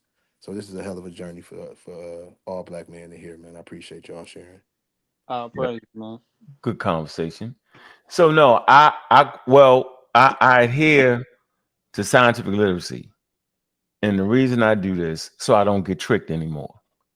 So 20 years ago, there was no understanding of how do I know what I know. And I think this is important. How do we know what we know? What's the mechanism for knowing? Well, it's knowledge, right? So, but what is knowledge? What is it to know? Well, what is science? Science is to know, but what is it that science wants to know? It wants to know the understanding of the natural forces. Simple as that. It has nothing to do with belief. Although there's always going to be a certain level of belief starting off. It starts off with the question. The scientific method starts off with the question, what is life? Okay. And so we have answered that there's a body of work of hundreds of years, right, that is built upon that mechanism, like I talked about when babies are born, they just don't start walking and steps to it. So there's hundreds of years of knowledge that's based off coming from the ancients, right, down to today that would give us a clear picture of what we understand life is. Okay, so when I'm talking science, I'm not talking belief. I'm talking about the ability to know, right? And that doesn't mean you know everything. It simply means there's certain things that we now understand as humans. It's always open for more information. And so we would never say a proton and a neutron and an atom is life, just because you could reach into an ocean of water, which is full of atoms, right? Or molecules. Let me say full of molecules, right?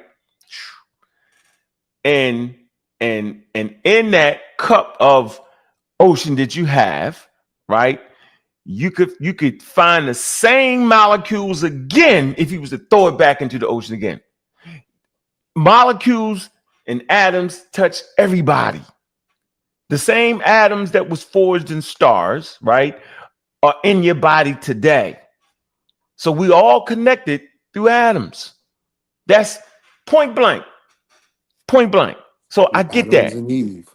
See, science can I actually got answer that question. So we all connected. That's not the issue where we all connected. I got the Now clear. we talking belief system. Hold on, I must finish this off. So we just talking belief system, right?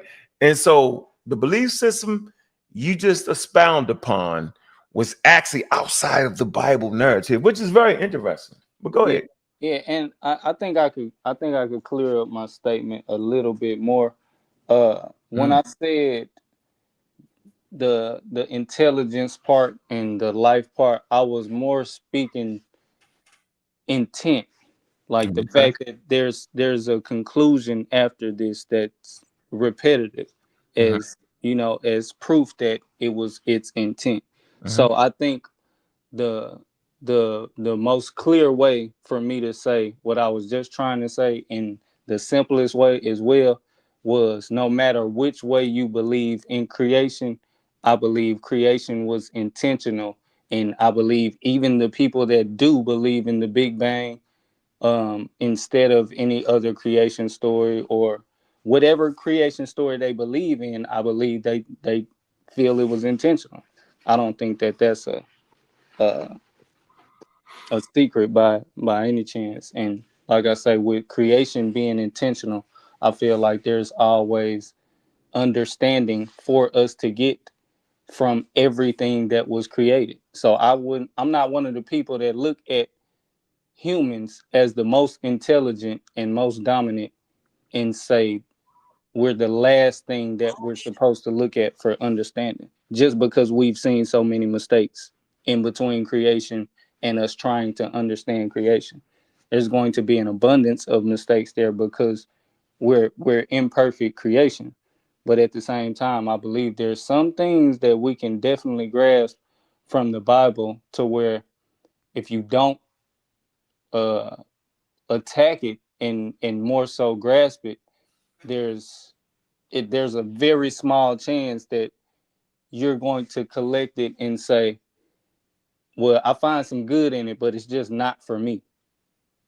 You see what I'm saying? I think that's one of the most collected things that we have as a people, to try and say, okay, we got something written down that we could say is for me. Like I tell folks all the time, if you got understandings about like rape in the Bible and excuse my language, grapes in the Bible and etc. That's so subjective and so minute on the scale of everything that's in the volume of that book. It's like why as a people we ain't came to the conclusion to say, okay, for us, let's eliminate that and know that as long as that ain't on our mind, period, the Most High not gonna punish us. For the people who think that way, you see what I'm saying? Because I'm not the person that thinks that there's a magical man in the sky with a pitchfork ready to strike you when you do something wrong. You see what I'm saying? That's not how I look at it. So what I'm saying is the more we can get a grasp on the literal part of it, and like I tell people all the time, the 10 commandments, just try and go through them and realize how simple they are and how regularly we keep them, to where if we can enforce them as a people, a lot of our problems could be eliminated. Every problem, no, but a large, vast majority of them for sure, because a lot of them are internal and inside of our household. And that's the kind of instruction I see in the Bible, like real structure for the household, even as far as something as our men not being as honest as we need to be on the regular with our women about wanting to be in polygamous relationships. That shit ruins households. That shit can be the life and death of a household on multiple occasions. Something like sleeping with another man's wife. Just think about how many men have died over women and sharing women, etc. Like that type of stuff. If you really look at how we're outnumbered by women in the places that we are, it's like shit, bro. It's plenty. That type of shit is crazy. Let's stop doing that. Like I feel like it's really certain instruction in there that we can grasp and understand that it's righteous if we want to. And I'm not trying to, but there's times where I do try and understand from certain brothers, like why don't we pull that part out of it versus trying to pull things like the virgin birth and say, man, ain't no way a man was born from a woman that didn't have sex with a man. Like, let's Well, draw all because I that think in. that's because the way the Bible is used in its entirety, right? And the things that are unique to the Bible that keep us trapped in that delusion gets creditation off the back of the things that we find outside the Bible that we agree with. So if we do like practice poly, or we honor our mother and our father and our dads are longer, they're gonna say, see, that proves the rest of the Bible. Like, but the things that you're talking about are not unique to the Bible. Like the only thing that's unique to the Bible is the concept of Jesus and the way that it is, and the devil and all of the politics and stuff like that. Like, yeah, we don't actually need the Bible to teach us how to be better husbands to our wives and how to be in polygamous relationships.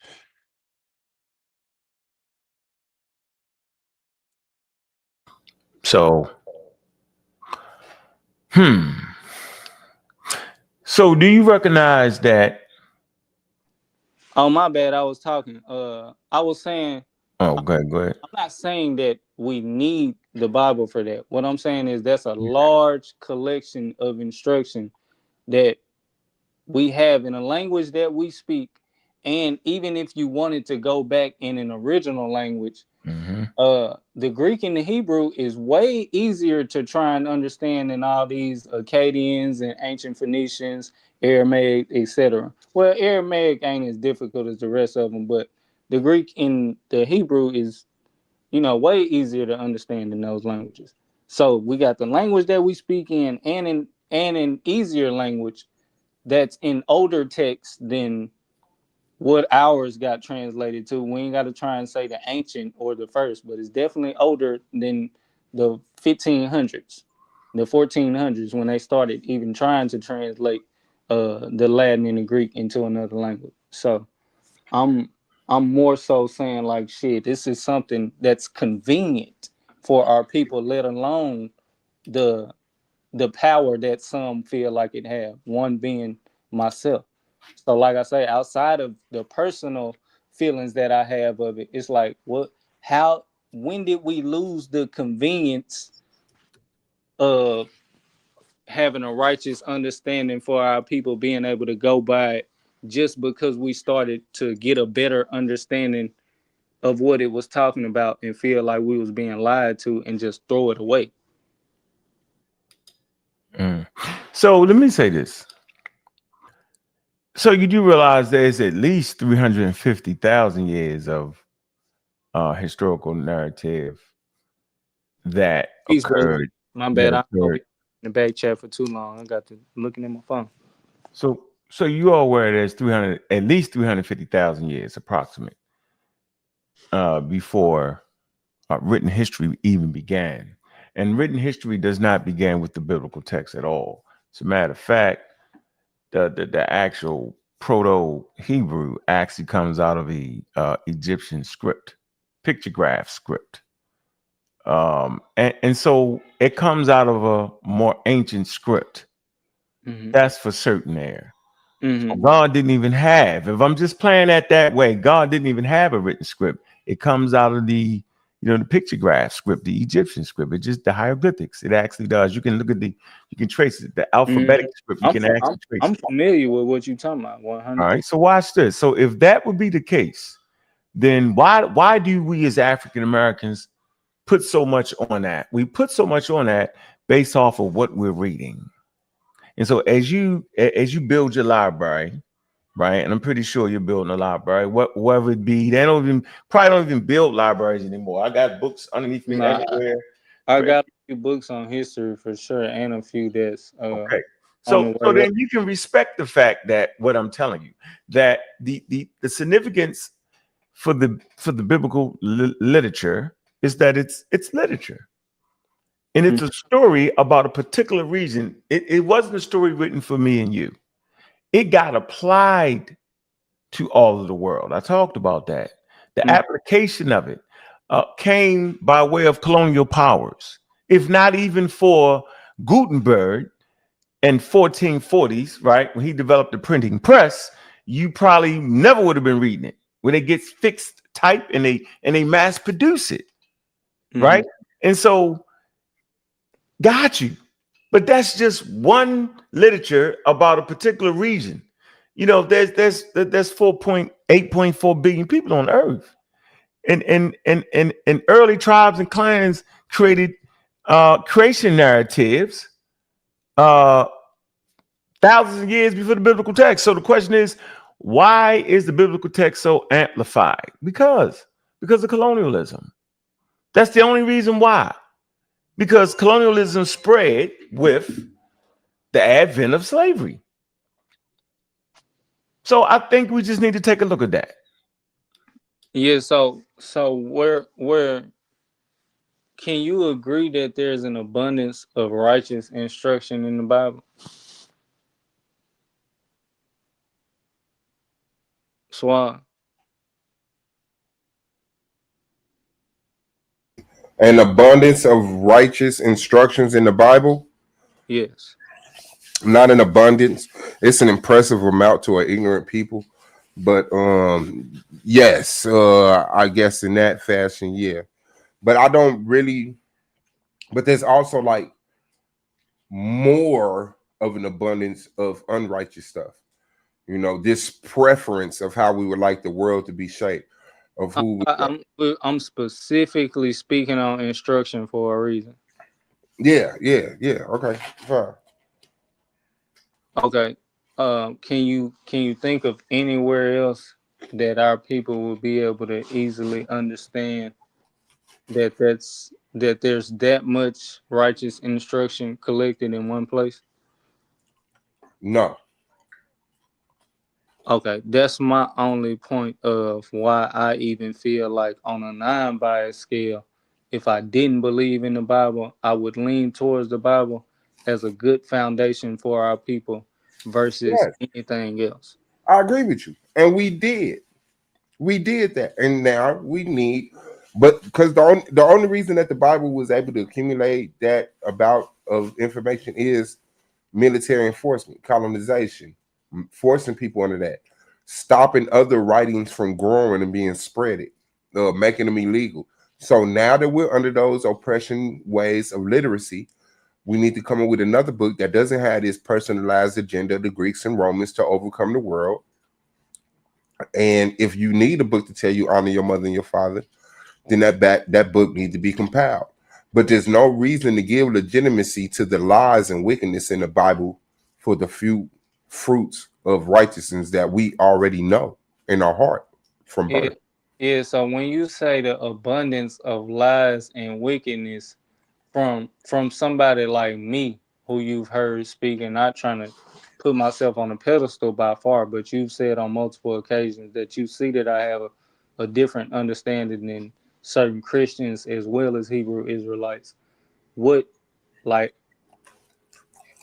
when you say an abundance of wickedness and lies, if I was helping somebody get some understanding, not saying that I understand everything perfectly correctly. That's what I'm saying, just according to the dialogues that we've had. I dropped the link in the chat Where again. would where would you get the lies and wickedness from? From the Greeks and the Romans. Yeah, so that's what I'm saying. Once we start filtering out they bullshit and not necessarily doing what we see these camp Hebrews doing, but just imagine how many people is looking at these niggas like, bro, that shit look goofy as hell. But at the same time, they getting a understanding that they didn't have from the scriptures, to where it's drawing them to know that what the Christians is talking about is bullshit. Them niggas, No. them niggas, not Christians, but you know Christianity. I know some Christians that, No, you no, I know, mean, no. So you know, Christianity is that okay? Let's do this for a minute. We first of all, we either gotta find an idea and stick to it at this point, or we're gonna stay in confusion, and everybody gonna talk about what they Drop that link, Emmanuel. But the link is up in the chat if you scroll up, I believe. yeah, it's definitely in the comments already. I'm finna try and drop it again right now. And so let's do this for a minute. Christianity was actually a Jewish sect. It come out of it's a Hebrew thing. Yes, Christianity. It's a sect of Judaism. Right. Right? Jesus and all the daggone the disciples, they're Jewish, they're Hebrews. Yeah, all Acts talk about is learning from the Jews. Okay, so that's all it is. And then watch this. Then, so when they write the New Testament, it's written by Hebrews, but they're educated and maybe second or third generation, right? Meaning they're educated. You can tell that they went to school, first and second generation, because it's very exquisite. But these are Hebrew writers trained in Greek, Kohan Greek, meaning like African Americans. We go to schools in America, right? For 200 years, man. That's a lot of generations. That's why we write so well. Okay. But imagine if it was just for 3 generations, right? A generation is what, 50 years, right? So you talking about learning the language for 150 years and then writing it. All right. And that's why it's written in Kohan Greek, but it's written by Hebrew authors. Okay. Excellent piece. But it's not the first literature on planet Earth. It's not the most important literature. It is said to be. It's religious, meaning it's talking about particular clans and tribes, right? And we know where they at. And so I challenge African Americans to study cultures that their ancestry came from, right? We should never be, we should never feel subservient to anything. You know, I always ask the brothers and sisters, why do you feel that your ancestral shrines were subpar, or why do you feel that your ancestral worship shrines are like beneath what you ran into in the Americas? Like, what's the, why is that? I always ask that question. They say, well, what do you mean? I said, why do you feel like they are inferior? What's your fear? Right? And so we feel like that voodoo or juju is inferior to the biblical text, right? No, it actually is not. The advantage that the biblical texts have, you said it earlier, it's easy to read in English. We read it in English, right? King James version. We don't even read the King James NIV. The New King James version. I say, hell, read it in as clear as English as possible.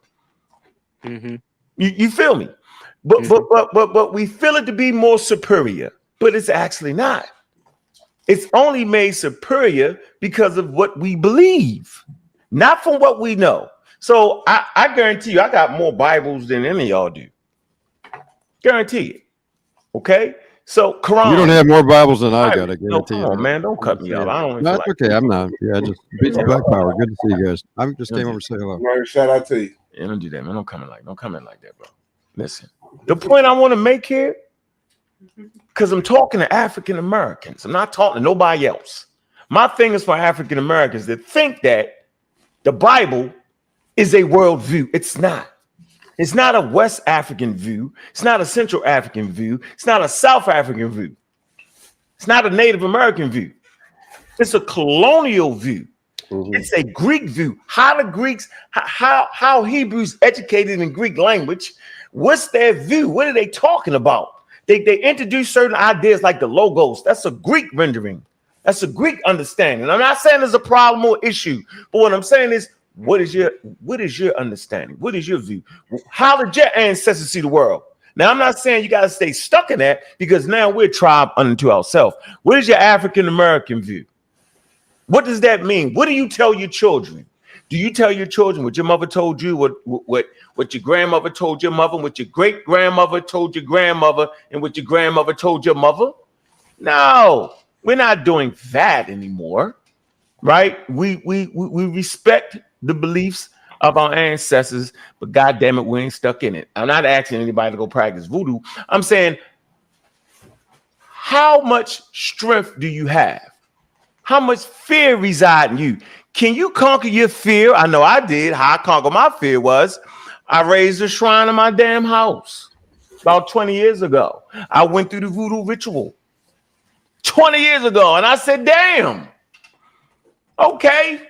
What it proved was that I was not afraid of the God that was given to me in literature called the Bible. That's what I proved. And once I proved that, I was good. I recognized that the voodoo or the juju, right, or Alegba, or the Damati, it was just a damn belief system. Then the difference is this belief system come from my ancestors. The understanding of that took me back to the ancestral shrines of my elders, my most ancient elders.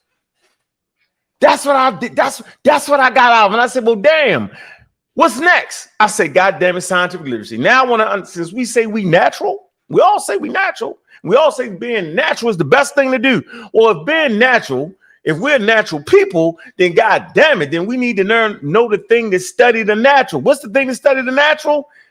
Not religions. Religion don't study the natural.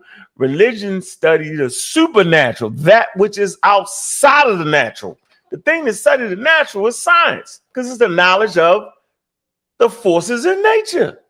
Understanding that since we reside in the natural, since all our problems and all our issues occur in the natural, then we need to learn something that's going to help solve our problems in the natural. And when your ass die, then that's something different. Yeah. That's what y'all decide. I don't live in fear though. Yeah, I can even draw some, and not for any, for my own personal reason. I just put it like that. I wouldn't want to speak on it publicly right now, but I definitely bring it up to you on the back chat. I definitely even see some relations in the practices that you speaking of. The practices like, if one would say like Orisha and Ifa and all that, I definitely see some relations and actually that in the scriptures as well. It's just depending on what angle you looking at it from. I got an answer for you if you want the answer. What you got? Because ancient people all do the same shit. Yeah. That's You know the first thing we do? We sacrifice people. It's the first thing we do. We sacrifice people, enemies. We sacrifice them. All right, human sacrifices. Then we was like, we listen. Let's go to Nubia. What did they sacrifice? When the king died, they sacrificed his subjects. They do that all over the world in the earliest of days, right? When the king died, you gotta die with me. Then the next generation of kings say, or somebody mother say, I ain't doing that shit. That's crazy, right? But this is where you find out where the oldest kingship is in that particular nation, is where they sacrifice the subjects with the damn kings. That's why we know that the oldest monarch resides in Nubia, because they continue the tradition of sacrificing people when the king died. Now, the Egyptians, they do it in the first dynasty, the first and the second dynasty. They sacrifice the subjects when the king died, and then they get out of that. But they continued it in Nubia. That's how we know that the oldest monarch is in Nubia, because they sacrificed the subjects with that. Now, the Bible does the same thing. Remember that. It does the exact same thing. Who gets sacrificed in the New Testament? Jesus. He's a human sacrifice. But the Christians get slick. They be like, we ain't going to really do it. We're going to just say we did it. We're going to say this man got sacrificed for all of humanity. Well, hell, they've been doing that forever, saying we sacrificed this. The Mayans do it. They sacrifice humans for their humanities, for the tribe and the clan to continue to produce. They sacrifice humans, right? In the Bible, Abraham, he put his kid on the altar about to do what? Sacrifice. In the book of Exodus, Moses does what? He slits the throat of a bull. He fills up the basin, and he does what? He sprinkles the blood on the people. Sacrifices animals. So they go from human sacrifice to animal sacrifice, and the Christians get real slick and real cheap, because you ain't got to pay for no daggone sacrifice. They just do a symbolic sacrifice. And this is why people follow, because it's easy to fucking follow. Prior to that, the Egyptian shit was very expensive. You got to get a bull. You got to buy this. You run out of damn money. I'm poor. I don't got it. But the Christians, everybody got just to think about it, don't they? And it's free to think. Oh, yeah. In church, we drink the what?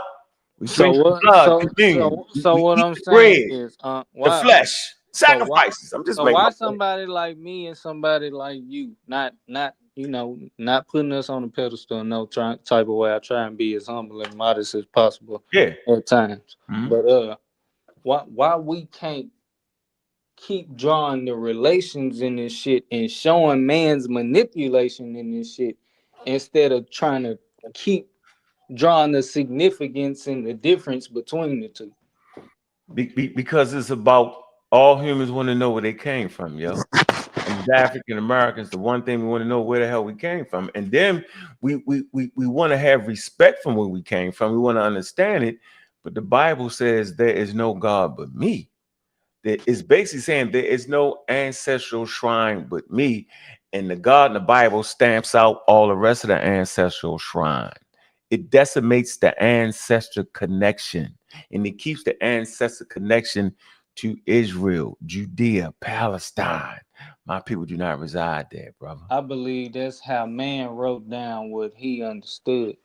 I don't. That's all that did it. That's the only thing that did it was man. Man writes in language. That's man doing that. Yeah, And guess what they say? They I say can still man. get an They say understanding. God inspired me. I can still get an understanding, just like you said, pretty much, and say, "Nah, I know better than that." Even if it's written like that, it can't mean literally that. So if somebody does want to have that understanding, I'm gonna lead them there, and I'm gonna keep going with what makes the clearest sense to me. That's Well, how. brother, you gotta do it. So Unc made a good piece to the panel. Unc made a good point when he spoke about retainer sacrifice, right? So Unc, would you say that that's an African, maybe a shared custom or shared culture in regards to that practice? That's a practice that happens everywhere. You read the book, The Dawn of Everything, The History of Humanity by David Wingrove. He talks about different places around the world where they do these return of sacrifices. That's a human thing. It's the most ancient taboo. Well, Right? check Yeah, this that's out. what humans do. Period. They like the It's sacrifice. not the sweetest taboo. But check this out, I spoke to a brother today from the Akan tradition, right? I'm mad at you too, King J. Just for the record, yo, I'm mad at you, bro. Don't be mad. I swear to Gotta God. be, yo. Like, yo, really? We gonna chop it up, but hold on. I'm building with you. He said that the Akan, when they find new territory or come into new lands, they sacrifice a member of the royal family. I look Like too white now. Sorry. They sacrifice the Sure, princess. It has to be somebody from the elite, from the royal family, but okay. They still to this day practice that type of See, that's horrible because we've moved past that, King J. That's crazy. They still doing that, and guess what? They still do a lot of that in different remote places, all over the place amongst hunter-gatherer tribes. But we have a better understanding now. Like we know that's just wild, bro. It's murder, bro. Like knock that off. You feel me? The Vikings did it. Remember that before they went to war, people were willing sacrifices. This is not just a Christian thing, yo. This is a human thing, bro. That's why it's important as an African American to promote reading or download books on your Kindle or listen to Audible. It's important for us to expand our vision. Right now, we like this with the Bible.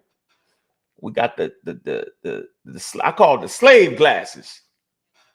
You know what I mean? Oh, the creation. Well, goddamn. Last time I checked, things are created every day.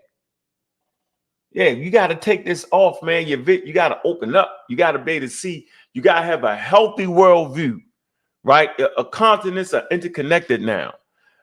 It's a global economy now. You have to be scientifically literate. To be lacking scientific literacy, you will get caught up by charlatans and madmen and scammers, right? That's why, I've been fighting this fight, for a long time. Well, 20 years.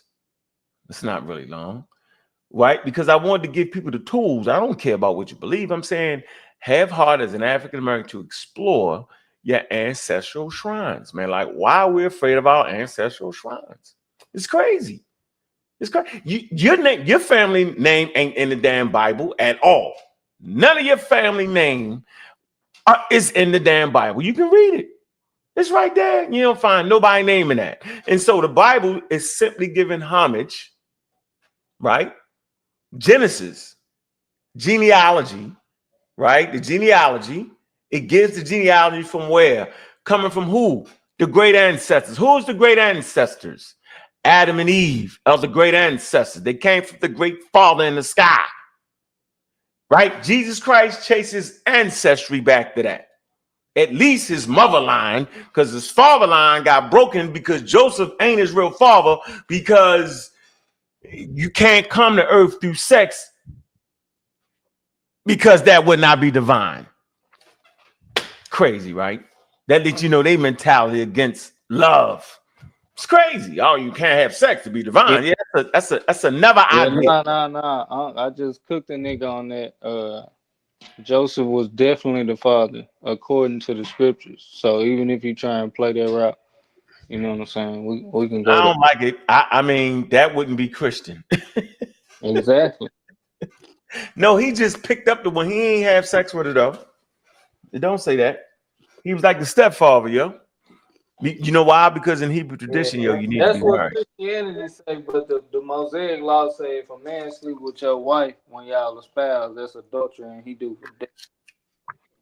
Yeah, but he had a heavenly father though. Right. Yeah, what they say. Yeah, Y'all which is crazy. we all got a That's my heavenly point. father, right? Huh? I said we all got a heavenly father, though, right? No, I have, Like, no. no. Even according to what you saying, if we got some type of ancestral lineage that we could reach back to, that even if they're not here, we all have a heavenly Father. That ain't they're not on earth no more. You see what I'm saying? Not inside of all our ancestors. We are a culmination of all our ancestry. Look in the mirror, you can see all your ancestry.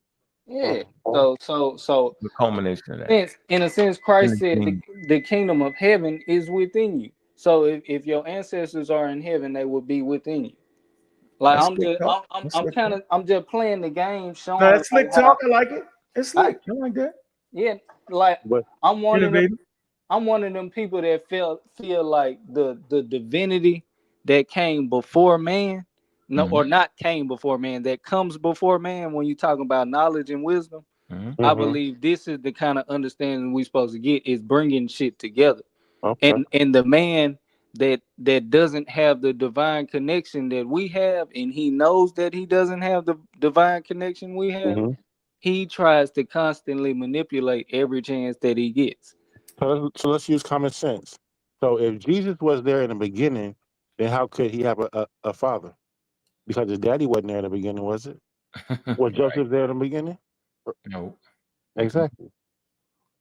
And that's the Arius problem. They argued that. Remember, they argued the divinity of Christ at the Nicene Council. It depends on whether or Nicene not you Council. feel like your spirit was born when your flesh was born.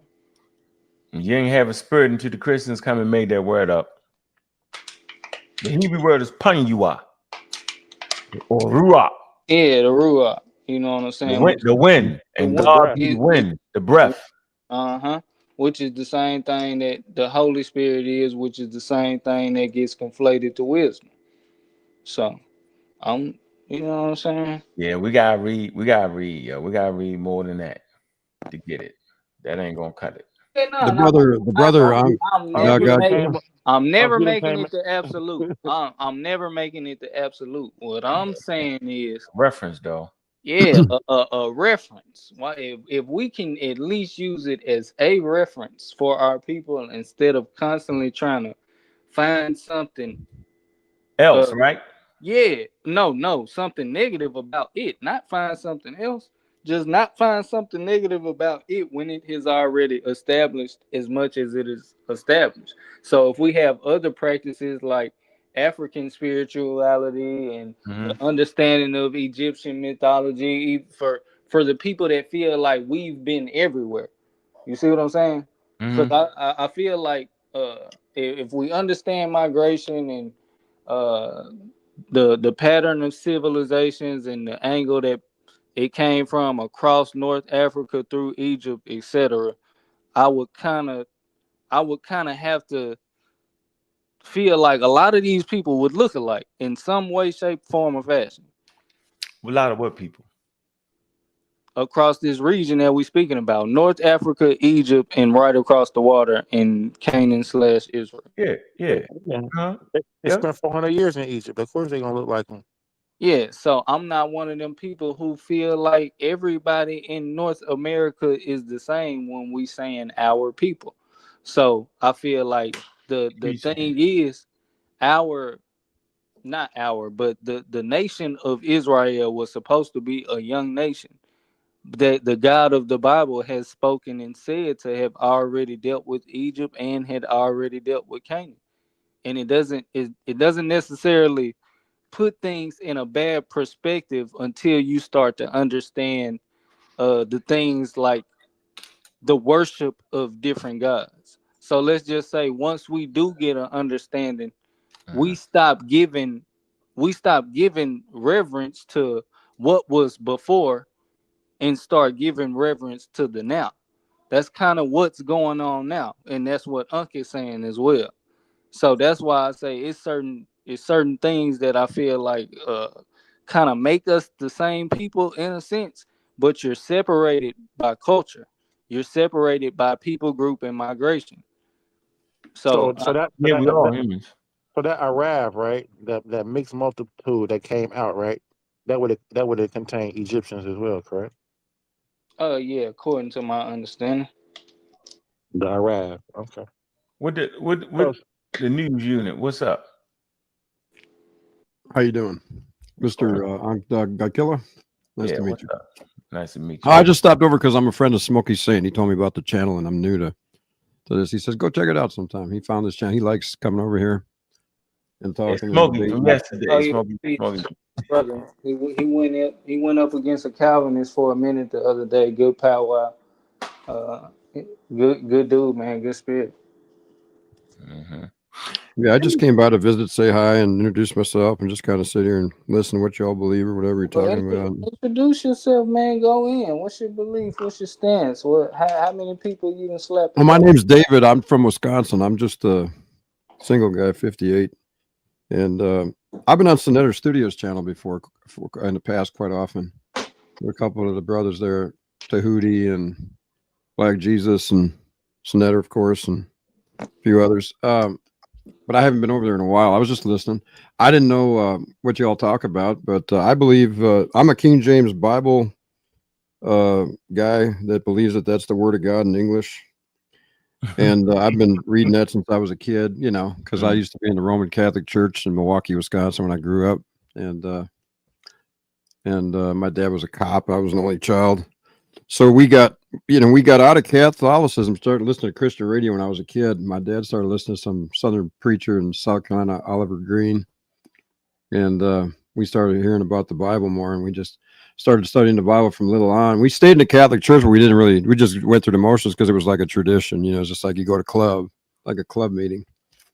And throughout my life, I went to a lot of Baptist King James churches, and I just been studying scripture, and I believe the gospel that Christ died for my sins and that he's God, even though I don't understand how to put that together all the time with the Godhead. You know what I mean? Yeah. I'm just being honest with you, you know, because I look at it this way, because it says in scripture that God's ways are not my ways. You know, he's far above my ways. You know, I'm the creature, he's the creator. So I just leave it at that. And I mean, he says, be still and know that I'm God, you know. And so that's what I'm just trying to do, is just increase the knowledge of God and just, you know, believe on the Lord, that he died for my sins, was buried, rose again. Now he's ascended into heaven, just like it says, bodily. And I was listening to you guys because I've talked to Hebrew Israelites before. I'm not saying you are one or whatever, but you know, I'm just listening to you talk about like ancestry and stuff. I know that's a big topic once in a while. And in the black community, basically, a lot too, talk about it. Because I've been on Sonetter and they talk about it a lot. But anyway, I was just curious, you know, because they used to tell me that a lot of Hebrew Israelites tell me I'm an Edomite smitten with madness, you know. Yeah. Right. Mighty. Right. So they like to say, you know, Yahweh Ba'Shem, Yahweh Shai Ruach Kadash, all blessings honor to double apostles and elders, the great millstone. So let me tell you something, brother. I'll say, Kala Yahweh Shema Mashiach Yahweh Shai Barak Kudashuak, and I do not feel like no matter what nation that you are, that you just subject for death. You know, I feel like it's a scripture in the Bible that pretty much says any nation that's going to be alive at any point in time is going to be subject for mass destruction if you're totally going against divinity. And I feel like that's what the Most High is considering himself as, whatever spirit is giving this divinity, as if he has the understanding is as far as intention, that he has the correct intention. So I feel like there may have been other entities that you could have got the wrong intention from, or you know, could have led you down a spiritual path that wouldn't have got us to transcend into what we consider that interstellar. So that's what I was asking you about the history for previous too. So when you talk about nations and what kind of judgment you gonna have according to the nations and stuff like that, bro, we can do. You know, if I wanted to, I could give a class on that kind of stuff. But it's like I don't. I've done that early years ago. Me and my brothers used to do breakdowns and read the scriptures and go into the Hebrew and all that.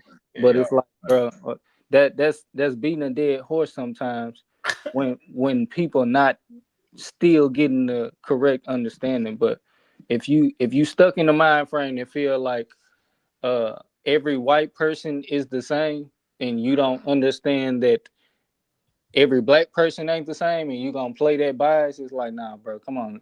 If we mutts, they mutts too. So if we can find white men in our lineage a couple generations up, I'm sure they can find black men in their generations as well.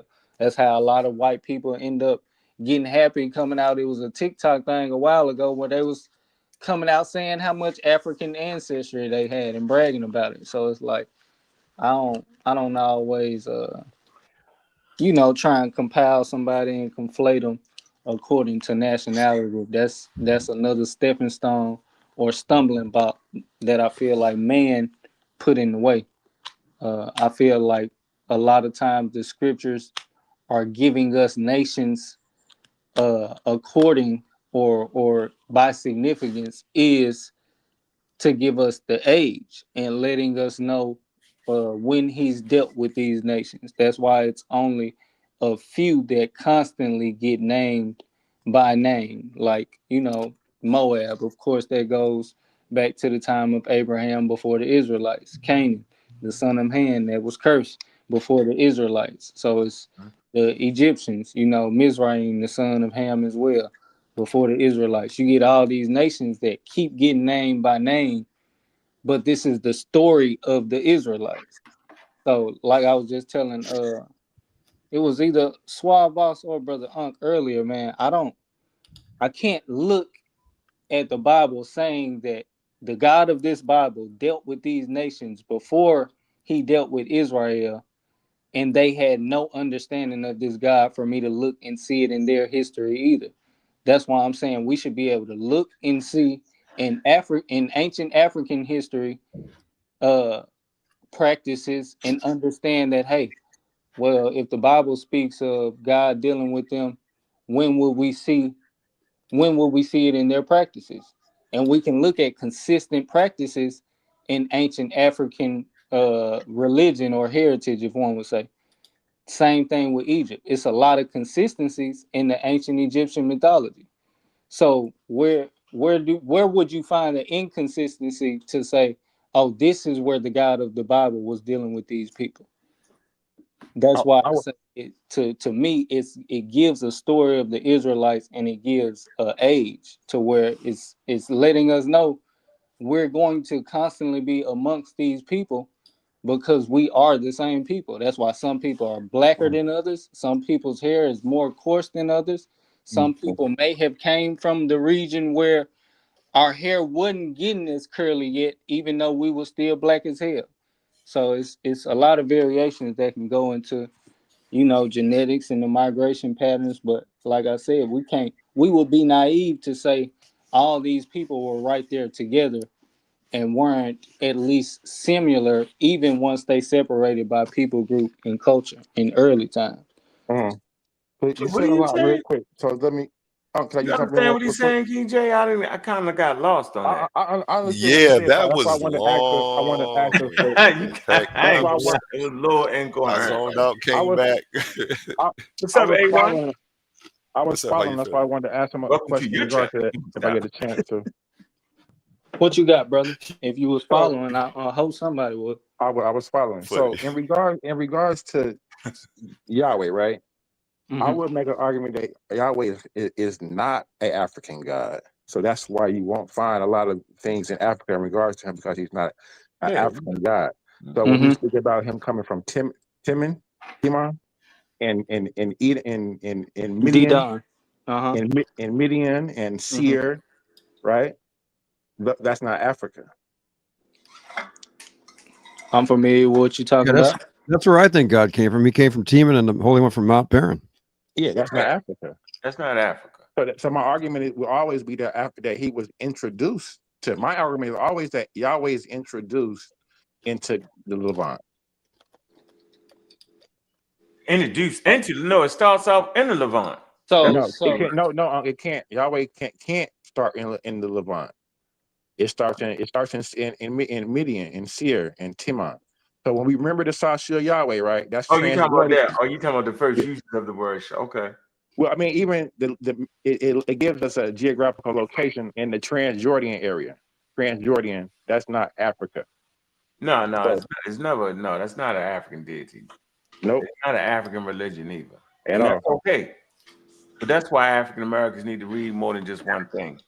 And your first clue is you African Americans are not Egyptians. They're not Northeast Africans. Not at all. It's just simple. It ain't hard to get that concept. They're Yeah, not so Native when Americans. you say African Americans, that's what so you believe everybody over here that's melanated with I guess somewhat coarse hair is of the same people group? No, I'm saying that people that came through the transcontinental slave trade, 35 million of us, are African Americans, and we do not know our ancestral shrines. We do recognize where we come from, but DNA does not give us our distinct ancestral shrines. You know, our clan, our tribe, our nation. It don't give you that. So, but we are African Americans. Those who got caught up in the largest forced migration on planet Earth. I recognize that. I hold on to that. I think it's important to teach my children that. We just lost the war, bro. And that's okay. So you got to recognize the loss. You get a lot out of a loss. But if you continue to run from that loss, you can get nothing from that.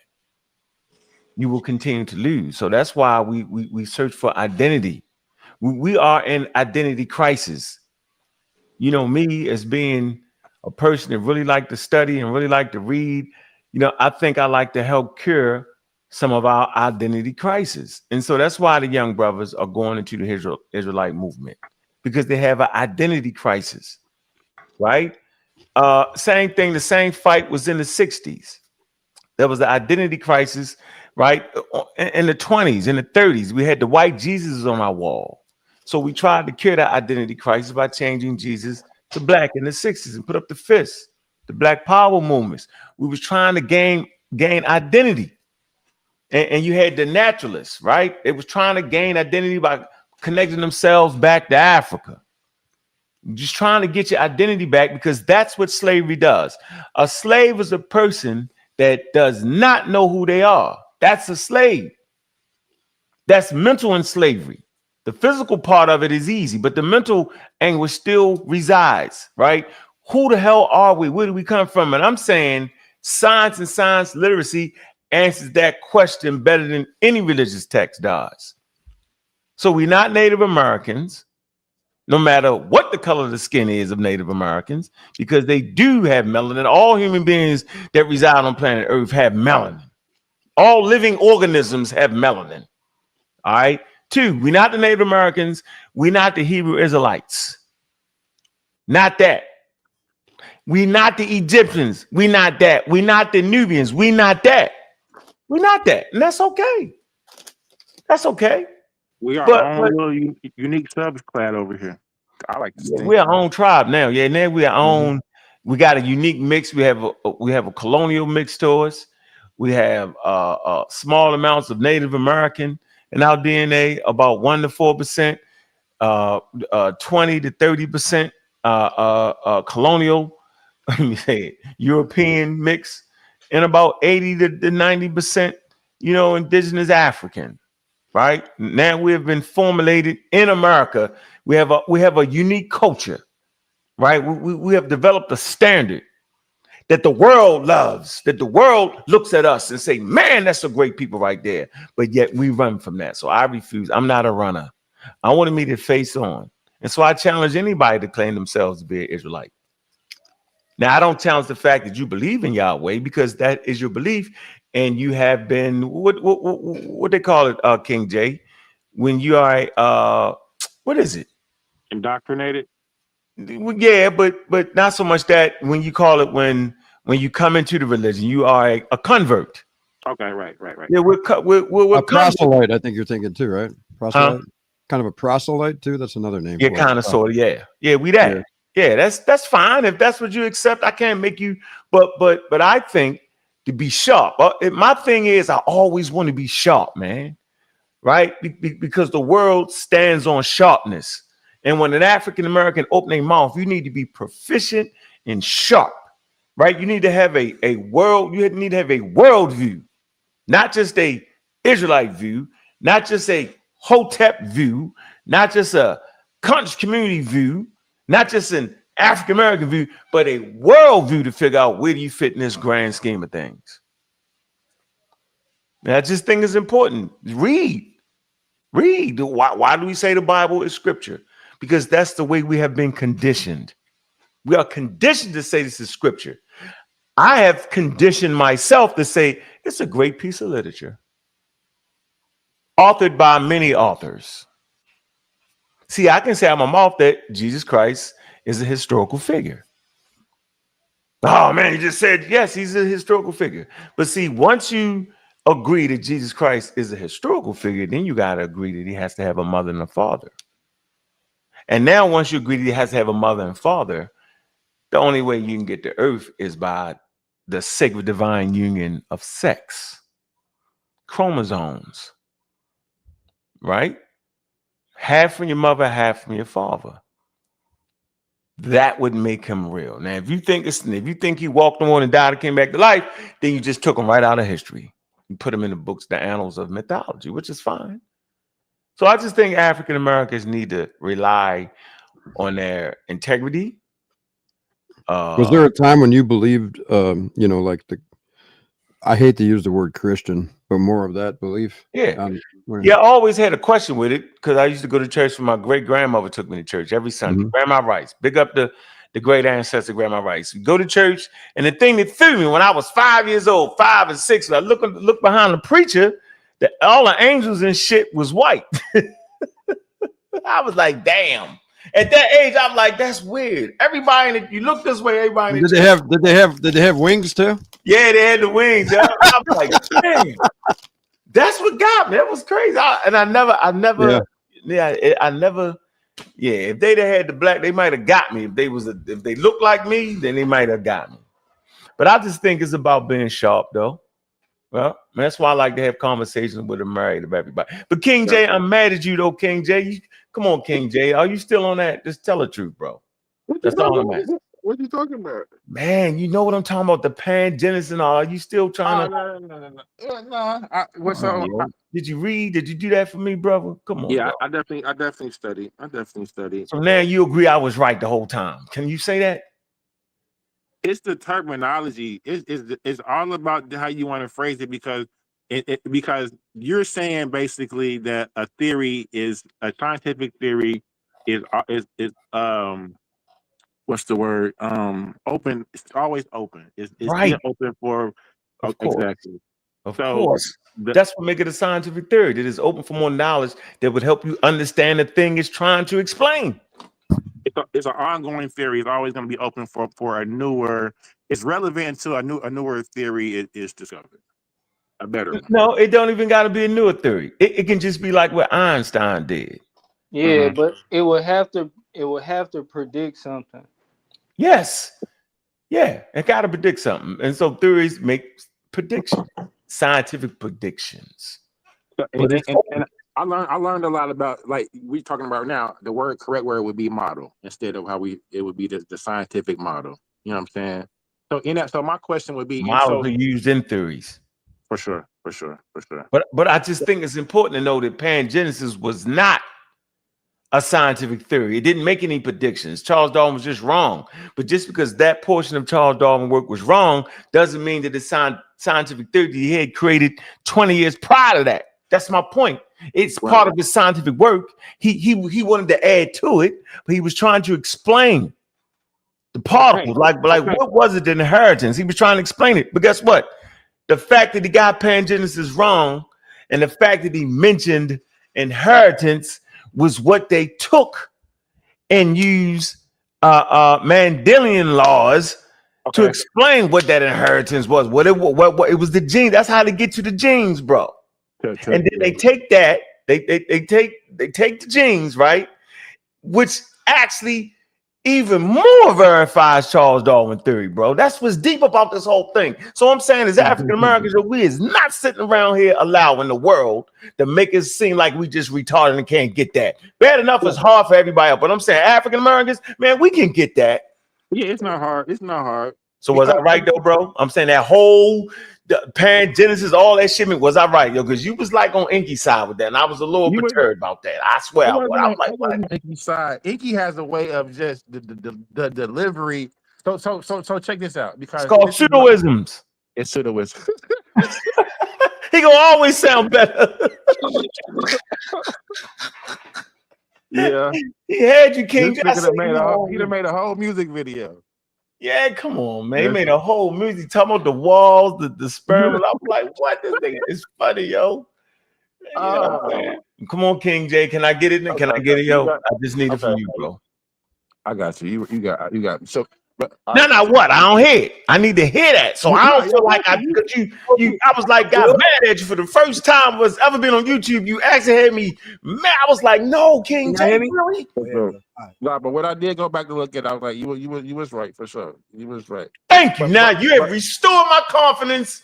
Thank you, bro. No, you did, bro. I learned one thing about it. I learned a lot just from just going back researching on what I, you know what I'm saying. Right. So, thank you. Appreciate that, bro. What do you think about the Bible being scripture, brother? Gut Killer. No, it's literature for me, not scripture. Oh, that's right. I remember you said that. Sacred and divine to me. That it may be scripture to you. I can get that. Right. Right. I'm not knocking that, but it's I think it's a great literary work, yo. Yeah. So how is you? Do you believe? What do you believe about like where you're going when you die and all that? And if there's a God and everything. Oh, I don't think there's no way to go. I think hell. My mother and father no longer on Earth, but they reside in the gene pool. So there ain't no way to go.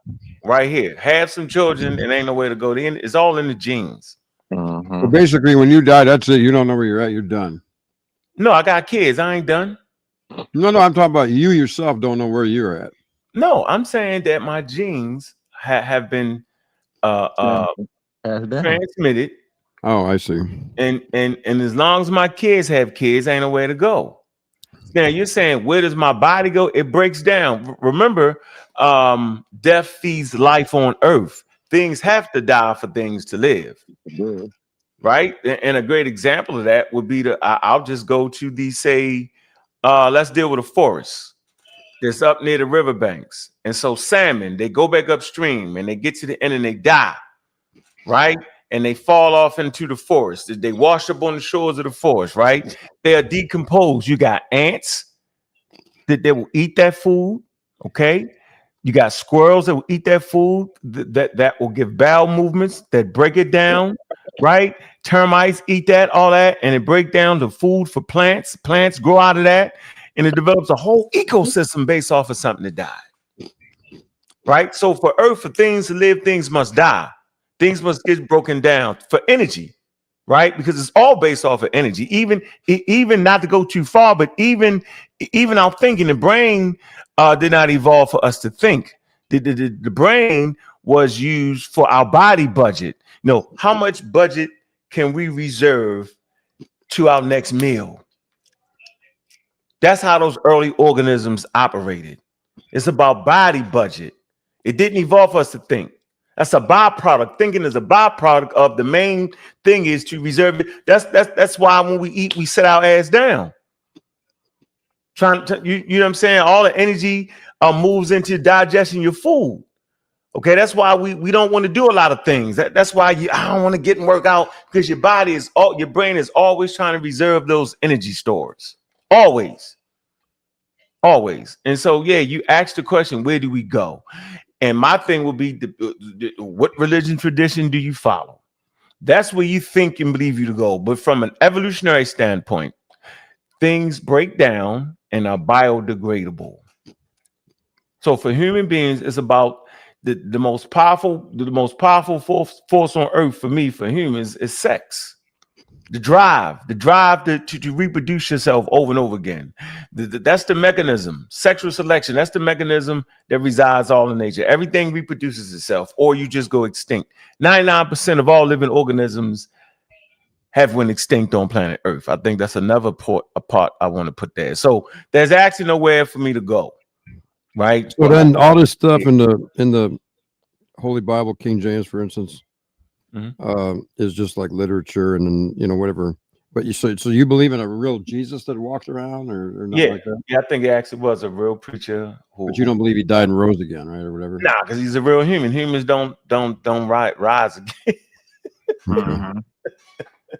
There was a real Pontius Pilate as well. So I believe, you know what I'm saying, like that event.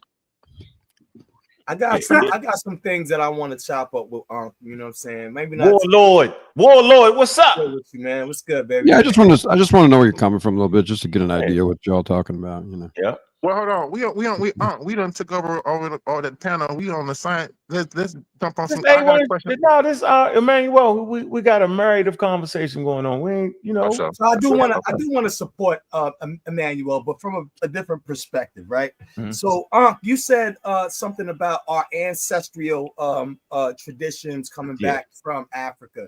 You know what I'm saying? And also we talked about DNA, you know what I'm saying? And that many of us do have admixtures. Now I have 12%, which is, you know what I'm saying, which is 12% Native American, which is pretty high for pretty the high. average. Yeah, you know what I'm saying? African American. Mhm. You know what I'm saying? Also, I also do have a smattering of East African, Afro-Asiatic, right? Okay.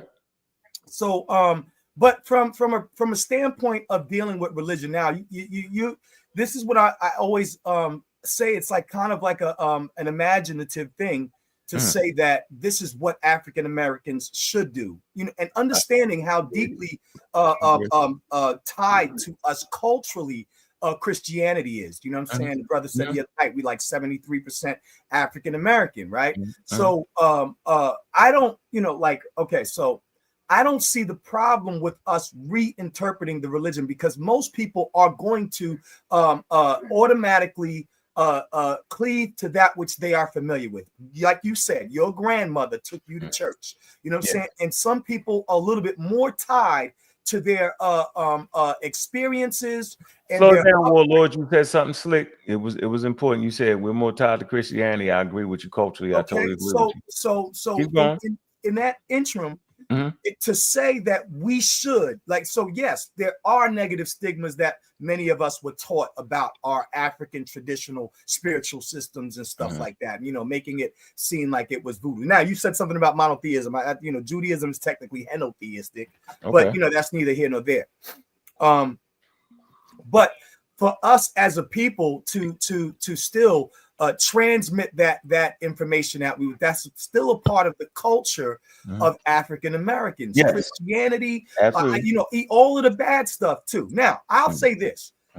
The gun was used against us to oppress us. You know what I'm saying? But does that mean that we should not, you know what I'm saying, use guns to liberate ourselves? I think anything can be used as a tool. You know what I'm saying? For liberation. If it was used for a tool of oppression, it can also be used as a tool of liberation. You know what I'm saying? And that's pretty much what my premise is. So wait a minute, Warlord. I stand correct. I didn't say we should practice African. I didn't say that. Or that we should study more about our African. Yes, that's all I said. I said we should open our worldview up. I didn't say that's fine. Yeah, I used to say that years ago. You should practice. No, that's no. But again, like the Ethiopian traditions of Christianity, some of the early origins that we know were transmitted in the from the Afro-Asiatic cultures, right? From the Nile Valley traditions, the God Kings and such, that we do see transmitted over into Judaism. That lets us know that there is an African foundation for how even they practice that Middle Eastern, you know what I'm saying, Eurasian religion. Its origins, its roots, you know what I'm saying, was deeply rooted in East African traditions because of one simple thing. You know what I'm saying? Transmigration, biogeography. You know what I'm saying? We evolved and we moved up from the base of the Blue Nile into these areas that we now say, well, that's not Africa. Those niggas were still more African than the people who live there today. Slow it down. Now you gotta slow it down. Slow it down. Yeah, you're doing a lot. Yeah, you did. I gotta stop, son. I've seen it. I'm trying to tell you a story. Yo was doing good, boy. See, He's trying to say these They always do that, Neo-Assyrians. though. Yeah, boy, I caught him. What I'm saying is essentially that we do have the ability. That's funny, yo. Religion and how we interpret religion. You already don't believe that it's real to begin with. So why is it that we don't have the ability? No, I didn't say that. I said it was cultural. Evolve and dictate and redefine how we look at any religion. We do, but don't nobody believe it when we reinterpret it. There ain't nobody reading the Ethiopian Bible, yo. Even the stark black power Christian ain't taking that for real. Yeah, because you just come on, bro. Nobody's actually thinking. Right now. Look, nobody's actually thinking that the Ethiopians got the covenant for real. You know what I mean? We're not really reading. We're gonna talking and passing, but we really not sitting down. Come on, yo. You don't never see no white folks tear down their own royal blood lineages that have what do you call parabolic progenitors. Culture is a part of a people. Now, as African Americans who did receive the Christianity that we received, you know what I'm saying, on this side of the world, you know what I'm saying, we still have and reserve the right to interpret it in our own best benefit, like anybody else can do. Yeah, but you can't make it up past the people that made the damn story. You said it was made up to begin with. Who cares? Yeah, but they made it up, so you can't then remake it up and then say it's the word of God. You could do it. Answered a lot of the questions that have even been in the Bible, and also dealing with science, dealing with evolution. We have come to some understandings that even Darwin and them didn't really discuss too much concerning race and the origins of mankind and the origins of civilization and how it looks like now we're looking at DNA and looking, You said what? Darwin didn't? He did talk about the origin, but he still remained primarily racist, bro. I don't want to argue that. There wasn't racism in Darwinist thought that why do you say that? I'm just wondering. We had scientific racism as well. Also, he wanted to bring up the sacrifices. How many people were sacrificed? You saying too many ideas, my brother. I mean, he running. Come on, yo. No, You running the gamut now. But look, what you not gonna do? We already know he was talking about plants, not the black race in that origin of man, race of the man. We already went through that. It's talking about plants and stuff, not people. So now let me just say this. So from a theological perspective, when we when a lot of our ancestors looked at the Bible, they saw God as a God who protected the poor, as a God who protected the sufferer, as one who sent out emissaries to defend the poor, to defend the heavy laden, the burden. So when we interpret it from a psychological perspective, we were able, our ancestors were able to empathize with the conditions that were going on in the scripture. If we were able to empathize, and that means that we're able to identify with. And that's why we see the Israelites. So you mean that they were justified by being Ethiopian Hebrews, you say, the black Jews of Harlem, because it was easy for us to. I'm almost finished. I'm almost gonna land my plane. I promise. I was silent for a long time, baby. So for us to interpret and identify and empathize with key principles that we see in the scriptures coming up even into the New Testament, that is the way that people are supposed to interpret holy texts and scriptures. Wow. Not from a always from this literal perspective, but understanding what we are supposed to get out of the book. Liberation is a strong topic. Freedom is a strong topic. Yes, we see negative things happen in the Old Testament so that we can see a gradual progression. Gliding past the airport, yo. In the New Testament. You gliding past the airport. I know you was landing, but you overshot the runway. I see somebody in the chat say Darwin laid the foundation for eugenics. He did not. I didn't say that. His second, not you are reading out the chat. Galton did it. I didn't say nothing about eugenics. No. I was reading out of the text. I mean, out of the chat. Galton did that. And it was based off a misunderstanding of Charles Darwin's theory of evolution. And Charles Darwin did not agree with his second cousin. He's like, nah, man, you messed that up. Basically, go back to you. Go ahead. Go ahead. I just want to get back to you. You can interpret it any way you want, right? But from a theological perspective, at some of the great theological colleges, it's a crock of shit. At the end of the day, bro, there's a culture that the biblical text is safely fixed in. You can't usurp it. At no point was the biblical text talking about African Americans. Not at all. Wouldn't have known about an African American, wouldn't have cared about an African American. They were simply expressing their worldview and their interaction with the superpowers of their day. Simple as that. And if that's all you have, because that's all we had was that, then you play that game of interpreting it to help you make you feel better. But I'm saying now, in 2025, as African Americans, we can read world literature. Real quick question for the gentleman that runs the channel. Do you mind if I share this on my audience? Because I'm gonna be doing dishes and just listening. And Put a shirt on first. Yeah. I'm glad you thought of that. Go ahead and shoot that on over there. Yeah, I'll shoot that on because then they know where I'm at too. Because I'm not broadcasting live. I'm broadcasting live like 24/7 on my channel. All right, thank you. Want to see your bird chat. Anytime you pop up, go ahead and share it. When I don't want people to do it, I'm gonna remove it one day. But right now, oh, you talking about the stream? It's inside the StreamYard. It's an option. Anybody can always share this to their channel when they come on here. Every time you come on here, do it automatically, please. Don't ask. Okay. Do it automatically every time. Zion, every What do you time call come this? over here, The debate automatically hit it league? to your people. Titans debate league. At Titans Debate League. This is Coliseum Arguments. I have a sister channel too, but this is the debate league section. Good. It all started around this name, Titans Debate League. Okay. And then I thought, where would Titans be? So, I used AI for that. It gave me some names. Appreciate you popping up on the channel. Do you always have your shirt off, or do you wear you clothes gotta ever? put it down. Yeah, you gotta. I ain't want to say it. I ain't want to say it. Let's That's parade. Let's put a shirt up, brother. You look pretty fit. Here's the deal.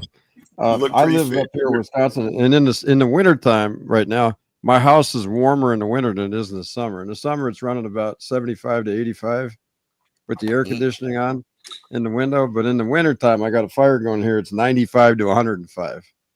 Oh, okay. Yeah, I got it. Because I burn wood, yeah.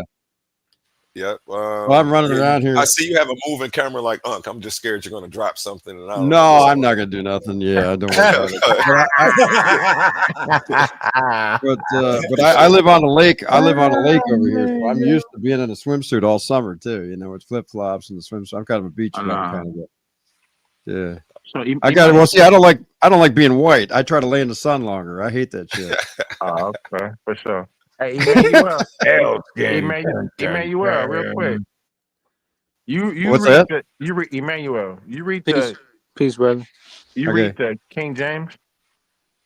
Yeah, me too. So the King James, if I'm not mistaken, it draws off of the Masoretic text for the Old Testament and the Texas Receptors for the New Testament, correct? For the Greek, right? Yeah. Well, probably. So what if I told you that was outdated? So basically, you're reading outdated manuscripts because none of them draw from the Dead Sea Scrolls. They're from a primary source. Is that correct? The Dead Sea Scrolls, nor the Codex Sinaiticus. Yeah, if you told me that, I would be aware. You would be aware. Yeah. So why is that? So it's like, for instance, when you were pulling up the Strongs, I'm like, oh my God, like, why isn't he pulling up? Why aren't they in the Hebrew Aramaic lexicon, where you can getting the more recent scholarly translations of the words instead of the outdated text? What are you talking about? You referring to my debate or something like that? No, I'm just talking about just the King James Bible in general and what it contains, right? So if it's drawn from the Masoretic text, right? So we do know that the Masoretic and the Dead Sea Scrolls have two different translations, correct? You said the Masoretic text and the Dead Sea Scrolls, correct? Right. So my question is, why aren't you using the updated scholarship. So if so, the Dead Sea Scrolls are older than the Masoretic, correct? The Septuagint and the Dead Sea Scrolls match, right? Yeah. Uh-huh. They don't go with the Masoretic, correct?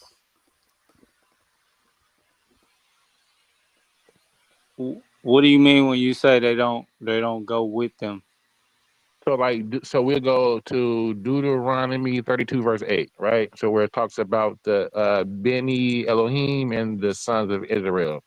The Dead Sea Scrolls and the Septuagint will give a translation of Beni Elohim, sons of God. The Masoretic text will give a transliteration of sons of Israel. Correct?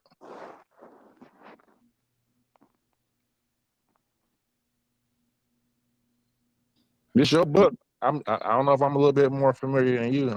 These just some questions. You was asking them what though? Oh, okay. You talking about Deuteronomy 32 verse 8, huh? you talking about set the bounds to the number of the children of Israel. You talking about the Where he division of the portions the inheritance. land. Yes, where he portions the land. Yes, Mm-hmm. exactly. Which in the Dead Sea Scrolls and the Septuagint, they give a translation of Beni Elohim, right? Which You points said to a from the more Septuagint, or you said in the Septuagint, rather. Septuagint and Dead Sea Scrolls give that rendering of Beni Elohim, which is different than the Masoretic text, which is the King James, right? The King James says sons of Israel. Okay. And what's your premise? So you're not comprehending the point that's being made. So the Are point you that I drawing make. a distinguishment between the sons of God He's and saying the why children he's of still using Israel? the King James if Yeah, hold on. Let me dialogue with the brother real quick. Are you drawing a distinguishment between the sons of God and the children of Israel? It points to monotheism and the difference between polytheism, right? No, So I'm asking you, in your understanding, are you drawing a distinguishment between the sons of God and the children of Israel? well, so the primary source for that scripture actually No, comes I'm from the talking about according to your understanding. Do you draw a distinguishment yes, between the sons of yes, God and the children of Israel? the text do Okay, because that's where we're going to differ. Okay, well, we'll defer there because you haven't read the Dead Sea Scrolls or the Septuagint. Because if you did, you wouldn't make the argument. And Okay, so, if you I've debated it already. So okay, so do you know that comes? So are you familiar with the Ugarit script? I'm familiar with the fact that just because a phrase is used in a certain tense doesn't mean that it's not a specific people group. No, that's not the argument. That's not the argument being made, brother. It's just No, walk. that is the walk. argument being made if you're distinguishing the two. Because my understanding is that the children of Israel are the sons of God. So if someone makes a more modern translation, and instead of it saying sons of God or Bene Elohim, then if it says children of Israel, I'm not going to be ready to slice your throat. Well, we got to understand that during that time that there was no nation of Israel. So that eliminates that rendering being exactly. So there is no Israel, right? So the sons of God, the sons of Israel aren't the sons of God. For one, it's talking about gods.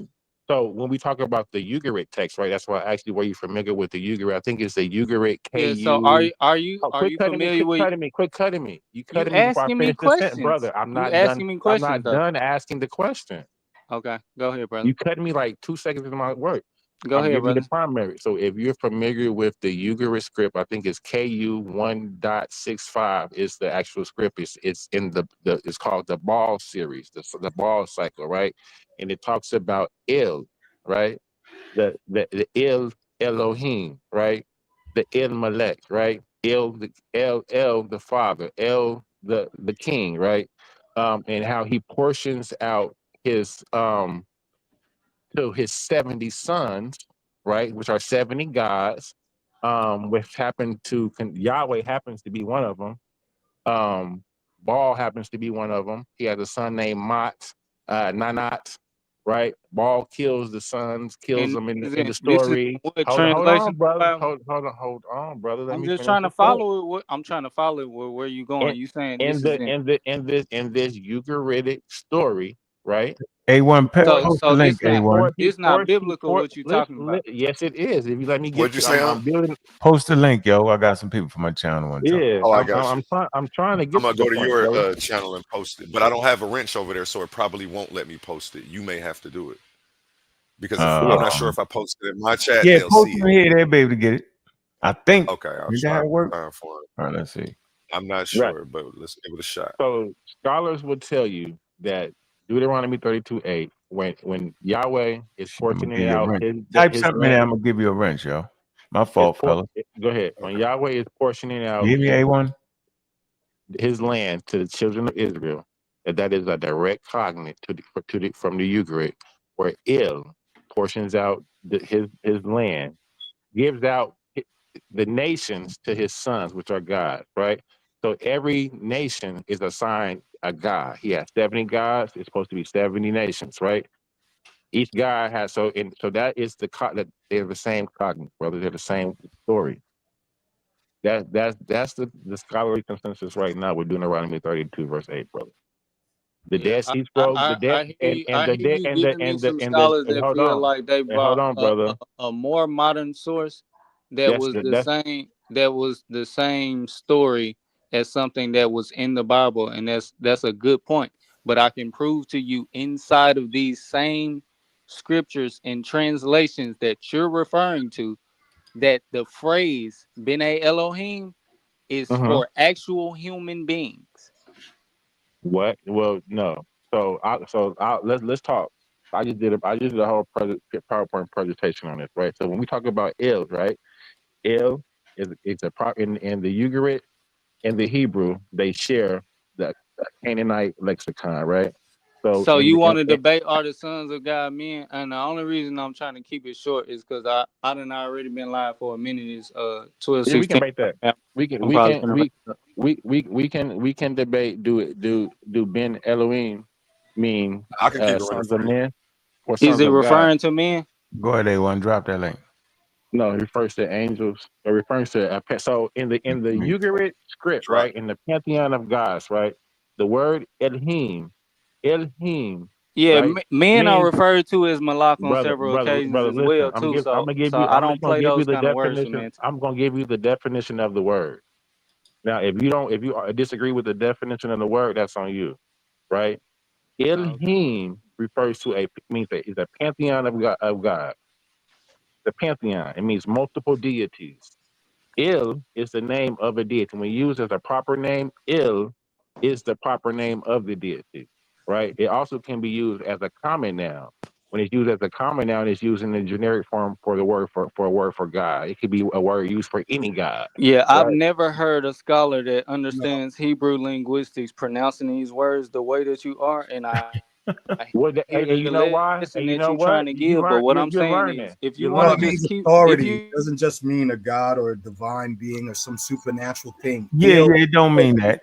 Authority. It could be a king. It could be a priest. It could be a human being Angel. who has power over you. And A what judge is an L. what instance are you using that in that? Because they have no No, I'm primary source saying or that's nothing what that you if just you look said. at the Hebrew definition, it can be anything that is a power or an authority, something that you are Brother, at the it whim says of. magistrate. They're talking about angels.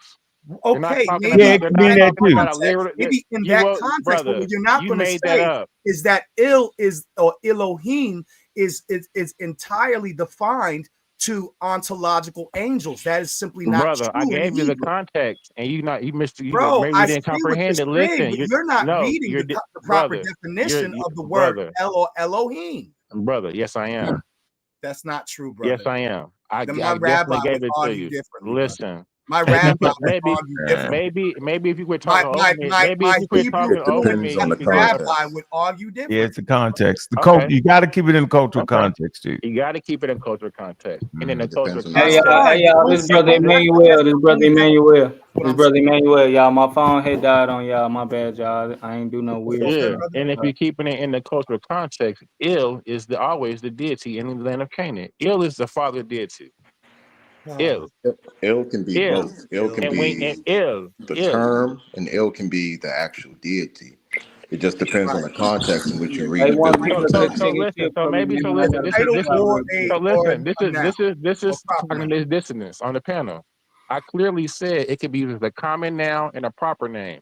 Understand what I'm saying when I say those things. When I said common noun, that meant generic term for God, and everything that you just said. When I said proper name, that meant as the deity.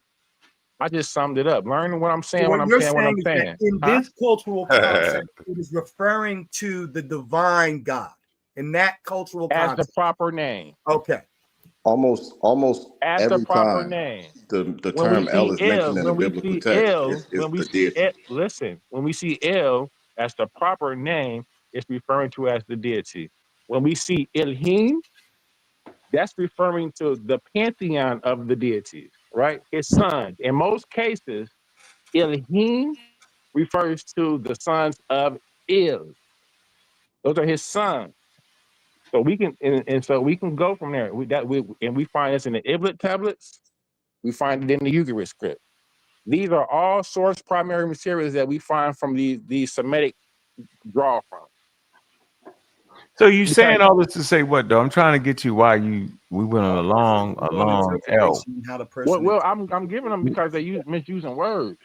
No, But you just asked for him why he ain't read the Dead Sea oh Scrolls, yeah, right? yeah. Back to that point. Yeah, Yeah, because because that is the point. We on this long. I got lost in the rapture. How about I that? did too. I definitely did What the too. hell is going on? It gives two different transliterations, right? So when we're talking about the Elohim in the Dead Sea Scrolls, it corresponds to the Ugarit usage of the shared the Canaanite lexicon of the usage of the words. Oh. They're all the Hebrew and the Ugarit are direct cognates, meaning that they have the same definition and they have the same root word. They have the same roots. When I say Il and Elohim, that's the Hebrew and is the direct cognate to the Ugarit, right? Were you And they saying and that they, to say what though?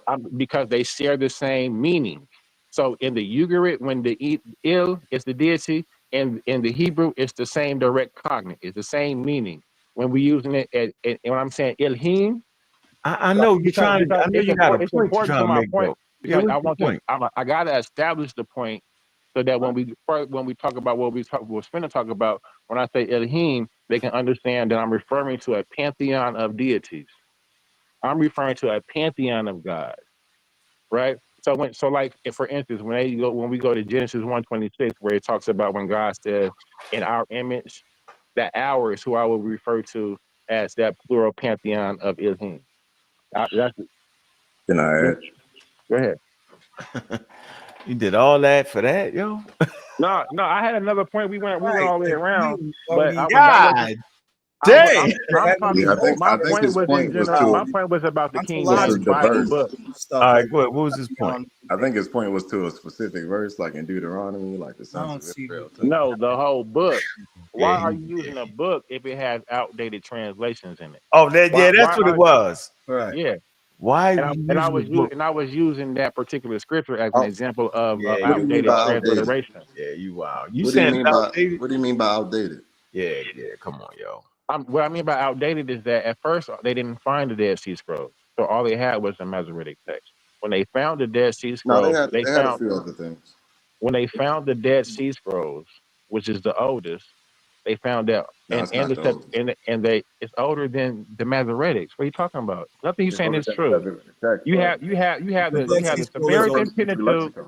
You have the Samaritan Pentateuch about 100, 200 BC, and then you have the Yeah, but Septuagint. The Septuagint. the only surviving The translations of Masoretic text the is later, Pentateuch are and then you late have the Dead Sea Scrolls, which is Greek about 3,000 versions. BC. Huh? So Yeah, no, he said the JP. when they found the Dead Sea Scrolls, everything that they found in the Masoretic is about 7,000 inconsistent differences. Yeah, 7,000. most of them are small, inconsiderate differences. But How are they small when you can't change one word of no, God? that's That, if you go if you but it's go seven if you thousand. go on But a it's if seven you go on the thousand. Dead Sea Scrolls. Listen, if you go on the Dead Sea It's Scrolls official 7,000 website, differences. But God no, tells you don't change you're not making or up the add number one. though. Hold on, You're hold on, making hold up that on. number. So God says don't add or take away one thing, but there's 7,000 differences, and Yo, that you doesn't country. matter. Go ahead. Okay, I'm not saying it doesn't. I'm saying most, like the New Testament, when you have different variants of the text, and the consensus in scholarship tells you that most of the differences in these variant texts are insignificant. Not to say that they aren't important, but they're insignificant because they are changes of the way that the letter, I mean, that a word But was that's not written. right because It's if one simple. makes you It's think simple. about if it tranks you from monotheism to polytheism to monotheism, it's a big difference. Yeah, but people That's don't know how that's to the read No, the only it's that text that critically. henotheism. I said that earlier. It's henotheistic. Even with the People heavenly still host. read the biblical text from a Yeah, religious man. point of But view, nobody's so they don't denying that really there have a were other critical. gods. It was just that there was only one most high God above them all. You know what I'm saying? It says it doesn't say have but the no other Bible it says the don't Bible have does no other gods at all. It says thou shalt not have any other gods before me. Meaning right, but that the he is Bible the isn't even principle. clear on what God that is because you have the Yahweh, No, it's right? clear. It's Okay. clear on what Yeah, God That's no, is. it's not subjective. That's clear. all Hold It on. subjective, is. man. It Let's is. go into it because Subjective. your name, One Subjective. mic, hold gentlemen. on, hold One on. mic. Thank you. Your name, Emmanuel Yalahawa, what let me suggest to me that you confused. Because when you look at definitions of words like You get on theophoric stage, his name names, because you don't know what a theophoric name is. A theophoric name is a name that contains the name of the deity that you're worshiping. So your name is Emmanuel. You know what that means? You're evoking the God, the deity El. And your next name, you're Hebrew with evoking Adolf, and your next Hebrew name, with L. in your next name, which is also theophoric, you're invoking the name Yah. You're invoking two different deities in your name. That's for one. So when we look at the word Israel, Israel is a theophoric name. Look at these definitions of words. Theophoric, theophoric Israel. Yeah, because Israel, Judites worship Israel that. contains the name of the deity El. Go Because ahead.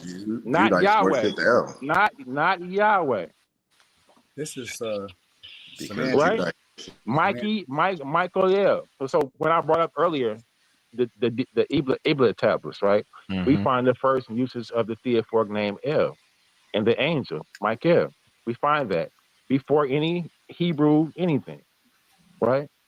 We find El worship in the land of Canaan before any Hebrew. We find Yahweh worship in Midian before any Hebrew Israelite. Can you prove that? Yeah. Can you show a source I that can prove Yahweh was a the Midianite deity? transmission. I can prove the transmission and the mechanism. Just show Right. So when we look at the Bible, the transmission would have been through from Jethro to Moses. Yeah, but Right. that's Bible though. That's That's the Bible nonsense. yeah, I'm that's talking about Bible. historically. Can you prove that We Midianites would are even a people? historically we would go to the Solibs inscriptions, and I can show you how the Egyptians enslaved. You said Midianites. I was just wondering Yeah, if I am. If Yeah, brother, Midianites were actually listen. the You need to Ethiopians, understand my language because I'm saying the words that you just don't black comprehend. people. If you read the Solib inscriptions, they show the So enslavement of the big. Shashu of Seir. Do you know where Seir is? It's Midian. it's no It's academic Midian. It's consensus the on same where it area. is. It's the Some same people say thing. The Edom, Shashu is Edom. Right. So like I mean, come on, brother. but it's not an The academic Shashu of consensus because Reuben. we don't The really know. Shashu of Yahweh. These are Transjordan tribes. None of them tribes are in the Levant, right? When you want to talk about Levantine tribes that worship El, you talk about the Amu. Talk about the Amu. The Amu and the Yah and the Shashu are two different tribes. The Shashu of Yahweh tribes are in the Midian Edomite area. The Amu, Habaru, Levant.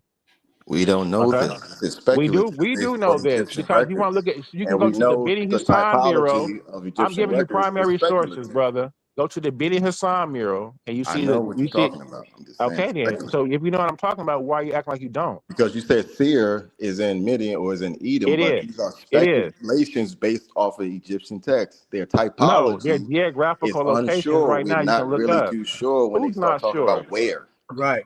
Brother, in your own Bible it You're says Yahweh speculating and came you're from making things up. Timon. Brother, it's in your own Bible it says Yahweh Oh comes no, from I'm Timon. not I'm not a Bible believer. Yeah, we ain't the Brother, Bible. Let I'm me just say me this saying. real quick neither. though. Just I would saying. like to say Just this. Right. So if understand you're the not a text Bible believer, critically. look at the geographical locations. They're real Just locations. I'm saying, just understand the text critically.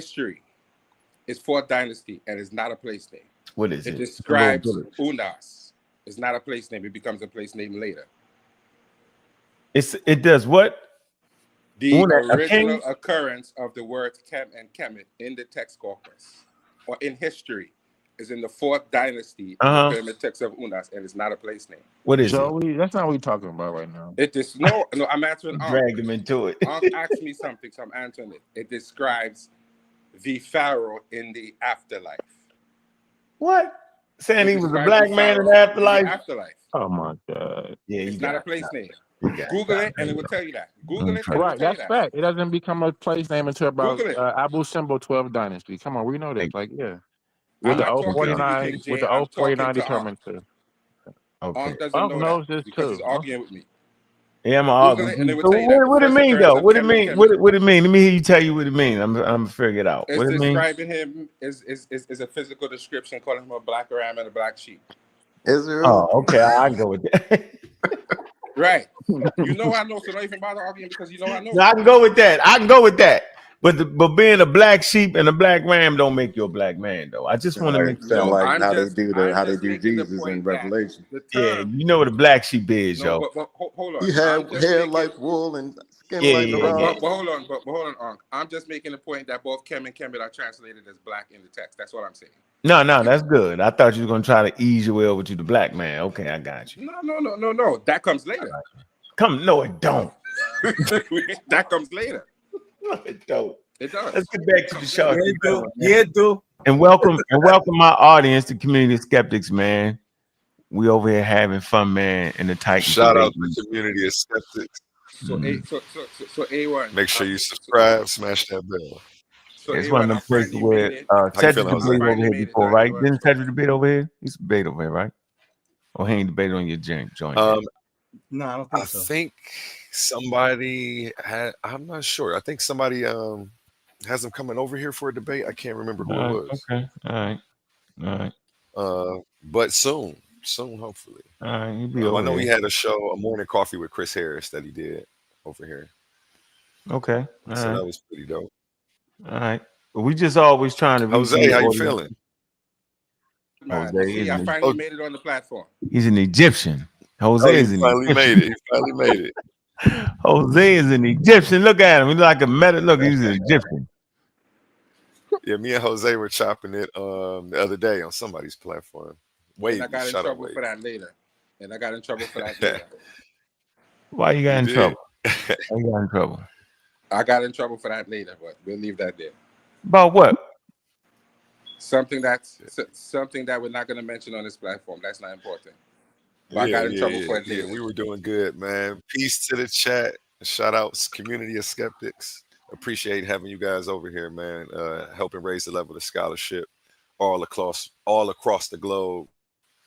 Let me drop a bomb for y'all. First time you guys have hit the panel. Where are my sound effects? There we go. Emmanuel dropped off. This was his show, but I'm sure he's got work in the morning. I'm gonna hold it down for y'all, gentlemen. Now, Oh, he gonna go to work? He gonna go? Why he gotta go to work? He's definitely. Don't go to work. Let the We Most going to High. go to work. The in the Most High will morning. carry you through the day. Oh man. Go ahead, King J. Go ahead with the L. King J, you had a point. I derailed your point though, because you threw some. You wrong, B. Yo, you wrong for that, man. God bless the child who got his own, nigga. What you talking about? Hey, War Child, you funny too. So why you not an atheist no more, War Child? What happened? You are, man. No. You I need to stop understood. that. I understood that. You know what I'm saying? As a human being, that there are certain requirements. You know what I'm saying, that are needed to the identity, to unity, to community. You know what I'm saying? And so, I understood that that some of the choices that I made when I was younger, when I was redefining myself, was some of the best choices I ever made. So I had become a Rastafari when I was 15. Okay. You know what I'm saying? It was part of an organization, part of the Nyabingi order. You know what I'm saying? I had elders, I had, you know what I'm saying, community. And when I didn't have that, you know what I mean? It didn't feel the same, yo. You know what I mean? Just the world was bleak. So, Yeah. Hit the link. That's why, that's why, you know, I returned to my So no. So you was an atheist then? When I was a Rastafari? Yeah, when was your So like even with the Rastafari, there's many ways to, of how people interpreted things. I mean, you might still call things pseudo, but you know what I'm saying? We already had people talking against this whole idea of a God in the sky in Rastafari for a long time. You know what I mean? Still, so we started seeing the divine within living and within nature, within the natural. You understand what I'm saying? Okay. But I would say, you know, when I talk about like the divine, divine is within was within us. You know what I'm saying? It's within What man. made you go back though? I'm trying to tell what made you go back. Oh man, being around some of y'all freaking atheists, y'all are some of the fucking evilest Negroes on the planet, dude.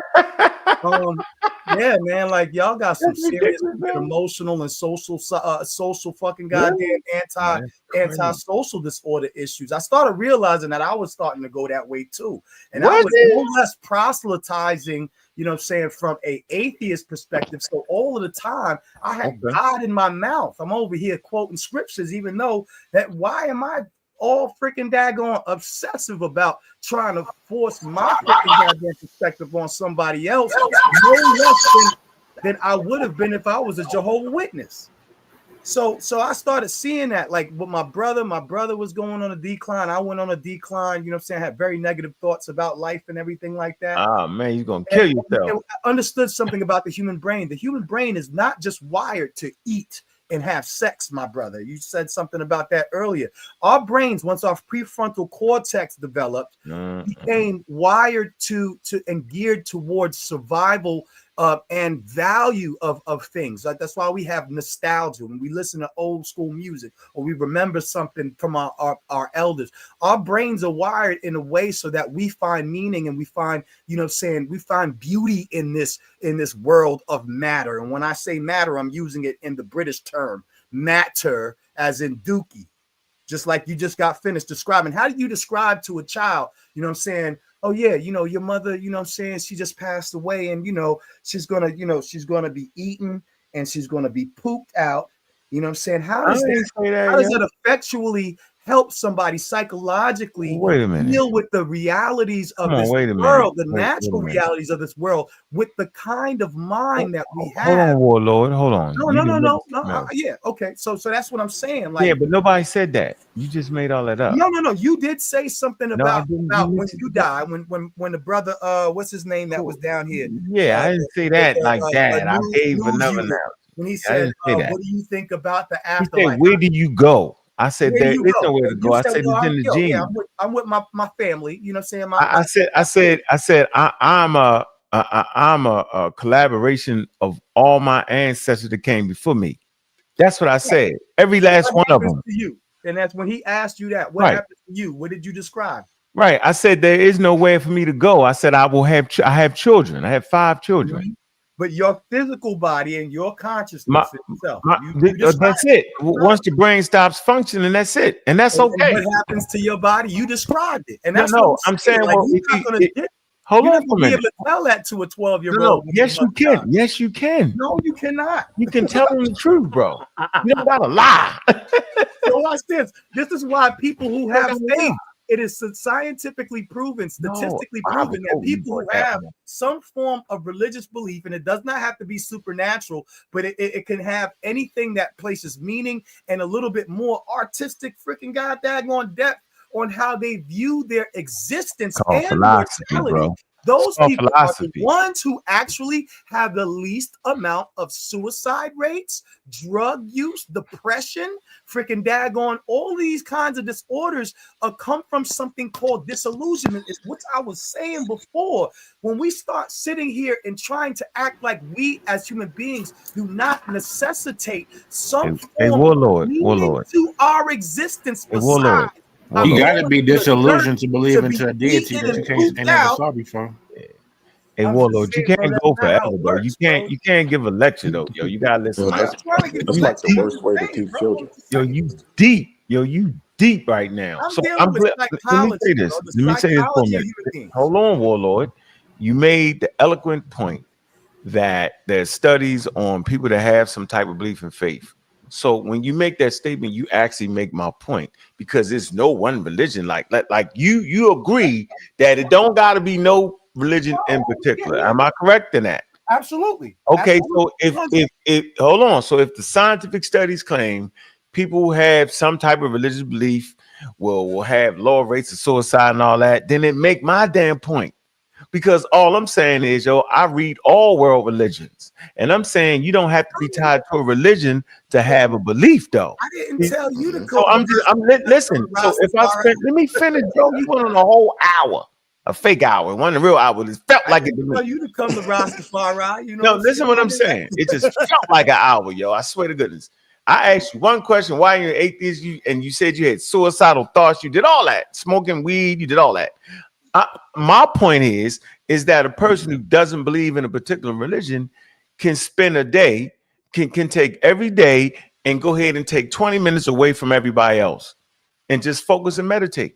Go to a quiet place and unload and download and relax. That's the same effect, bro. So my point is, the reason a person will have suicidal thoughts is because they need to talk to some damn professional help, bro. Seriously, like, and if you have an addiction, go to a facility that deal with drug addiction. I'm saying, as an African American man, I'm not going to chase you to a religion to stop from doing that. It's something else going on. So It's watch something this, deeper though. you need to Watch be this. brought out. It's the Watch point I'm this. making.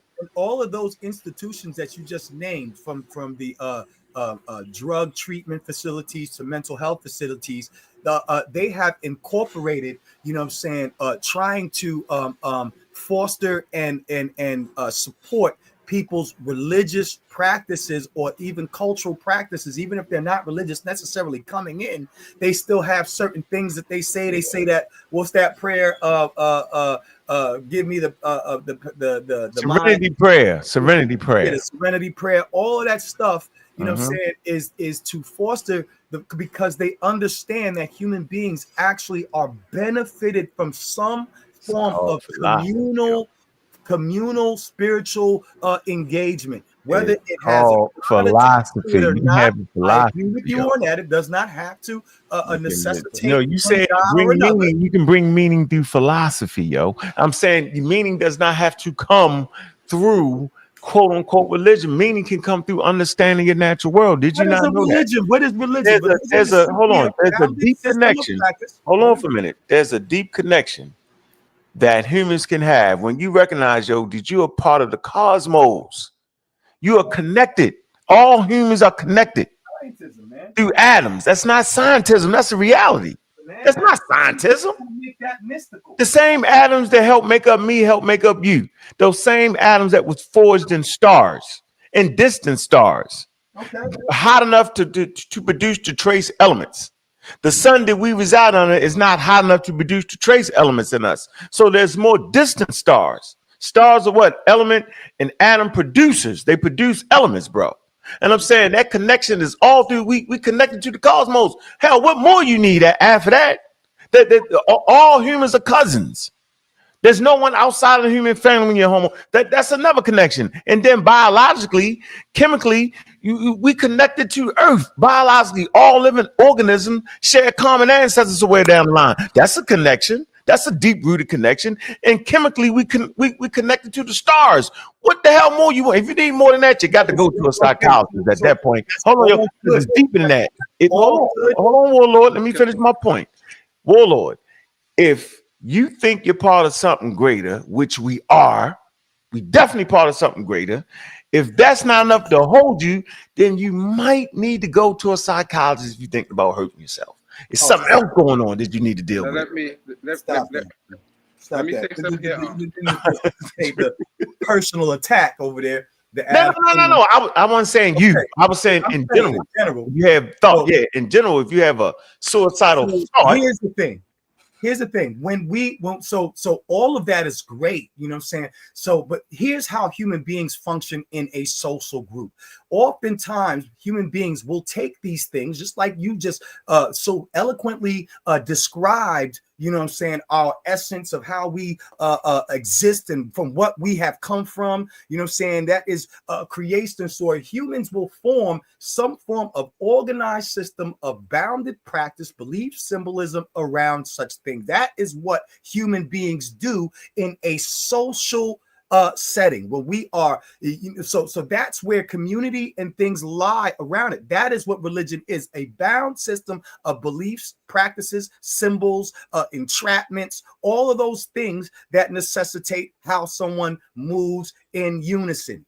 Right? Human beings function no less than any other primate. And so there is going to be some form of hierarchical structure and leadership and what have you. So what we're not going to do is sit here and say, okay, we, you know what I'm saying? I'm, you know what I'm saying? I'm this in my existentialist, you know, perspective. This is how I see the world, and this is how everyone else should.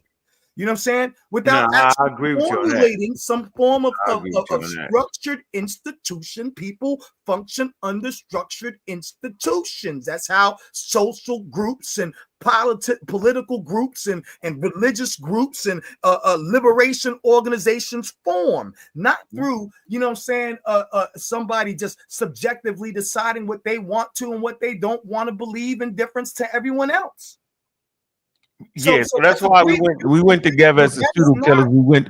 We went to Baltimore, Maryland, and because humans are social and it's important to have like minds reside together. So big up to all the pseudo killers, man. We traveled to Baltimore and we went and seen Neil deGrasse Tyson. That was a very eloquent and enlightening experience for those who were there. And big up to Dr. Oyama Yacht. We're going to do a whole show based on that. Big up to Neil deGrasse. I grew up with him. He was at the Hayden Museum every year in my in my town in Long Island. We would have to go to the Hayden Museum. So I used to see Neil deGrasse Tyson all the time before he was famous. You know what I'm saying? Great person. Yeah. Yeah, that's important. So I agree. We are social creatures. It is important for us to get together, but we don't gotta always get together under the banner of religion, though. That's my point. Them niggas hit, bro. But everything forms into some form of religion. Ain't no reason to get together with a nigga that drink Natty Daddy beer, bro. That's all I'm saying. What'd you say, BOS? Ain't no reason to get together with a nigga that drink Natty Daddy beer. Nigga, here comes the pop shot. You know what I'm saying? Sit your freaking ass down somewhere, bro. Natty Daddy beer or not, bro. That shit got to do with the price of a can of beer in fucking goddamn Bolivia. No, real time. I'm sorry. Come on, let's not set him off. Let's not set Zion off. You know how I get down, right? I will snap those titties, nigga. I will snap those titties. What's up? I don't want to talk to a nigga who want to use a male nipple as a pacifier. Nigga, see, here we go. Get your nipple out your own lip. We're not about to be in the house. Go there, B. Male nipple as a pacifier. Who did that? That BOS guy. My leg, brother. What in the world are we doing? Real for Roku. It's cool. Motherfucking goddamn estrogen over here on the channel. Yeah, the BOS guy said that. Hey, no. Got going on but hey man, this is what I'm saying, bro. Did y'all go back and watch how I murdered your boy Narelle, bro? Yeah, he don't want to address that. No, I definitely will address it. Oh, there was a panel, and it's quick. And I mean, y'all know it. Y'all just keep bringing it up because you know. But yeah, there was a panel with Polite back in the day before Polite was exposed, right? And he was saying that they had this theory about the male nipples being junk DNA left over from us being females or being that was natural to Hootie. Go ahead. You know, that. And so I don't believe in evolution. I believe that humans were intelligent from conception, right? Okay, against mainstream. Cool. Kick me in the nuts for it. But no, he was intelligent. Yeah. So go ahead. Understood. So Polite was standing on the fact that like I said, they were useless trash in that we evolved from subhuman species. And I said, well, maybe one of those species, when we ate slugs out the ground, the males would pacify the baby while the mother was out hunting with his nipples. And maybe that was a use. Maybe that hold on, God. This is not your time to speak. And maybe that was a use that the males use. Now, that was crazy. Listen. Okay. You so suggested it, man. Tell the truth. I'm telling the truth, but you're not standing on it. You making it into something it wasn't. I got don't the believe that video. we were ever I subspecies, can play the but video.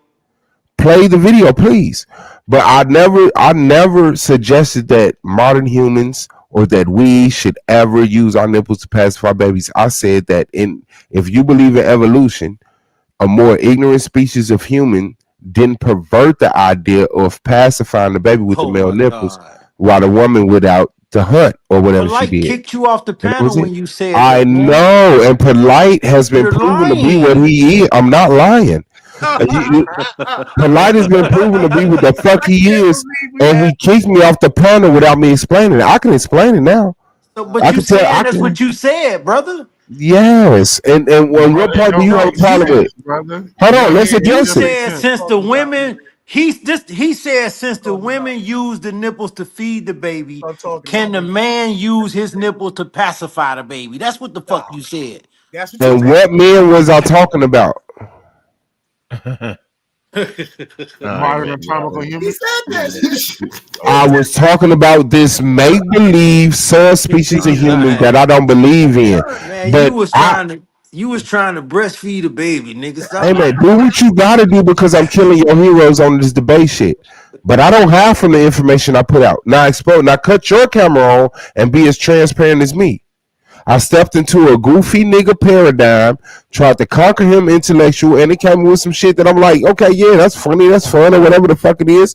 But at the end of the day, what y'all trying to paint it into is just gonna make me greater, bro. Like I'm really Charles Wall, Darlene and Alan's son, nigga. That's it. And I don't give a fuck about no goofy that done hated on me. Hold on, wait. Oh, that's the goofiest of goofiest. Oh yeah, shout out to y'all, man. I do got history out here. I got some haters. So I mean, do what y'all do with it. But real talk, I'm the motherfucking Mike Tyson, Michael Jordan, motherfucking Tupac, Michael Jackson of this debate shit. Y'all cussing a whole lot today. Always start Yeah, here. y'all are And cussing you a whole lot. cannot Can we tighten mess up with this? me. So now line up a debate with me and watch me embarrass you like I embarrassed Larell, fam. Put another hero in front of me and watch what happens. Okay. What's the topic? Who talking? But y'all super debaters, boy. What's the Who's talking? What's that you got? What's up, Mr. Let's Ortega? just Pseudo keep prolific? What's up, let's bro? just keep the discussion going, brother. Let's just keep the What it do, discussion what it going. do. Don't Okay, yeah, because I'm on whatever they want to take it to. But when the motherfucker bring that shit up, I already know what crowd they coming from. Like I said, I got haters, bro.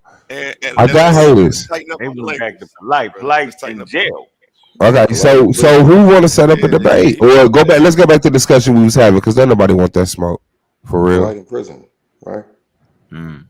I ain't debating on If you men's stick around titties, long man, enough, I'm you know sure what I'm you'll find a good one. But coming out like that, Yeah, like real talk. and throwing names out like that, everybody's just backed up.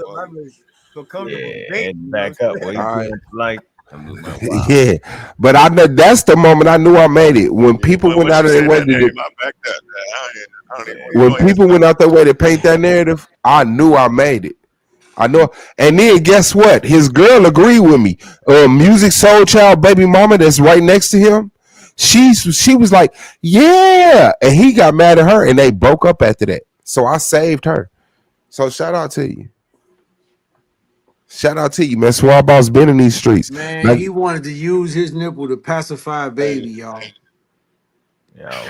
I mean, paint whatever narrative you got to, bro. But you already he know what's said up with he me. ain't want I to talk to promise. They don't somebody know our based off a history. drink they They was don't know drinking. our history, but I you know just what's said up I with ain't me. wanted to have a conversation with a You nigga know that what's wanted to up with me. pacify a baby. You know what's up with me. They don't know our history, but you know what's up with me, brother. Why you ain't call that pseudo? Why you ain't call it the nipple? You know what's up with Yeah, me. that's pseudo. I promise I've been proving myself to you. 20 I didn't even know niggas like you was still hanging around on YouTube. Like real talk. I don't even know who you here with or why or who you brother. close or cool with. Swab. I could Either tell way, you if you though, want to let's get know. back to the Yeah, I information want to because I know. don't know what's Tell me. going on Matter right of fact, now. I It's could not show much you. going on on No, my watch. just I don't tell know me. what's going on. I mean, it ain't nothing too crazy, man. It's just What's like going on over here? Hey, cut no. your I camera said, on, tell me Swab. who you cool with on this panel, bro. Now cut your camera on, Swab. Tell me who you cool with on this panel. Why I'm you asking you here? cut the Who you camera here on. with? You don't want to do that, See how Swab. you running Oh from the point? wow! I just lit it. You don't want to do that, Swab. Swab. I promise everything I love, Chill man. right now, I'm brother. really Charles Wall, bro. Gary, Change the Indiana, stand language. up. Charles Schwab. Stop pacifying babies. hey, real talk. Sound like an investment banker. I'm Charles Schwab, and I will help you invest. No, Charles Wall, nigga. It's not but I ain't mad at Schwab. They did their thing. Racist motherfucker.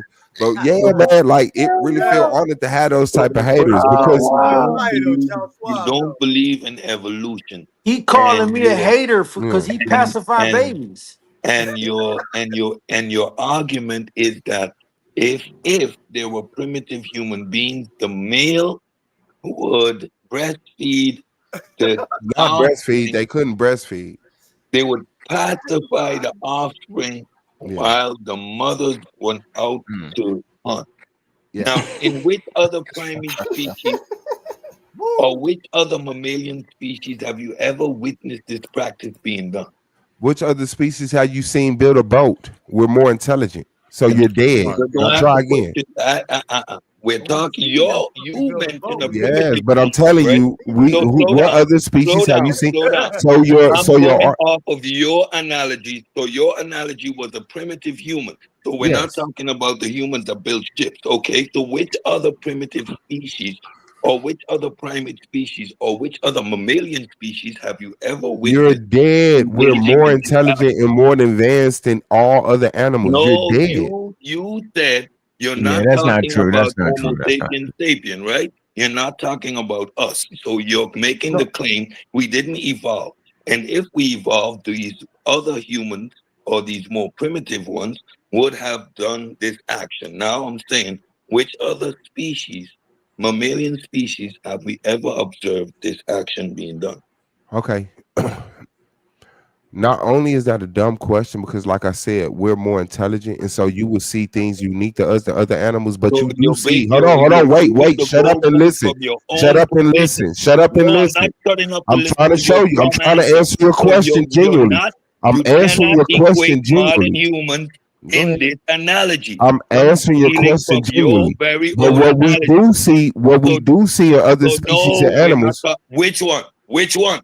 But what we do see in other species, I'm answering. You're yelling in your car, and I'm answering. You're stopping me from answering the question that you swear you will answer. I'm answering. Can you shut up? I'm answering. You're an idiot. Like I said, we don't see that, but we are an advanced species of animals. Now, what you do see in the animal kingdom is men turning into females to have babies. What you do see in the animal kingdom is males carrying babies after they've been delivered by the female. What you do see in the male kingdom is a lot of stuff that you won't see amongst humans. You're an idiot, you're dumb, you're minute in your fucking thinking, and you really need to check yourself. Sorry. Nah, bro, you kind of made all that up. I made that up. I made it up that species of frogs don't turn from male to female. So now I asked you specifically. I made it up that species of aquatic fish don't hold the babies after they born. Understand what mammalian? You gotta understand when you're Do you stupid. understand what mammalian is? You gotta understand when you're stupid. What the mammalian species is? You're stupid. I answered your No, question. let's not You're call. running, and now you're asking me some general question. Like I said, it's not a general question. It's a very specific question. Because if you understood that question, you wouldn't have resorted to amphibians in your answer. Shout out to you. You would have stuck to the mammalian species. No, I wouldn't. You would have liked me to, because that's what you understand. But I'm standing on what I'm standing on. Pacifying using nipples, so that would require mammalian species. Amphibians. Yes, but I went past the nipple. I went past the point of nipples, and I went to a male turning into a whole female. I went past the point. Your uncomfortable conversation. I know you want to talk while I'm talking. One at a time. I know. He thinks talking while I'm talking makes him smart. You died. You need to be quiet. So how do you? I went past the point of nipples, and I showed you where males turn to females. You went past. Mammals, not mammals. So you couldn't. No, he said whatever species of animals. Asked the dude how many babies has he pacified. And there you go. That's why I asked who you even here with. Who you even here with, fam? This dude is a complete idiot.